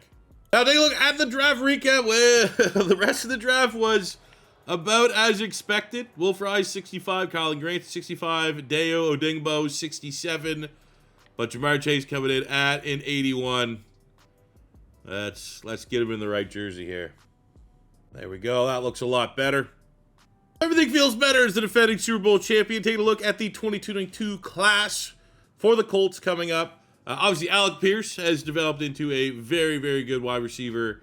Field stretcher going over 1,000 yards. There's a miss. Raven. Is it fair to say franchise tackle? Like on the bubble of being a franchise tackle, got paid like one. Nick Cross has been a solid starter. But definitely this is a year that could use an upgrade, could use a refresher. And I think because we just won a Super Bowl, win it again. That is our challenge. If we want to upgrade a pick, we have to go back to back.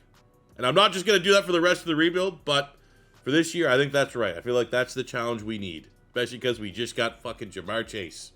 We got to mid-season. Ooh, I love seeing the rushing yards up like that. Don't love seeing the defense, but the defense will probably improve if we just sim past the bye week. But as you can see, our team is rounding into form. I think we're finally starting to reap the reward of a couple of maybe those challenge wins that we had earlier on. Looking at our contracts, we have Quenton Nelson. Let's lock him for, his career. He has to be a one-club player. We have Mark Andrews, T.Y. Hilton, Braden Smith, Darius Leonard, Brandon Brooks. Zaire Franklin would be nice to keep as well. Still, I mean, next year has to be Andrew Luck. We've got to be getting up there. Well, Sam's are broken, so this will be like the one we'll take advantage and keep our Sam linebackers. Mark Andrews says definitely under contract extension. Not a lot of teams actually get value out of their tight ends. That is exactly what we'll be able to get. Now, here's kind of where things get dicey. T.Y. Hilton is an absolute legend. But I think we might have to keep the offensive line together. He might have to be the sacrifice at that price point. Because we want Braden Smith. We're probably not too far away there. I think Zaire Franklin would be a pretty fun linebacker to keep developing him a little bit like he did IRL. Just wouldn't want the leading tackle in the NFL last couple years, it feels like. But from a salary cap standpoint, I feel like we're going to want that T.Y. Hilton money to go to late Andrew Luck. Now, I think with Jamar Chase and Michael Pittman, I think we almost kind of knew what we were doing when we drafted Jamar Chase, or at least I kind of saw this happening, and like, there's just no way. There's no way a 30-year-old T.Y. Hilton, who's not been wide receiver one, he's been a consistent, like, between wide receiver 3 at his peak, wide receiver, like, 7, 8 at his floor. That's good. Is that $50 million good? You're paying for the rating and dev trade here, not necessarily the production. This is... I could see a franchise tag situation, just getting one extra year, so I'm not going to brand this like it's his final season, but there's no way I'm meeting that price point, knowing that we still have to pay Andrew Luck for him to finish out his career as a Colt. At the end of year 11, we go 12-5, which is not our best record by any means, but our offense is pretty scary. I did nothing to the scheme. We are still the exact same scheme that we had when we made our original, we fired everybody. We got kind of a little dicey there a little bit, right? And, we are in a spot now with McDaniels and Flores that, like, they got it going a little bit. Now, Flores' defense, maybe a little bit of a step back, but the talent's there. But the offense, usually you don't find a run game. Andrew Luck, second in passing yards, 35 touchdowns. 4 INTs, just doing what he does best. But look at that, 1,300 yards, 15 touchdowns, Jonathan Taylor. We got 9 touchdowns from Nyheim Hines. We haven't got these numbers really at any point. Don't know what changed, but happy that we're finally getting our run game in. 2,000-yard receivers. Michael Pittman, almost 3. He had 9 touchdowns, but hell of a rookie campaign for Jamar Chase. 88 catches, 1,100 yards, 10 touchdowns. Defensively, Jamal Adams, tackle machine. Same with Darius Leonard. We get 10.5 sacks to Neil Hunter, 7 from Snacks. 6.5 Grover Stewart, 5.5 Jerry Hughes. So it's the downside of like, well, what if we actually got Micah Parsons? Would we have a rookie linebacker that got 30 sacks or whatever? But we did get 5 picks, Jalen Ramsey. That's pretty good. I believe that's a career high for him. Andrew Luck just missed out on the MVP award to Patrick Mahomes. Wow. Devontae Smith beats out Jamar Chase for Offensive Rookie of the Year. Devontae on the Broncos. Nothing else too crazy there. Defensively, Jalen Phillips, Greg Rousseau on the Ravens, Milton Williams on the Browns. Okay. He did get quarterback of the year going to Andrew Luck. Running back of the year to Jonathan Taylor. So I'm optimistic he'll jump from superstar up to an X factor this season. And the first round of playoffs to defend our Super Bowl crown, we get the 11-6 San Diego Chargers, who honestly have better green than we did. They play better than we did this season. But we're the defending champs for a reason. At home, I expect us to belt the ass here. All right, defending our Super Bowl crown at home against the Chargers. Okay. Let's see. Tricky team. Just want to see some fight. And by that, I mean just don't be one and done. Like, you know, if you're going to fall on your sword in the AFC Championship game. Not after you earned a bye, that, you know. God damn it, man. Can our defense get a stop? That's how it ends? Really?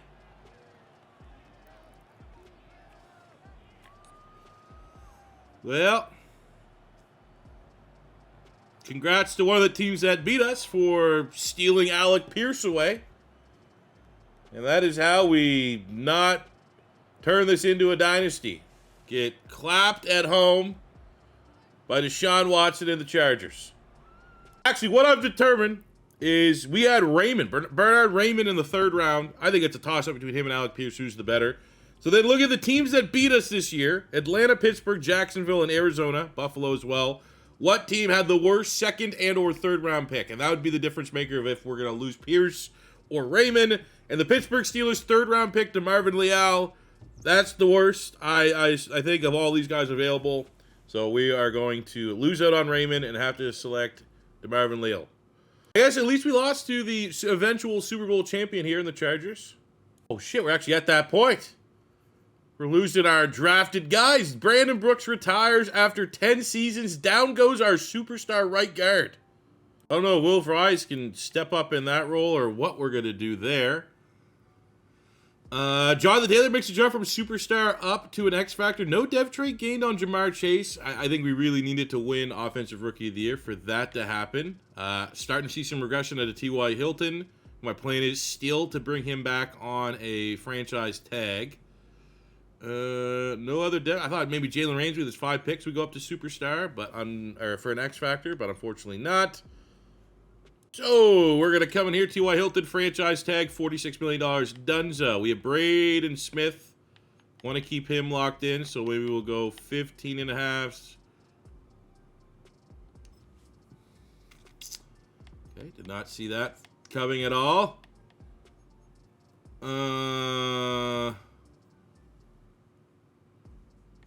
Shit. I'm not gonna lie. Okay, we'll get Snacks back for 1 year.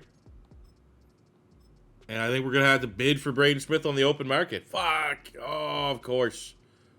So many teams bidding on him. 13 bids. Like, where's that putting us right there? Number 1. Fuck you! Oh, no. Oh, no. This is not good. We're going to bring back Anthony Costanzo on a 1-year rental and kick him out to right tackle. So just incredible stuff here with this class. Leal is a 68. No dev traits. Nick Cross, 69. Thought there might have been a shot there was a dev trait there. I think he did in real life have a dev trait. Jelani Woods, 70 rated. Intriguing. Like always had a decent Madden rating because of the athletic profile. But it could be buried on the depth chart. And then we got Alec Pierce, who I feel like maybe a little bit faster than that. Is that his speed? Current Madden. But either way, like definitely not a bad wide receiver prospect to continue to develop as a wide receiver 3 once T.Y. Hilton probably leaves after this next season. So we're now into year number 12. So let's take a look at the 2023 class for the Colts. Pains me to say he's a Gator fan, but we definitely want to try and hit our challenge this season and get off of that first round pick. Outside, I mean, Josh Downs was a decent pick. Jalen Jones was a decent pick. Other than that, that is so many swings and misses. That is absolutely brutal. And I'm gonna go for a twofer for our challenge goal. I'm gonna write it down. 1, make the Super Bowl, which is probably going to be a very common one, but just to spice it up a little. If we do that, let's add something a little spicier. Number 2 is I want Jamar Chase to be top 5 in receiving yards. I want there to be a little bit of changing of the guard, probably our last year with T.Y. Hilton. So let's have like a proven we feel good about losing T.Y. Hilton because Jamar Chase is a top 5 wide receiver, as shown by top 5 in receiving yards. So in midseason, we're looking pretty good, feeling decent, feeling optimistic. How is it still that much money? We have to. It's fine still. Imagine at 32 still getting $500 million. So that is definitely going to have to change how we spend the rest of our money. And, I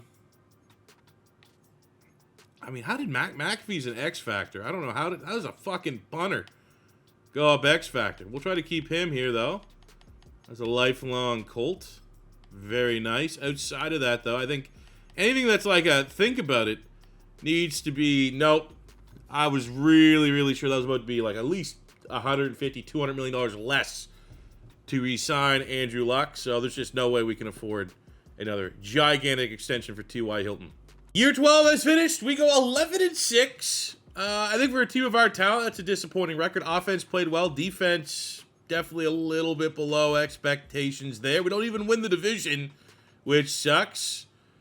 Okay, well, we're running the football a little bit more, which is good for Jonathan Taylor, but we set a goal top 5 in receiving yards for Jamar Chase, and we weren't top 3. 4,100 yards, 36 touchdowns, 7 picks for Andrew Luck.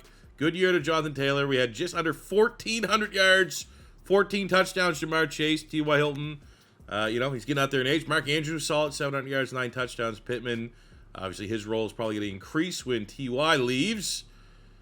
Top 5. Is he 4 or 5? Or 6? We draw 1, 2, 3. He's 4th. Okay. And by like a comfortable amount, he's sandwiched right between CeeDee Lamb and Sterling Shepard. So we have our top 5 receiving season out of Jamar Chase, and he did it with, way less, well, I mean, not way less, but way less catches than some of people on this list. So now we just need to make a Super Bowl, and we could fix the Anthony Richardson mistake. Because that'd be that wouldn't be honestly the worst pick of all time, because Andrew Luck's at that age that if he surprisingly retires, we don't have a backup quarterback in place. Well, that's not Ace Sanders, 25. What the fuck? Huh? Pardon my French. Sorry for swearing. Huh? Are you kidding me? Defensively, Adams and Leonard, big-time tackles. We got 15 sacks to 111.5. Ben Benogu, 8 from Grover Stewart. INT numbers there. Just, they haven't been great all rebuild long. Our Chase ends up winning Offensive Player of the Year and Wide Receiver of the Year in the AFC. We're looking for some rookies here. Breece Hall's on the Bills. Chris Olave on the Dolphins. Kenneth Walker, Super Bowl MVP on the Cleveland Browns. Trent McDuffie on the Browns. Aiden Hutchinson's a Houston Texan. Okay, interesting.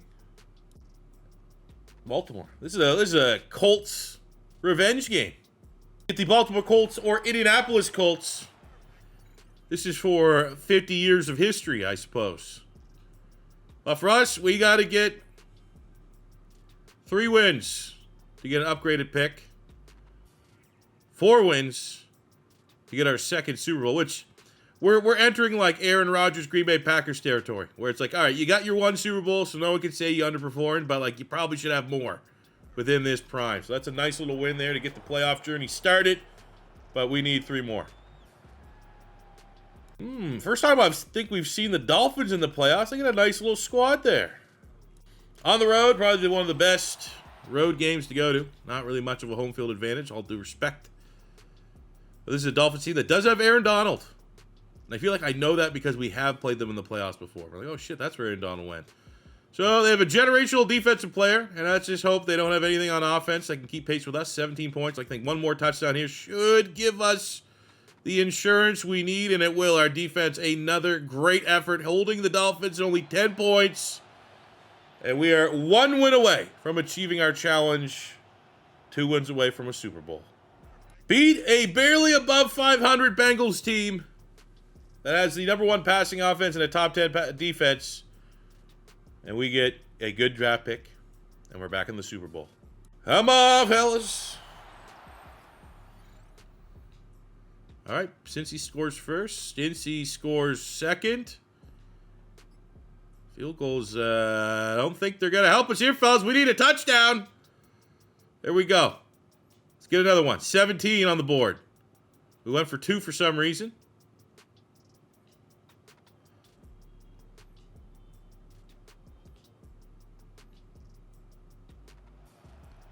Fuck!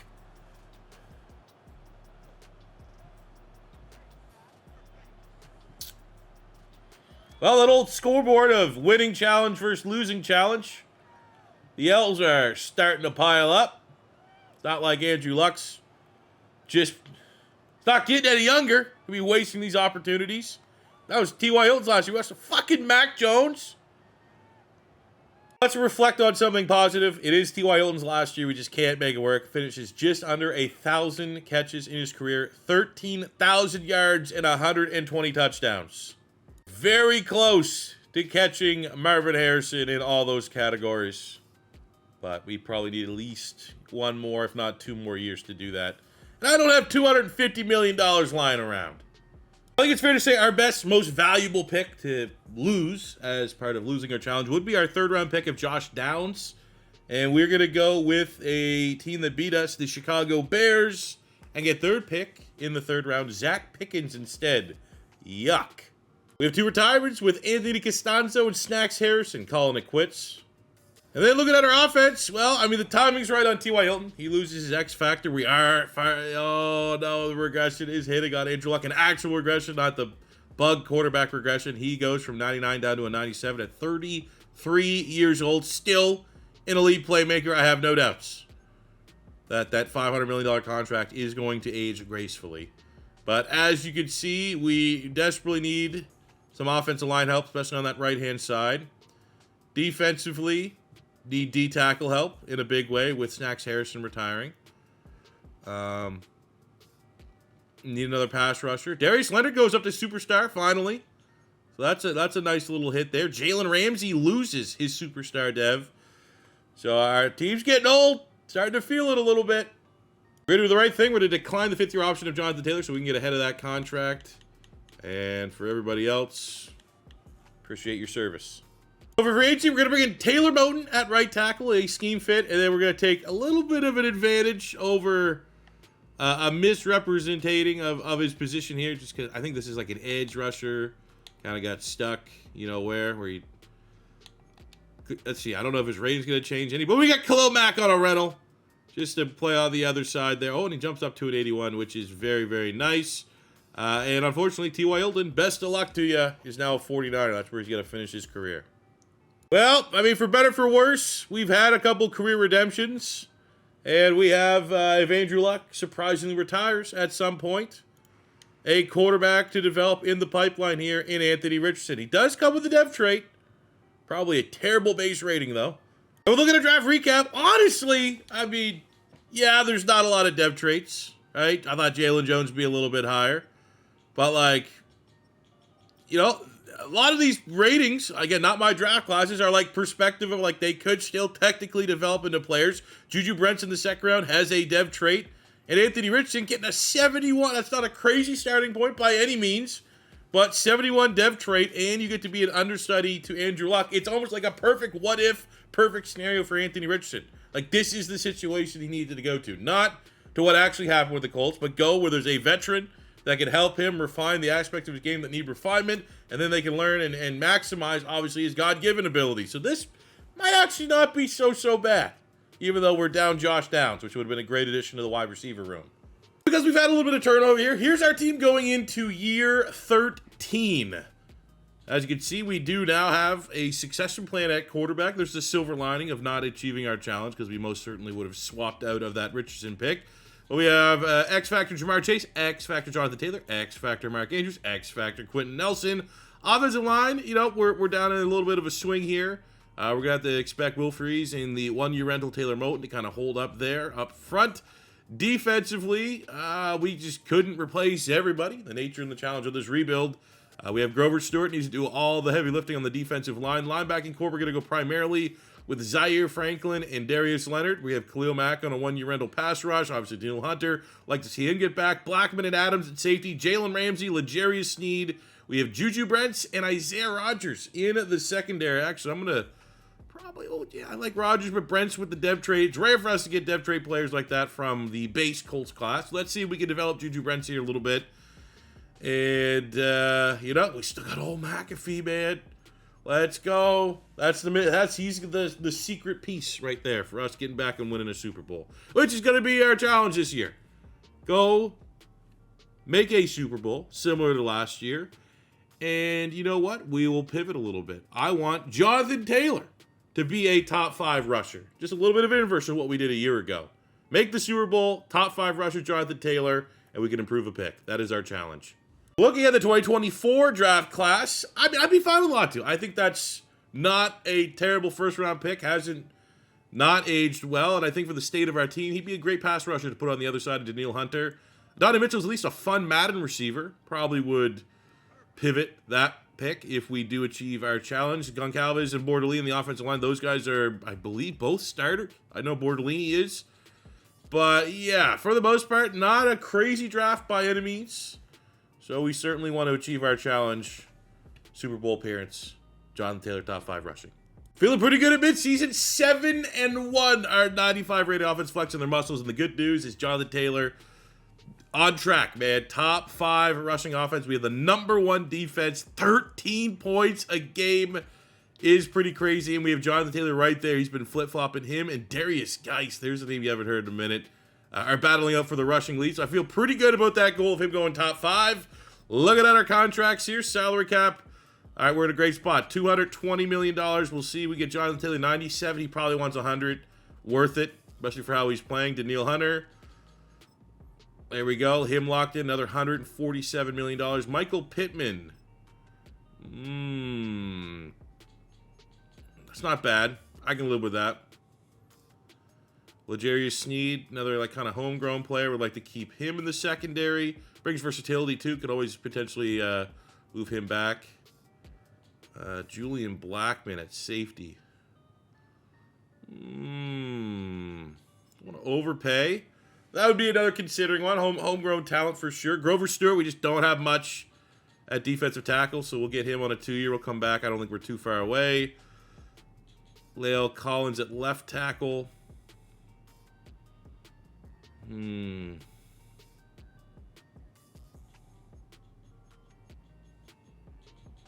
It's just like, how do you view the incoming class of players? Like, Latu could probably play. Like, I'm thinking Latu will take over Kilomac. There's a starter. You know, if we had to move a center, I think Bordolini could maybe upside come in and play. That's just a lot. $88 million for La'el Collins. I think we get Taylor, Blackman, and Stewart, and then we'll TBD on everybody else. 12-5 is our record this season. A lot of green. And I think we actually, I couldn't have planned it any better. Andrew Luck's at that point. Seen it all the time in Madden quarterbacks where it's just like, no matter what, father time. And you feel it. You feel it in your pass game. Right? Because our pass game should have regressed down to the mid-teens. We still have Jamar Chase, Mark Andrews, etc. But Andrew Luck is starting to show signs of regression. That usually translates. But we had the number 2 rushing offense. Our goal was for Jonathan Taylor to be top 5. Also the number 1 defense in the league. Jonathan Taylor leads the league in rushing. Gets himself a rushing title. Also likely led the league in touchdowns. We had, obviously a little bit of a drop-off here for Andrew Luck. 3,700 yards, 26 touchdowns, 3 picks. Not a bad year, but the kind of year that makes me go, push comes to shove in the playoffs. Is he still that guy that can take a game over like we've seen? Or are we moving towards like running the football? Because that is an outstanding season from Jonathan Taylor. 1,200 yards, 15 touchdowns. Jamar Chase, Michael Pittman was solid, but no touchdowns is kind of weird. Alec Pierce for a rookie, not a bad campaign. Mark Andrews was solid. Defensively, those are our tackle leaders. 12.5 sacks, Danielle Hunter. Khalil Mack with 12 sacks. Grover Stewart with 12 sacks in a contract year. Odengaba with 7. He could be an interesting contributor for the team down the stretch. And as always, our INT numbers kind of really disappointing for the star talent that we have back there. Funnily enough, Evan Hall, our backup running back, had 7 rushing touchdowns. Somehow wins Offensive Rookie of the Year. That's probably going to be a free depth chart. I mean, I'm not going to be great. I'll take it. Zay Flowers on the Broncos, JSN on the Chiefs. Ooh, that could be a problem going forward. Gonzo on the Jags within the division. That's never fun. Jack Campbell on the Patriots. Got some interesting things going on there. Our only other award winner, Jonathan Taylor, winning running back of the year, as he absolutely earned it. They got the Browns. It's obviously a Browns team that's gotten better and improved, and you can't just assume they're the same old Browns. We are 13 years into a fantasy world. They went 12-5. They made the playoffs finally. But for us, my concern That's why I think Jonathan Taylor's an absolute animal. Push comes to shove, you're going to need your quarterback to make plays. And, you know, are we at that time where Andrew Luck's good, not great? You can win with good, but great can get you out of tough situations. Sometimes we see the sim, we get ourselves in tough situations. Win that one easy. Not. Very pretty sweaty victory there over the Browns. But we have the #1 defense in the league, and they played like it. And that's, while we have our concerns about Andrew Luck, that's not a bad game. It was 300 yards and a touchdown. Madden 26 is all about defense in the sim. If you have the best defense, you usually end up winning, and we have the best defense. We need one more win to secure our challenge of making the playoffs, then making the Super Bowl, and having a top 5 rusher. We get an outright rushing title, but look at that Jets team. They are 90s across the board. How? Look, a lot. Anytime there's a team that's 90 across, I always get to take a little peek. What do they got? Kyler Murray, Ronald Jones, Debo, Keenan Allen, Rondale Moore, Orlando Brown, Batonio Jurgens, Wirfs, Jonathan Allen. Taven Bryan's a 96 in this scenario. Wow. Roderick Campbell, Jalen Smith's a 98. They got J.C. Jackson, Greg Newsome, Juan Thornhill. I mean, that's a good team, but I don't think that feels a little inflated, 91. So our team's a legit. Like, we got a legit 95 offense. Let's go on the road, MetLife. At least it's not a snow game. Turnover, quick Colts touchdown. I think this is kind of a, we've been there, done that. Jets might not have that playoff experience. Could be the slight advantage for our team. We've won a lot of playoff games with this program here. But the Jets, it's been all Jets here in the second half. We're now down 11. Oof, this is not looking good. Touchdown, 2-point conversion is what we need. And it's what we get! We force overtime. Let's go, boys. Touchdown in overtime. Oh, no. Okay, we'll sim this. Yeah, fuck it. Over, field goal wins. Can I play them in a field goal range?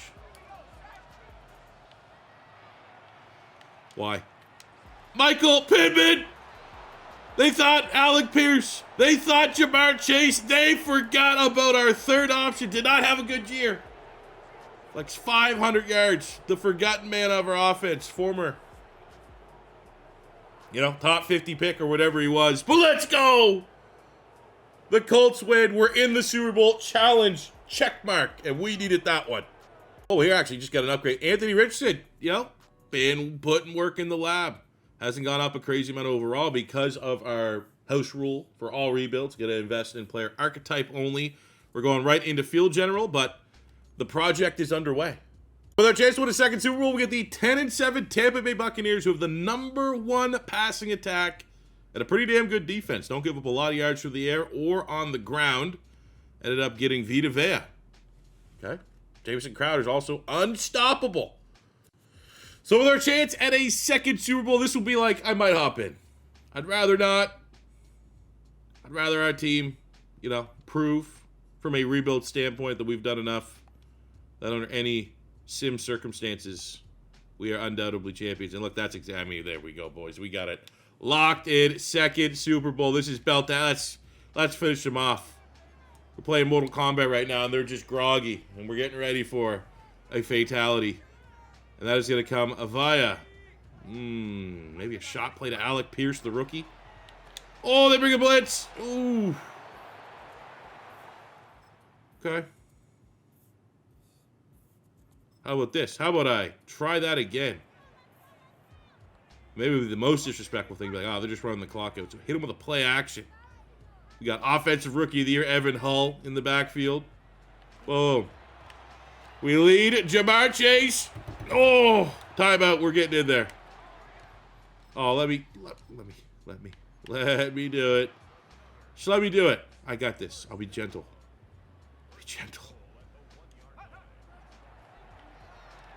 There we go. Beautiful. Jamar Chase. Let's go. Andrew Luck has secured his second Super Bowl with the Colts, becoming now the most. Did Johnny Unitas ever win anything?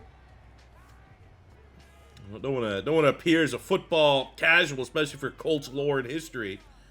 But I would assume in this world now, Andrew Luck has surpassed Johnny Unitas and Peyton Manning for the Colts' greatest all-time quarterback. 2 Super Bowl wins, statistically on a trajectory like a Peyton and Unitas and all that stuff. But very nice. And to top it all off, we achieved our challenge, so we get to kind of juice our draft class a little bit.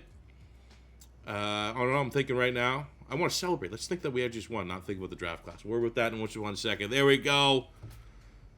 Jim Caldwell. Beautiful. And for Super Bowl MVP, I'm going to give it to the guy that went 95% completion percentage. Good God. He would not be denied a second ring. At the end of the season, from dev trait regression, whatever standpoint, an interesting talking point that we're going to carry into when we talk about our upgraded pick. Mark Andrews loses his dev trait. Still 97 superstar, right? But context, which I will get to. We also had some regression here out of Andrew Luck now from a 97 down to a 95. I feel like -2 regression. Guy's still playing at a pretty high level. It's reasonable, not egregious. We'll leave it at that. No other dev traits there. Defensively, from a dev trait standpoint, Jalen Ramsey now down to a star dev, kind of gross. But we gained a dev trait. Isaiah Rodgers goes from normal to a star. And Darius Leonard, the maniac, has arrived finally at 29, peaking at the right time, gets his first superstar X Factor. We have a lot of decisions when it comes to the picks. I just think the context of our roster makes this important because we beat the Cardinals. We could get Marvin Harrison Jr. Obviously, the last name means a lot in this team, but does a wide receiver, is that the best way for us to spend our pick? Probably not. That would be, we just paid Michael Pittman, right? And our offense runs through Jamar Chase. Same goes Brian Thomas Jr. here. We could steal him from the Jags. With the regression to Mark Andrews, Brock Bowers, we could take him from the Raiders. Also not long and hard about maybe a value pick, keeping Latu in the first round. And then in the second round, we could take Lassiter from Houston. Lassiter had his breakout, though, this season. So I'm worried about these draft classes. Is how good he is right now, his ceiling right now, where he is really, really good corner, one of the better ones in the league? Or is he got to be kind of where he was his first couple years in the league, where he was just like a solid prospect? I'm a little scared about that. I'm going to be honest, I'm just playing the percentages here. We are going to swap our first-round pick, Latu, and steal the Rams' first-round pick, Jared Verse. Still go edge rusher. I just think Verse probably is going to be pretty crazy. So we're going to decline the fifth-year option from Jamar Chase because we're going to pay him. Oh, my God, that's a big number. Julian Blackmon actually hit us with the, yeah, nah. Even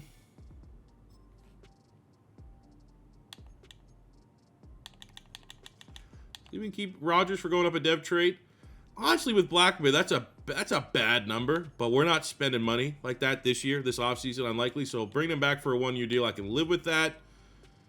I wouldn't mind trying to go a little bit younger at offensive tackle. Overlay all Collins at that price point. But really want to upgrade wide receiver. He's right there. Shout out Dante Moncrief still in the league. But CeeDee Lamb, 25.94 X Factor. Ooh, that'd be nice. So we're going to swing here. We just brought back corner, but A.J. Terrell, I think the market presents itself a good opportunity there. And then Andrew Thomas at tackle would solve a lot. That's our left tackle right there. A.J. Terrell don't really want to lose, especially at this number. So we'll go up there. We'll go 5.5. Damn it. All right, well, at least we got a left tackle. So here we go, our upgraded pick. All due respect to Latu. Not saying that this is a foregone conclusion, but as prospects, and probably when this class was made, I think we're just making a smarter choice here. Jared Verse is going to come in, play on the other side of Danielle Hunter in a pass rush. 69th in true value. It's not crazy, but I think maybe what's behind that dev trait will be a little bit better than Latu. Or at least we have a better chance of it being something better. So take a look at our draft recap. Actually got sniped. Wasn't able to 100% complete the draft, so I just got Bo Limmer. Add some center depth late. But look at the rest of our class. Borderlini's a 70. Goncalves 69. Mitchell 70. All normal devs. The belle of the ball here is Jared Verse. Excited to get him out there on the field and see what he can do as a rookie. We're now caught up to the most recent class. I have no idea what's going to come next. There is a mod that I'm going to be using once we get... There's supposed to be an update coming soon just to get all the underclass stuff. But I have a mod to have realistic with portraits 2026, 2027, 2028. I don't know if they're going to work with this mod. Like, sometimes mods don't like to coexist with one another. So that is my plan, though, that it will work. I've yet to load it and test it. Obviously, we haven't even got to that class. But looking at this class for the Colts, it looks like it could age well. Tyler Warren obviously looks like a slam dunk. I think Tui Maliau was a solid pick. Justin Wally suffered an injury, but I think he could definitely be a player. Travis is like a freak of nature tackle. Giddens has some good speed as well. So not a terrible class, but definitely one that we want to probably hit a challenge. What should be our challenge? I'm running out of idea. Coming up with 20 different challenges is kind of a pain. You know what? By the time we have a fucking layup of a challenge, because this is something we can have a history. Andrew Luck needs to break Peyton Manning's all-time Colts passing touchdown record this season. If he does that, because it's our last real class, the easiest challenge of all the challenges, we're going to hit. He's sitting at 393 yards. We're just under 51,000 yards passing. It's going to be a minute until we get the yards. We need 7 touchdowns. 7 touchdowns, and our challenge is hit. Andrew Luck goes down for sure as the greatest quarterback in Colts history. I don't know what the stats are going to look like. We saw it's kind of on a downturn. Well, what perfect way to kind of finish out with the realistic classes, because we're not going to swap out a first-round pick. It's not going to be super cheesy. Might keep Tyler Warren. I feel like we can find a place for that. Go 2 tight ends, if you will. But if there's ever going to be a layup, becoming the GOAT of your franchise as kind of a rebuild overall. This is not just going to be a challenge that's achieved for one season. This is going to be for what we've done this entire rebuild. We get to reap the benefit. As long as he gets, we'll call it 10 touchdowns this season. Midway point, year 14, 6-2. Good start. Offense carrying the load here a little bit. Rushing offense. Defense needs to pick it up. Maybe not living up to the talent that is on that field. We even come off an L. Get L'Jarius Sneed getting a Defensive Player of the Week performance. Good for him. Look at our contracts. Here we go. This is probably going to be it. We're getting Jamar Chase. And no. That's where Bortolini, I think, can come in at center. We'll be fine there. We're going to need a new starting right guard. New starting free safety. New starting right tackle. And then, of course, we got Mr. Pat McAfee. We'll try to keep him here as well. Not impossible, but annoying for sure, especially looking at the next class that we have coming in. We go 12-5 again. Good. Obviously, offense very good. Don't love our pass yards. Again, we have Jalen Ramsey and Jamal Adams in the secondary. You'd like to think it'd be almost impossible to have the worst pass defense with those guys out there. But, I mean, look at this. Jonathan Taylor, back-to-back years of leading rusher, 23 touchdowns. Andrew Luck needed, 9 touchdowns. Challenge hit. Yay. 4K yards, 33 touchdowns, 6 picks. The only layup challenge I think we're going to have. And obviously, this is last year of challenges. Because I think, obviously, when we go now into the realistic classes, kind of finish out the rebuild, there's no real point to having challenges. You're not trying to recreate history. We're trying to make something brand new. So I feel like it's just a fitting end to put a pin in what has been a very successful rebuild. What do we got? 2 MVPs, 2 Super Bowls for Andrew Luck. And he keeps on keeping. I hope he plays the whole rebuild. That would be sick. He plays till he's 40. Jonathan Taylor, an absolute machine. We got 1,000 yards from Jamar Chase. Maybe a little concerning. Like, those numbers are a little low. He's an X factor. You're flirting with, maybe he won't harshly get regressed dev trait-wise this season, but another year like that won't be too good. But we're still throwing the football. We almost had 3,000-yard receivers this year. Just kind of want Jamar Chase to be more of a focal point. Defensively, Zaire Franklin and Darius Leonard. Look at our linebackers getting after it from a pass rush standpoint. 17.5 sacks for Danielle Hunter. 10 sacks for the rookie Jared Verse. 5 picks for L'Jarius Sneed. Man, Jalen Ramsey. He's certainly been just a guy, it feels like, in this rebuild. Definitely, honestly, one of the expensive contracts I want off the books. Jonathan Taylor wins Offensive Player of the Year and Running Back of the Year. Danielle Hunter wins Defensive Player of the Year and Defensive Lineman of the Year. Some of these guys, the Patriots got Jaden Daniels, Malik Neighbors on the Raiders. Wow, Caleb Williams on the Titans in our division. Jared Verse wins Defensive Rookie of the Year. Let's freaking go. Okay. So the first round of the playoffs, get a team we've met before, Jalen Hurts and the Buffalo Bills. Got Todd Gurley, Chris Jones, Sexy Dexy. That is a cheat code on a defensive line. But we're just at that time now. We've got our Super Bowls. I think 2 is good enough for your window. And now it's just like the inevitable, when do we run out of gas? When does Andrew Luck run out of gas. Is it going to be at any point during this run where it just looks like Father Time has caught up? Does not look like it here on the road. Got the belts out. Who is naughty? The belt is out. 31-15 BTA on the road. He wants one more. What a performance, Andrew Luck. Look at that completion percentage. Nice. Ooh, nice little divisional battle here. In the divisional round, we get the 13-4 Texans, 91 rated defense. Top 5 in terms of scoring points. You know, let's prove who the best team is in the AFC South and make sure it's us. Let's go. First score goes to the good guys. Second score goes to the good guys. Nice touchdown on that one. Does get the vibes. Going to be low scoring, but 2 straight. 14-point run. Able to tie that one up. 17. Have everything to play for here in the fourth quarter. Houston, go-ahead field goal. Oh, no, no.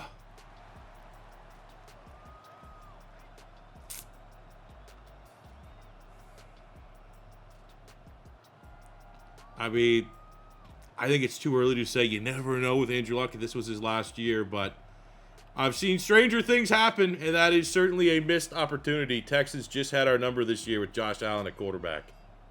But for us, look at the positives. We got record breakers, man. Andrew Luck, check mark. Challenge has been hit.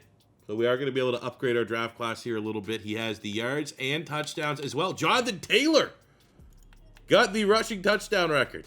Sick. For our team, well, 4 points, Andrew Luck regressed a little bit, but everything else remains. I think the only big worry would have been Jamar Chase. Did he do enough to keep his dev trait? Still a superstar X Factor. Very nice. Mark Andrews actually regained his superstar X Factor, which makes things interesting with how we want to handle this upcoming first round. Do we want to go with Tyler Warren? Do we want to pivot? I haven't even looked at the teams yet, but we got Jets, Jags, Bengals, Ravens, Titans, Texans, Packers, Browns, Steelers, and Cowboys. Those are teams we defeated. Those are the teams we can look at stealing a pick or two. But we have obvious team needs. Could make it so we might have to pivot off of going with Tyler Warren, even though that's a good pick. As far as depth trees, Jared Verse is a superstar dev. Legarius Sneed goes from star up to superstar. Zaire Franklin goes from normal up to star. The new Hunter back up to an X Factor where he belongs. Looking good. So as far as our final upgraded pick, kind of go to this same way with the last draft. I'm going to have to wait to see how free agency plays out. Because the first round, we could go Membu. A tackle could be more valuable than having 2 tight ends. Just say fuck it and get Travis Hunter. That sounds kind of cool. It's not pretty, but I bet Tyler Booker has a pretty good rating. He'd be a plug-and-play guard for the rest of the rebuild. Or you have the Browns, if second round pick, if Carson Schlesinger looks pretty good from a scouting standpoint. Again, obviously he won Defensive Rookie of the Year. I don't know where his draft class rating would be. There's value there. Or even the first round pick, Mason Graham at defensive tackle. I'm thinking right now it's between Mason Graham and Travis Hunter. Those are the two that I'm thinking if we do decide to pivot off of Tyler Warren. Because when you look at the makeup of the team, right, I feel decent with Bortolini there. Freeland's developed as a tackle. He's a 77. Could be something. We need a guard, probably need a tackle. Could an argument be made if we want to stay with Tyler Warren? Maybe we see what Mark Andrews' trade value is. We'd be selling. It wouldn't be a whole lot of value, I don't think, but you could be surprised. I think we at least check that out. But for the argument of where we go with the picks, Membu would go and easily be an upgrade at right tackle. Same with Booker. Tyler Booker, plug and play at right guard, and you just go with Mandrews at tight end there. Or on the defensive side of the ball, our secondary is good, but Travis Hunter would be fun. Travis Hunter definitely would start in this secondary, or we could put him at wide receiver. It's a luxury pick. It'd be more of a fun pick just for the sake of having him. Mason Graham at defensive tackle, easy, put him in right there. Probably the best value, honestly, because Stewart's on a 2-year deal. I don't know if I'm going to re-sign him again, and kind of having a good defensive tackle for the rest of the rebuild. I think that's the best value move for sure. But I think just out of shits and giggles, what could we get for Mark Andrews in a trade? Just to give Tyler Warren an option. Because Tyler Warren, honestly, if you're just raking all of those picks off of the rookie season, Tyler Warren keeping our own first-round pick would probably be the best option. Now, we're going to do some level of realism. We understand Mark Andrews. In this world, 98 X Factor, a very good tight end, but at 29 years old, I wouldn't be getting Rashawn Slater. We got A.J. Brown, a little more believable. Plus those draft picks in return. Devontae Smith, that wouldn't happen. Tack McKinley, maybe. DK Metcalf could happen. I'm looking for guard, D-tackle, like something to make me want to pivot off of one of the picks we could get. McKinney there, get Laviska Shenault, Quan Alexander, Byron Murphy, Chris Godwin, Juju, Justin Jefferson. Oh, we can't do it. I'm not going to ruin this whole thing by like just making the dumbest trade humanly possible. So I think we pivot off Tyler Warren and keep Mark Andrews for the time being. So we're going to get a couple holes here in free agency. Andre Cisco at free safety, 2582, scheme fit. And then we're going to get Wyatt Davis at right guard, 2675, future starter tag. He's actually kind of hyped coming out of Ohio State. So in our final pick of kind of rewriting history, instead of Tyler Warren, we're going out and getting a bigger team need. And this could come back to bite us in the ass. Like, what if, like, Mark Andrews' next contract stooped and we let him walk and it would have been better? Mason Graham, you can't go wrong with that. Fringe, and was talked about like a blue chip player, a top 5 player in the class, number 4. He's going to be a long starter. Key pivotal piece for our defense to build around for the final 5 years of this rebuild. The second round, we get JT Tuimoloau. I thought this was a great value pick. He pops with a dev trade. Not bad. So Daily Class couldn't get all, like the last 2 players got kind of poached there a little bit, so I just went with a long snapper who's at 19 rated. We'll adjust that and fix that. Riley Leonard, 65. DJ Giddens, 71. One of those players, probably not really a 71, but a big-time athlete, big-time Raz. So it just puts out a good Madden score. Travis, 68. 69 for Justin Wally. Tuimoloau, 75 with the dev trait. That is insane value. Thank you very much, whoever created this class. I appreciate that pick.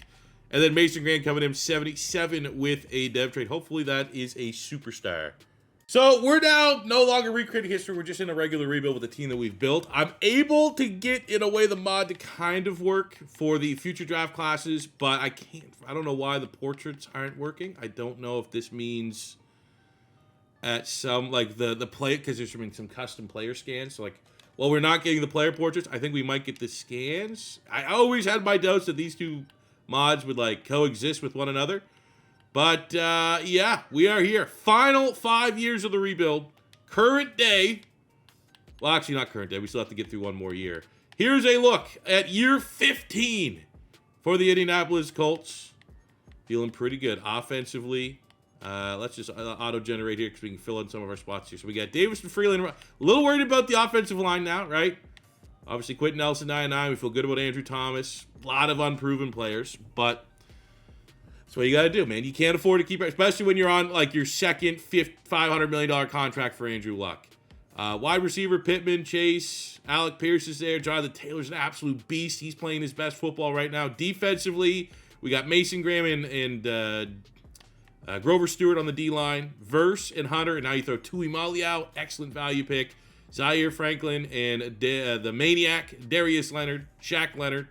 We got Cisco and Adams at safety, Ramsey, Sneed, Isaiah Rodgers, Juju Brents at corner. A lot of depth in that secondary.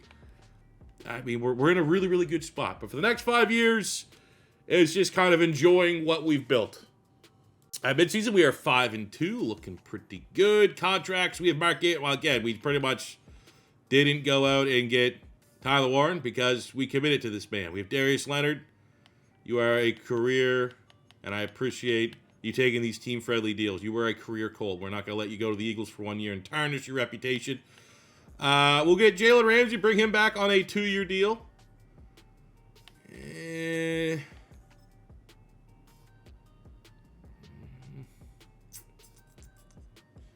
We're in this area of, like, I'm probably not going to be spending much money, so, like, I'd rather keep some of these guys in-house. Like, Alec Pierce could definitely continue to develop for us at wide receiver, especially at that price point.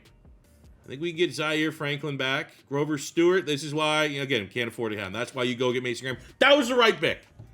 I'd rather pay Mark Andrews than pay Grover Stewart at this point for what they bring to the team. So, we'll try and get Zaire Franklin back. I don't think we're too far away on a contract extension. We go 12-5 on the season. Maintain at a high level of play. Rushing offense fell off a cliff. I mean, it looks like Jonathan Taylor's still almost 1,300 yards, but 22nd. We've been dominating running the game. Good year from Andrew Luck, 3,900 yards, 35 touchdowns, 4 picks. Still not a bad year from Jonathan Taylor. Jamar Chase just barely gets over 1,000 yards. Pierce was solid. Pittman was solid. Andrews was solid. Defensively, Zaire Franklin, bunch of tackles.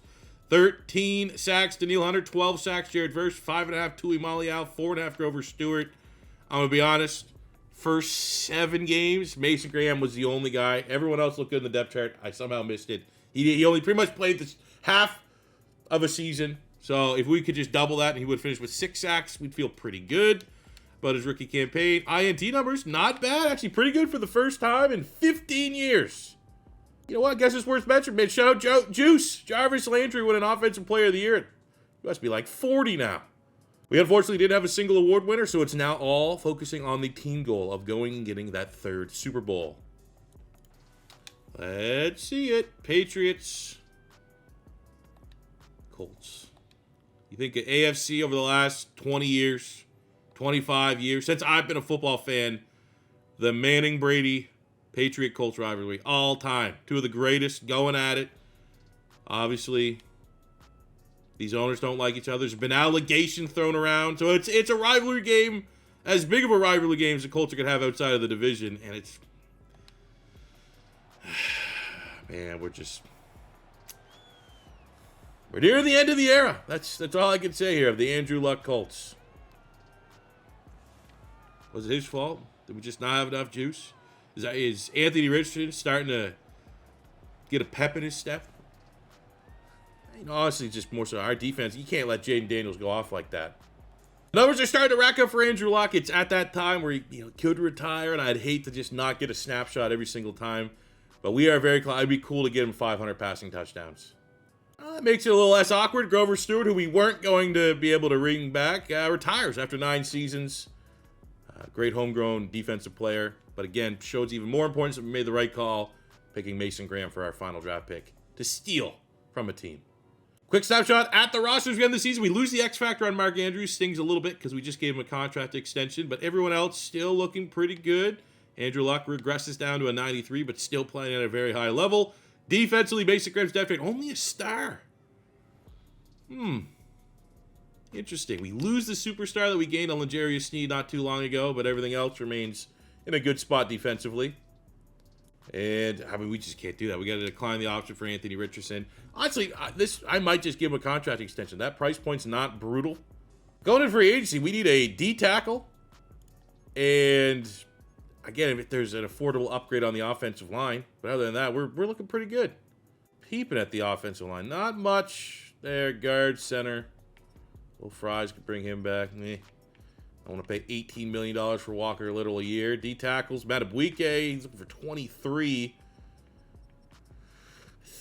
Milton, my dog. Yeah, let's draft. Let's go draft the D tackle. Back-to-back years, first rounders.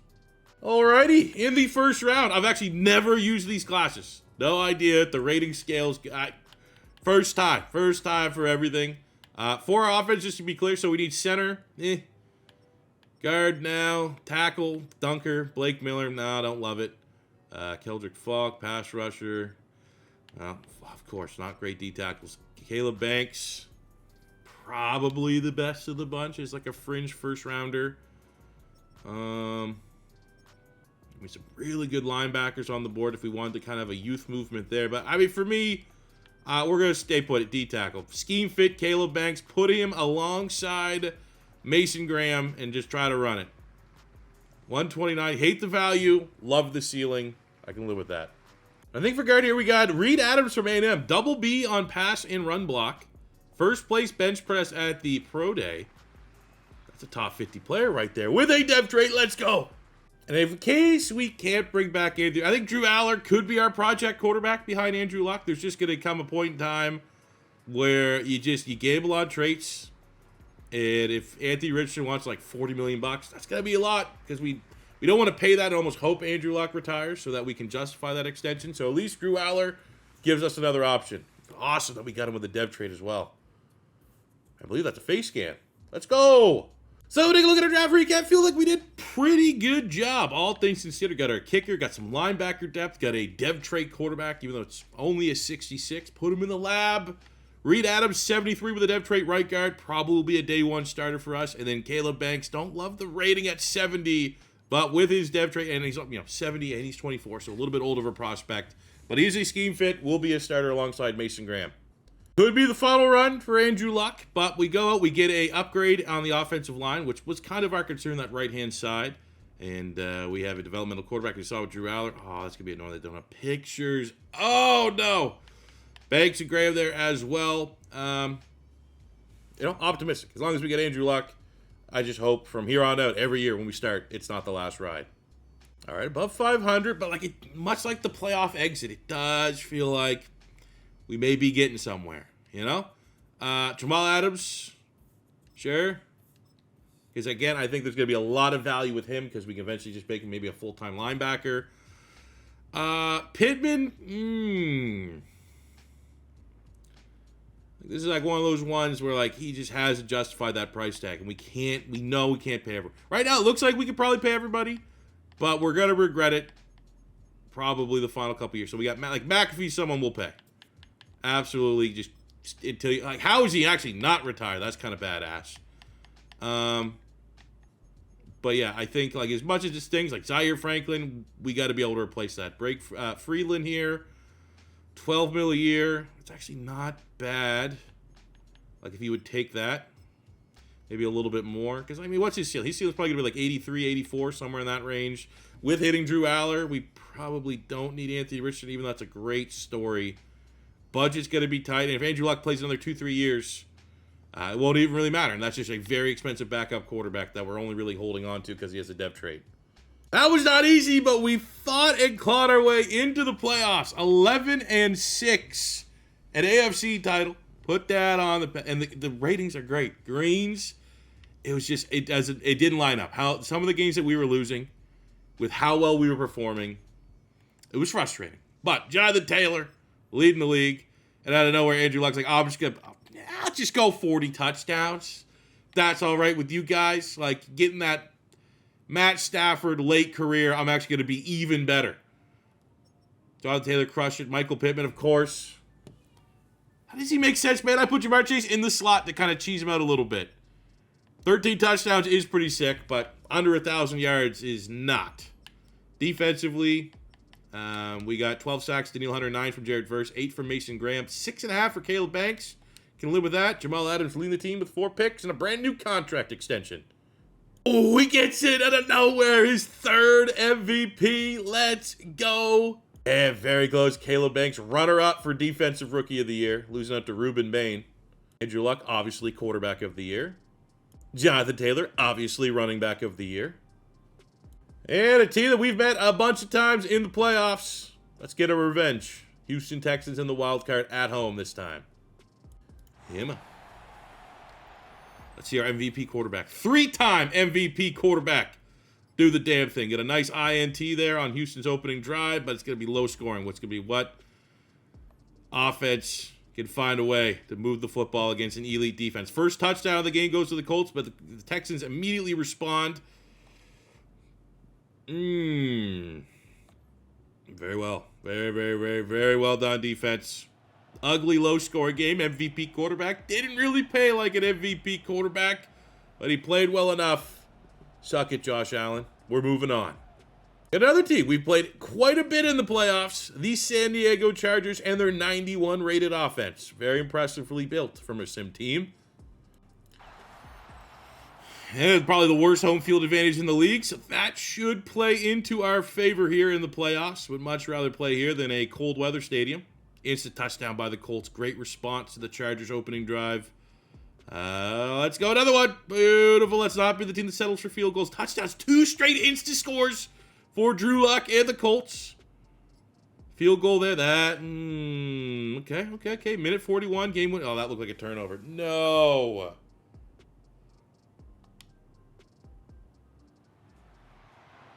All right. Hopefully this is not the last hurrah. Close loss on the road. How about we win a couple more games? How about when we have all those green ratings, we get home field advantage throughout? That'd be cool. A legend. After 18 seasons. Godspeed. I'll see you in Valhalla, my brother. From a dev trait perspective, again, I don't know what Jamar Chase is doing. I mean, 13 touchdowns, I guess. That would be harsh. He had a good year to lose his X factor, but it is what it is. Reed Adams is a star dev. Mark Andrews back up to an X factor. Andrew Luck, not brutal regression. Caleb Banks, star dev. We get Zaire Franklin, superstar. Very nice. No other dev traits up or down. Can live with that. We're going to decline the 5th-year option of Jared Verse. Get ahead of that contract extension. That's actually probably that. Pay him that right now. How much money do we got?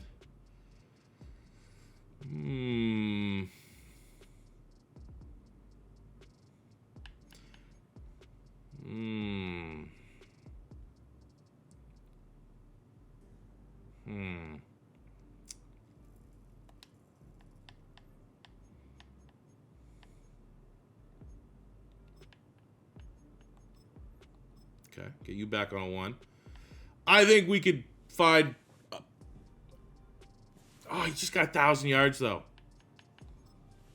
Oh, that doesn't come... I don't love that. I feel like this could come back to bite us in the ass at some point, but hopefully not.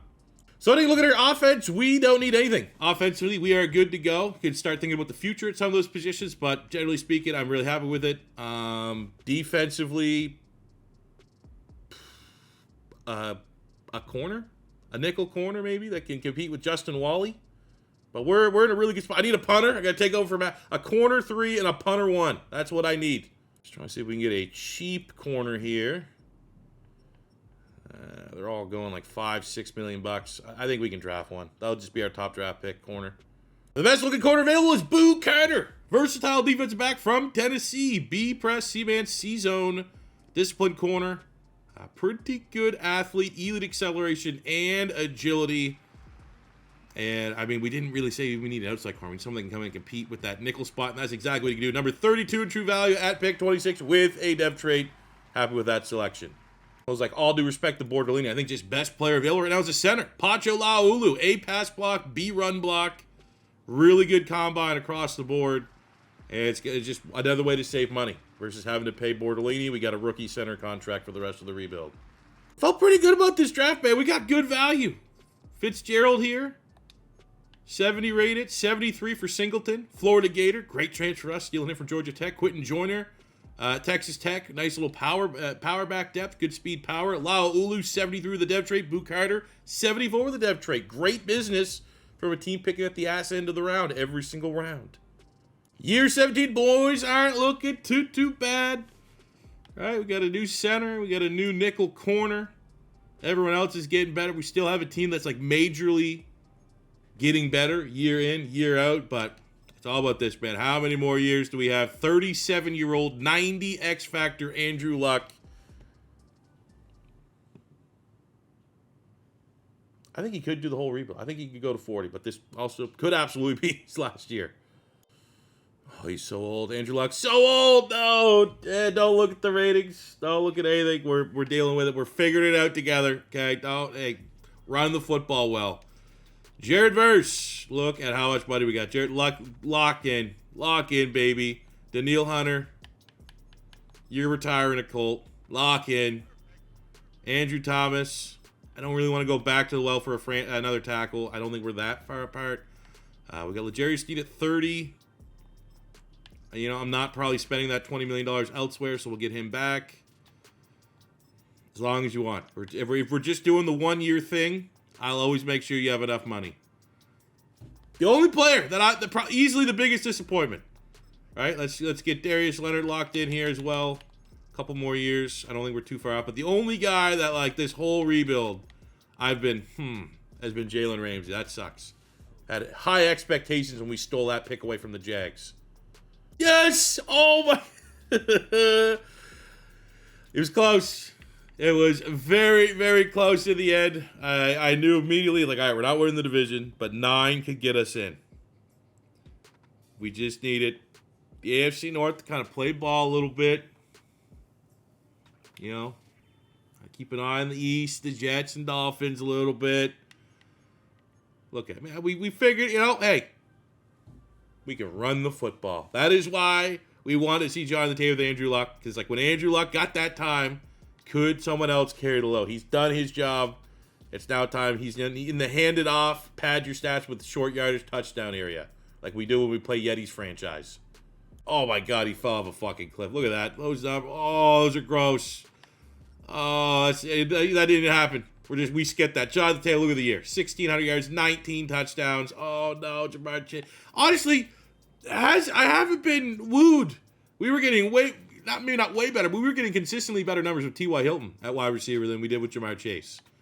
Eventually, Zaire Franklin, Darius Leonard putting up big numbers. 11.5 sacks to Neil Hunter, 11 for Jared Verse, 10.5 Mason Graham. That is beast personified. 5.5 for Caleb Banks, 3 picks Jamal Adams.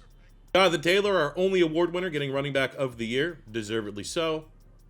Jonathan Taylor now joins Andrew Luck in sole possession of an entire stat, taking over for Edgerrin James and the rushing yards. We also have Danielle Hunter taking over for Robert Mathis, all-time sacks in Colts history. He's always offering a snapshot in case this is the last time. I'd be cool if he retires with under 100 picks thrown. Considering he threw like 100 picks his rookie season. And while we may be limping into the playoffs, when was the last time we missed the playoffs? Have we missed the playoffs at all during the Andrew Luck era? I don't think so. So we got ourselves a ticket to the lottery. That's all it takes. Let's just say it. Andrew Luck doesn't need to be as good as he once was. He just needs to be as good once as he once was.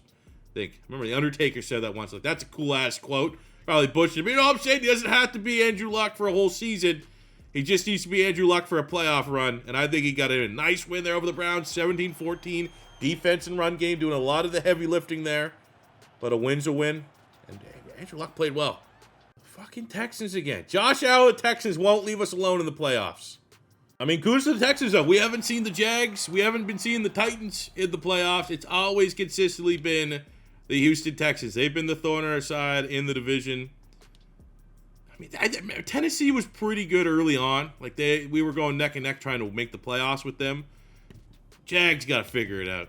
I mean, they could be a strong contender for the next team we do with this series. I hope this catches on, though. This is day 4 recording this. I could have done, like, 3 regular rebuilds with Madden slow-ass menus during this time frame, but this is fucking cool. I love this series. Worth the time. I hope it's received well on the channel to make it worth the time to continue doing it, because we are just recreating history for an entire team. And we got Andrew Luck's heating up here. Well, fuck. Spoke too soon. I think that's the first time we've met the Jags in the playoffs. And the Super Bowl's on the line this time. What do they got going on? Top 10 offense, top 3 defense. Christian Gonzalez, Jeremiah Love. Who's your quarterback? I feel like they've been kind of going through QBs here a little bit. Okay, Joe Burrow still there. All right. And our quest. We got our 3rd MVP for Andrew Luck. Can we get our 3rd Super Bowl? Love one more chance even just to get there. This is a team, we've kicked the shit out of the Jags. For having Joe Burrow, they should have been a lot more competitive throughout this rebuild. I don't know if they're just going to heat up for the last couple years, but we have, like, swept them, 2-0'd them. Like, every time when I was looking for, like, what pick are we stealing? So I was like, oh, 2 of my wins are always the Jags, so that's awesome. And look at that game-winning drive, push the team on his back. And the Colts are back in the Super Bowl and a quest to make it 3. And at Super Bowl Atlanta, we're meeting the 11-6 Carolina Panthers, who have a 92 rated defense. They got J.J. McCarthy going for 41 touchdowns. Josh Jacobs, Chase Young, the highest scoring offense. Almost top 10 yards, top 10 in rushing yards. Defense pretty good. Really, really good against the run. It's a bad matchup for us, which means we're not going to be able to let Jonathan Taylor do it. It's going to have to be on the arm of Andrew Luck. And you know what? That would be a fitting end. If he's got to retire, you might as well retire with the Super Bowl championship. This would be one of those ones. May come in for a storybook ending here. We'll see. We'll see if we earn it. Carolina scores first. I would love to say first touchdown. First touchdown goes to the Colts. Low scoring game. Looks like it's going to be the defense that wants it most, but a huge touchdown for the Colts there. Going into halftime, up 17-10. How did we get no points on that drive? But we get a L'Jarius Sneed. INT. This looks like kind of a writings on the wall here a little bit. Things are going our way. I don't know if I've even had Jamar Chase. Don't make a play. Go up and get tackled in the end zone. 38-year-old Andrew Luck is about to get his 3rd Super Bowl ring. Oh my God, I thought year 17 this year, year 18, 19, and 20, we're going to be like, we missed the playoffs. I mean, it still could happen. I think if Andrew Luck retires, there's a chance. Drew Allar's not quite ready. I'd like to get at least one more year out of Andrew Luck worth of development for Drew Allar. But if he wants to go out on top, he's done his job. That'll do, pig. That'll do. Does he go out as Super Bowl MVP? Yes, he does. Yes, he does. Automatic. Don't even need to look at anyone else. 341 yards, hat trick of touchdowns. An absolute legend. Oh, we got a lot of money. Got a lot of money.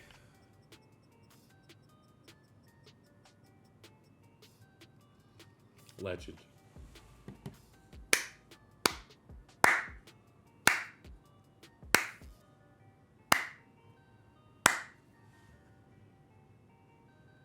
Mission accomplished. You clicked on this video. Mission accomplished. I mean, there's no Tom Brady. He's not in this list, but just for comparison, how good was Andrew Luck in comparison to some of these other quarterbacks? Not even close. Well, we now have, we won the lottery in terms of salary cap, so let's go ahead and keep everybody. At this point, we're going to need all the help we can get. The only way this bites me in the eyes is if there's like a sick quarterback in free agency that I'm going to be pricing. There's no way. We're going to have still $80 million.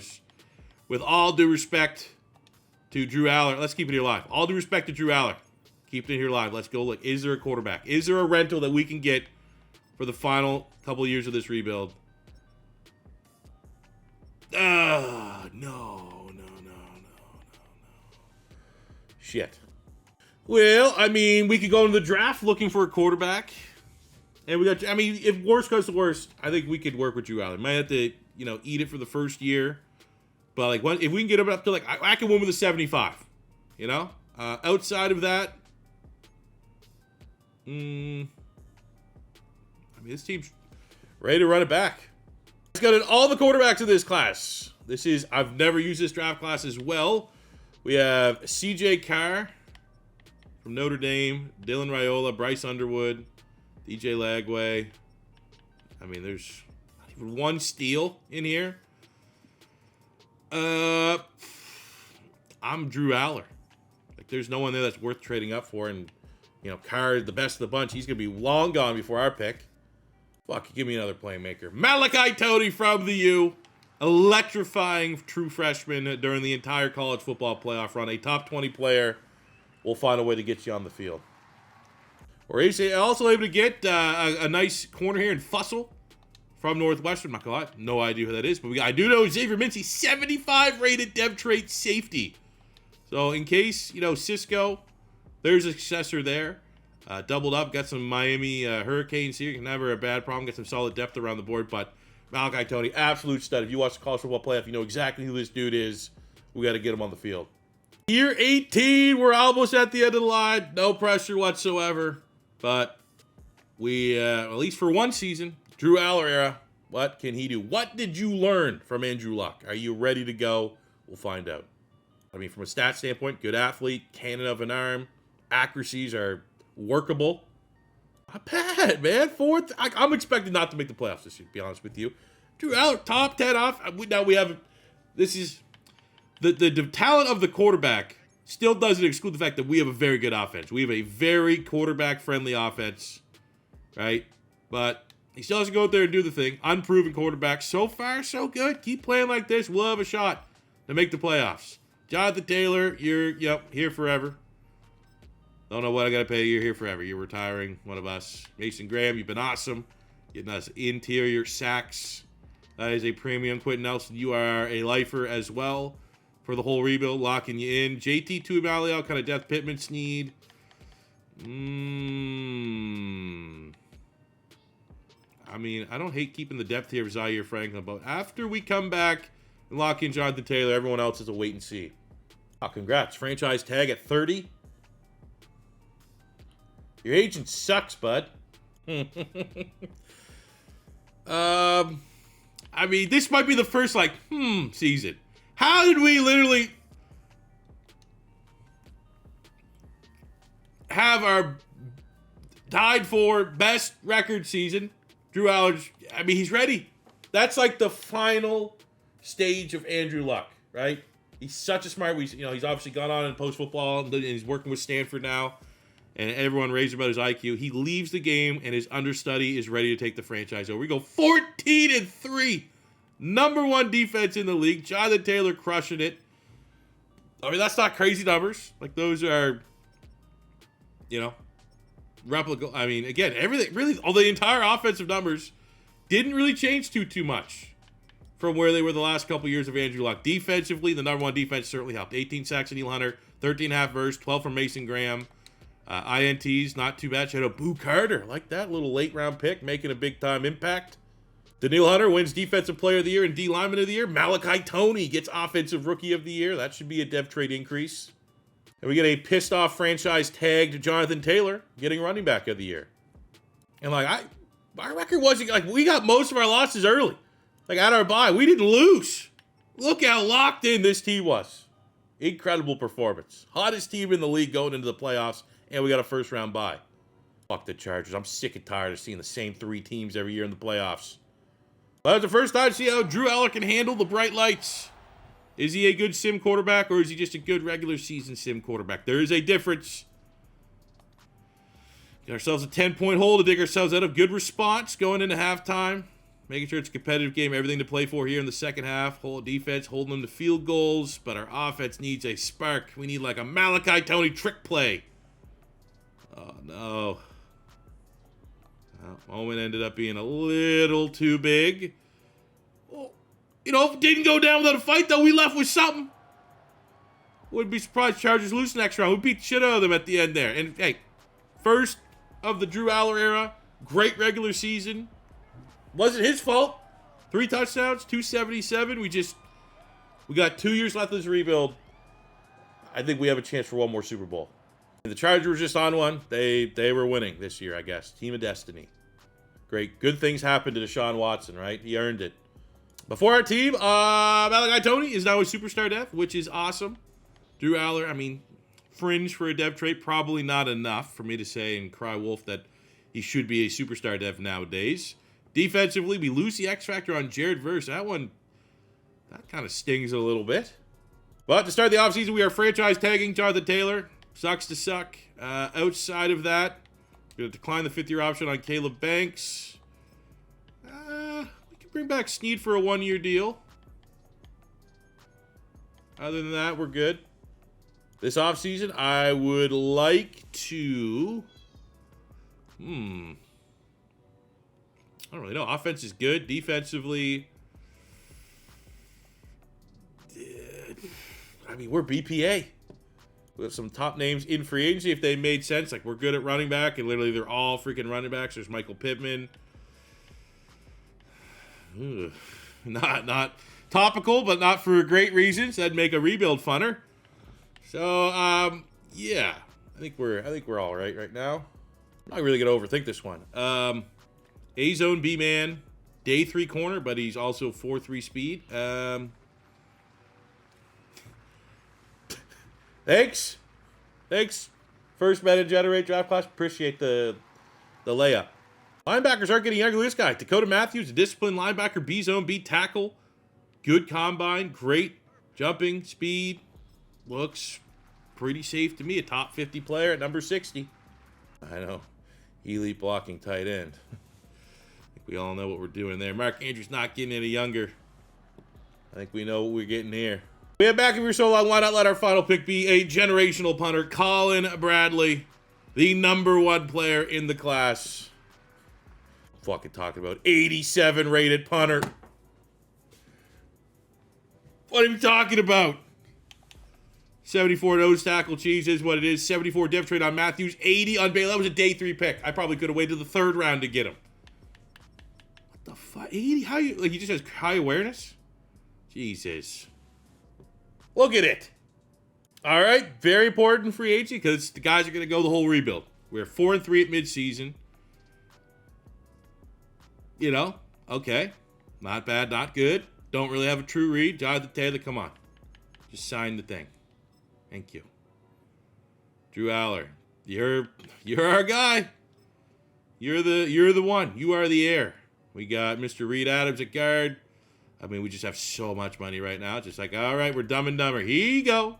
Oh, here you go. Homegrown talent. Here you go. Danielle Hunter, you are finishing this freaking rebuild with me, buddy. Last thing I do, please don't retire. Hunter, Jamal Adams, those are probably the two guys right now I'm a little worried.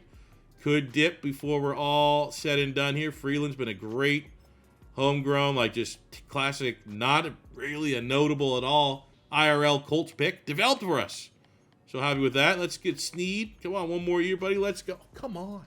Our playoff run continues. Year 19, back in the dance. Figured it out, man. We figured it out down the stretch, and I see some big-time numbers there from Jamar Chase. We win the AFC South, another divisional title. For those of you that are keeping track at home, Drew Allar, he's not Andrew Luck. Makes us appreciate Andrew Luck, but we're winning, so I'm not going to complain too much. Jonathan Taylor was solid, 1,200 yards, 14 touchdowns. Finally, a big year out of Jamar Chase, almost 1,400 yards, 14 touchdowns. Malachi Tony was solid. Everyone else is, unfortunately, complimentary. Jamal Adams over 100 tackles. We got 20 sacks from the ageless wonder Danielle Hunter. 16.5 Jared Verse, 14 from Mason Graham. INT numbers looking healthy. Let's go. Cisco, of course, the only guy decided not to re-sign with 6 picks. Have the money to do so, though. We'll come back and call his agent at the end of the season. We get another defensive player of the year as well as D lineman of the year for Danielle Hunter as he continues to pad his stats. All-time Colts sack leader. I mean, he's getting to the old all-time record. It's been rebroken, and we'll see where we're at the end of the rebuild. But right now, the record's 200. I mean, he's going to hit that as long as he doesn't retire and comes back for one more year. A home playoff game for the Colts. Year 19, Drew Allar in front of the faithful. This is our Colts. This is our team. We bleed blue. You know, that's what we need. I should have got a cameo for this. That would have been the only thing missing from this video. Oh, no. No, we can't. No, not the Browns. Oh, lose to the Browns. Come on. Our team's so good. We're so good at everything. Offense, defense. Maybe this is what we need. We need to get Drew Allar a moment to shine. And I will play. I will hop in finally year 20. Let's see if this team can dig themselves out of a hole. Show the metal. Look at this. Look at this drive. Oh, that's not good, though. Andrew Thomas penalty brings up 2nd and 15, 3rd and 15. Oh, what are we doing with the penalties? Oh, touchdown! Let's go! What a win. Signature win. First of the career for Drew Allar. It ain't over yet. What a performance. Outdueling Trey Lance. And let's play some fresh teams here. Pittsburgh Steelers. They went 14-3. Got a 91 rated defense. 2nd in point scoring. They can run the football as good as anybody. It's a little worried on the road how Drew Allar's going to handle things here, but you know, just go back to the teachings of Andrew Luck. That all-time quarterback room, dropping buckets and buckets of knowledge into the dome of Drew Allar, who has all the athletic capabilities. Just got to get it between the ears. We've seen a lot of good play, but we need him to be Iceman once again. It's looking like we need a 4th quarter comeback. Fuck. All right. We'll come back for year 20. Damn it. Pittsburgh's really good, though. No shame in losing to that. That's a pretty dangerous team. Bryce Young, damn. Oh, no. It's another one of those years. There's a lot of salary cap. Someone did something. No. Not Danielle Hunter. Legends. All right, so for our team, on a depth rate standpoint, nothing has really changed too much. I actually got wrong. I thought that was going to be the elite strength block tight end X Factor cheese. Just get a star dev trait there. Defensively, the DB that we got, though, fell right into our lap. I mean, come on. Ain't messing that up. Day 3, superstar corner, just chilling. What are we doing? Thank you. So the offseason, we're going to resign Andre Cisco after 6 picks. Make sure he's, we're not going to find anything more on the open market than that. But with the retirements, we got money to play with. So wide receiver 3, like if we're literally just like, I want the best of everything. A wide receiver 3 would be a welcome addition. Edge rush and linebacker. Looking for a wide receiver 3. Any fun options here? You know what? Let's bring Alec Pierce back. He wants to run it back. I like homegrown. We need a edge rusher. We got Yannick Ngakoue, 89. Tack McKinley. We got on the other side. Gross Matos. Montez Sweat. Let's, Do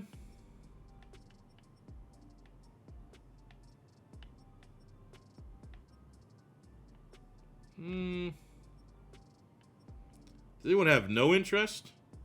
I'm gonna be by. Let's get Sweaty J in here. Josh Sweat, Eagles, dog, linebacker. What do we got? Who can we? Ooh, we got middle here. Edmonds, Devin White, Barm, Chad Muma. Well, in this scenario, Devin White doesn't suck, so let's get Devin White. A lot of offers there, but I feel, come on, we're so close. Wow, Devin White tells us to F off, but we get a pass rush and a wide receiver 3, which means we go into the draft. Let's find the best linebacker we can get. So I scouted the top linebackers. Lopez looks very good. Really want him. Make sure I'm going to go double check the mock drafts. And then if not, looks like a hell of a consolation price. All A's for Mr. Haskins. And we got Potts. Looks pretty legit as well. Little sus on the athleticism. Kind of just guessed him on the letter grades there. I want Sal Lopez. Where are you going in the mock draft, sir? Are you even going in the first round? Because if you are, you're going at 25. Well, let's call up our friends at the Browns and make sure that doesn't happen. So for our final pick of the rebuild, we are going to send a 1 and a 2 to go get the only player that we need. Mr. Sal Lopez. 14th in true value, pick 24. Gonna be a day 1 starter for our defense. Very, very nice. Ends up being 76 with the depth chart. We get a little developmental quarterback here in Glenn Myers, 3rd rounder out of Michigan. Looks pretty good. We got a D-tackle, nose tackle cheese. Not going to brag, but it's always nice little value. Kind of finishing out on top here, but happily we got Lopez. Here we go. I started recording this Friday morning, and I worked Friday all day, Saturday all day, Monday all day. It's Tuesday. It's going to be coming out late Tuesday, just making the cutoff. We are here, year 20. I hope you guys are enjoying it. You can just skip right here to the end. Please, feedback. This needs likes, comments, engagement for me to justify making this part of our upload schedule, but I love it, man. Had an absolute blast. I know Colt fans should love this. And here we go, man. Year 20, kid. We finished with 1 more Super Bowl. We have a good team. Definitely not our best team, but we've held on, man. Quenton Nelson's been here for a minute. Mark Andrews, Jonathan Taylor, Jamar Chase. We have the new faces, Drew Allar, Malachi Toney doing the damn thing. Defensively, Jamal Adams. I believe he'd be our longest tenured player. I don't know. It's either him or Zaire Franklin. They might have even came the same time. L'Jarius Sneed still doing it. Jalen Ramsey retired? What? Did I miss that? That must have been one of those late retirements. Well, fuck. Okay. He didn't do anything anyways. I'm fine. Not coping. Oh, there's not a wet fur. Hey, thanks for watching. I have no idea how long this video is. An hour and a half, 2 hours. Final year, we go 7-10. Only year we missed the playoffs in like fucking 15 years. Oh, what? Because Jalen Ramsey like sneak retired in training camp. He was 100% on this roster. I did not miss. It only makes sense. He would have been like a retirement, like the last wave that you can get. I mean, Drew Allar was fine. Jonathan Taylor did his thing. Jamar Chase was solid. Honestly, we never really had consistency in terms of like having that offense that pops off and get your 2 dominant receivers. We always just kind of had one. And that was even the case going back to the T.Y. Hilton years. Defensively, I mean, Adams and Franklin padding their stats a little bit. Josh Sweat, Verse was solid. INT numbers, Jamal Adams, hey, ageless wonder, man. Hell of a year from him. We had the career stats of the guys that were here. I mean, Drew Allar, that's a guy. That's a guy that the Colts can continue to build around, even with the setback this year. Jonathan Taylor, 15,000 yards rushing, 159 touchdowns. I don't know where that would put him all time. He's not retired, so we definitely would finish with Jonathan Taylor, all-time leading rushing touchdowns. Darius shattered the 200 sack record that Danielle Hunter was kind of closing in on there a little bit. Marcel Darius, there's a name. We got 1 for Jamar Chase on 115 touchdowns, 9,200 yards for Mark Andrews. That's going to be right up there all time with Kelsey, Gronk, Tony, Gonzalez, and others at tight end. 5K for Alec Pierce. Malachi Tony just starting his career out a little bit. Whoa, man, these were wild numbers.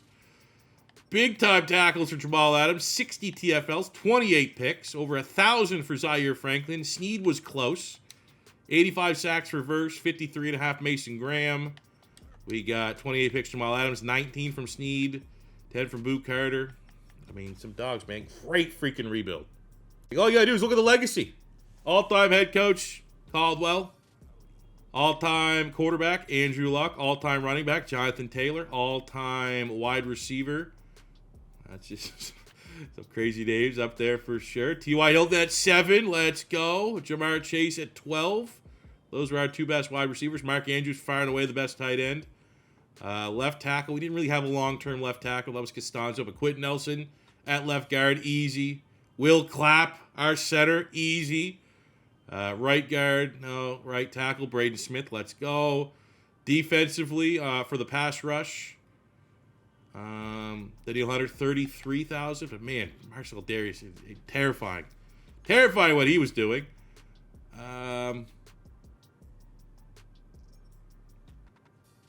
Zaire Franklin, 6 all-time for linebackers. We got Snead, 4th all-time for corners. Jamal Adams, 1st all-time for strong safeties.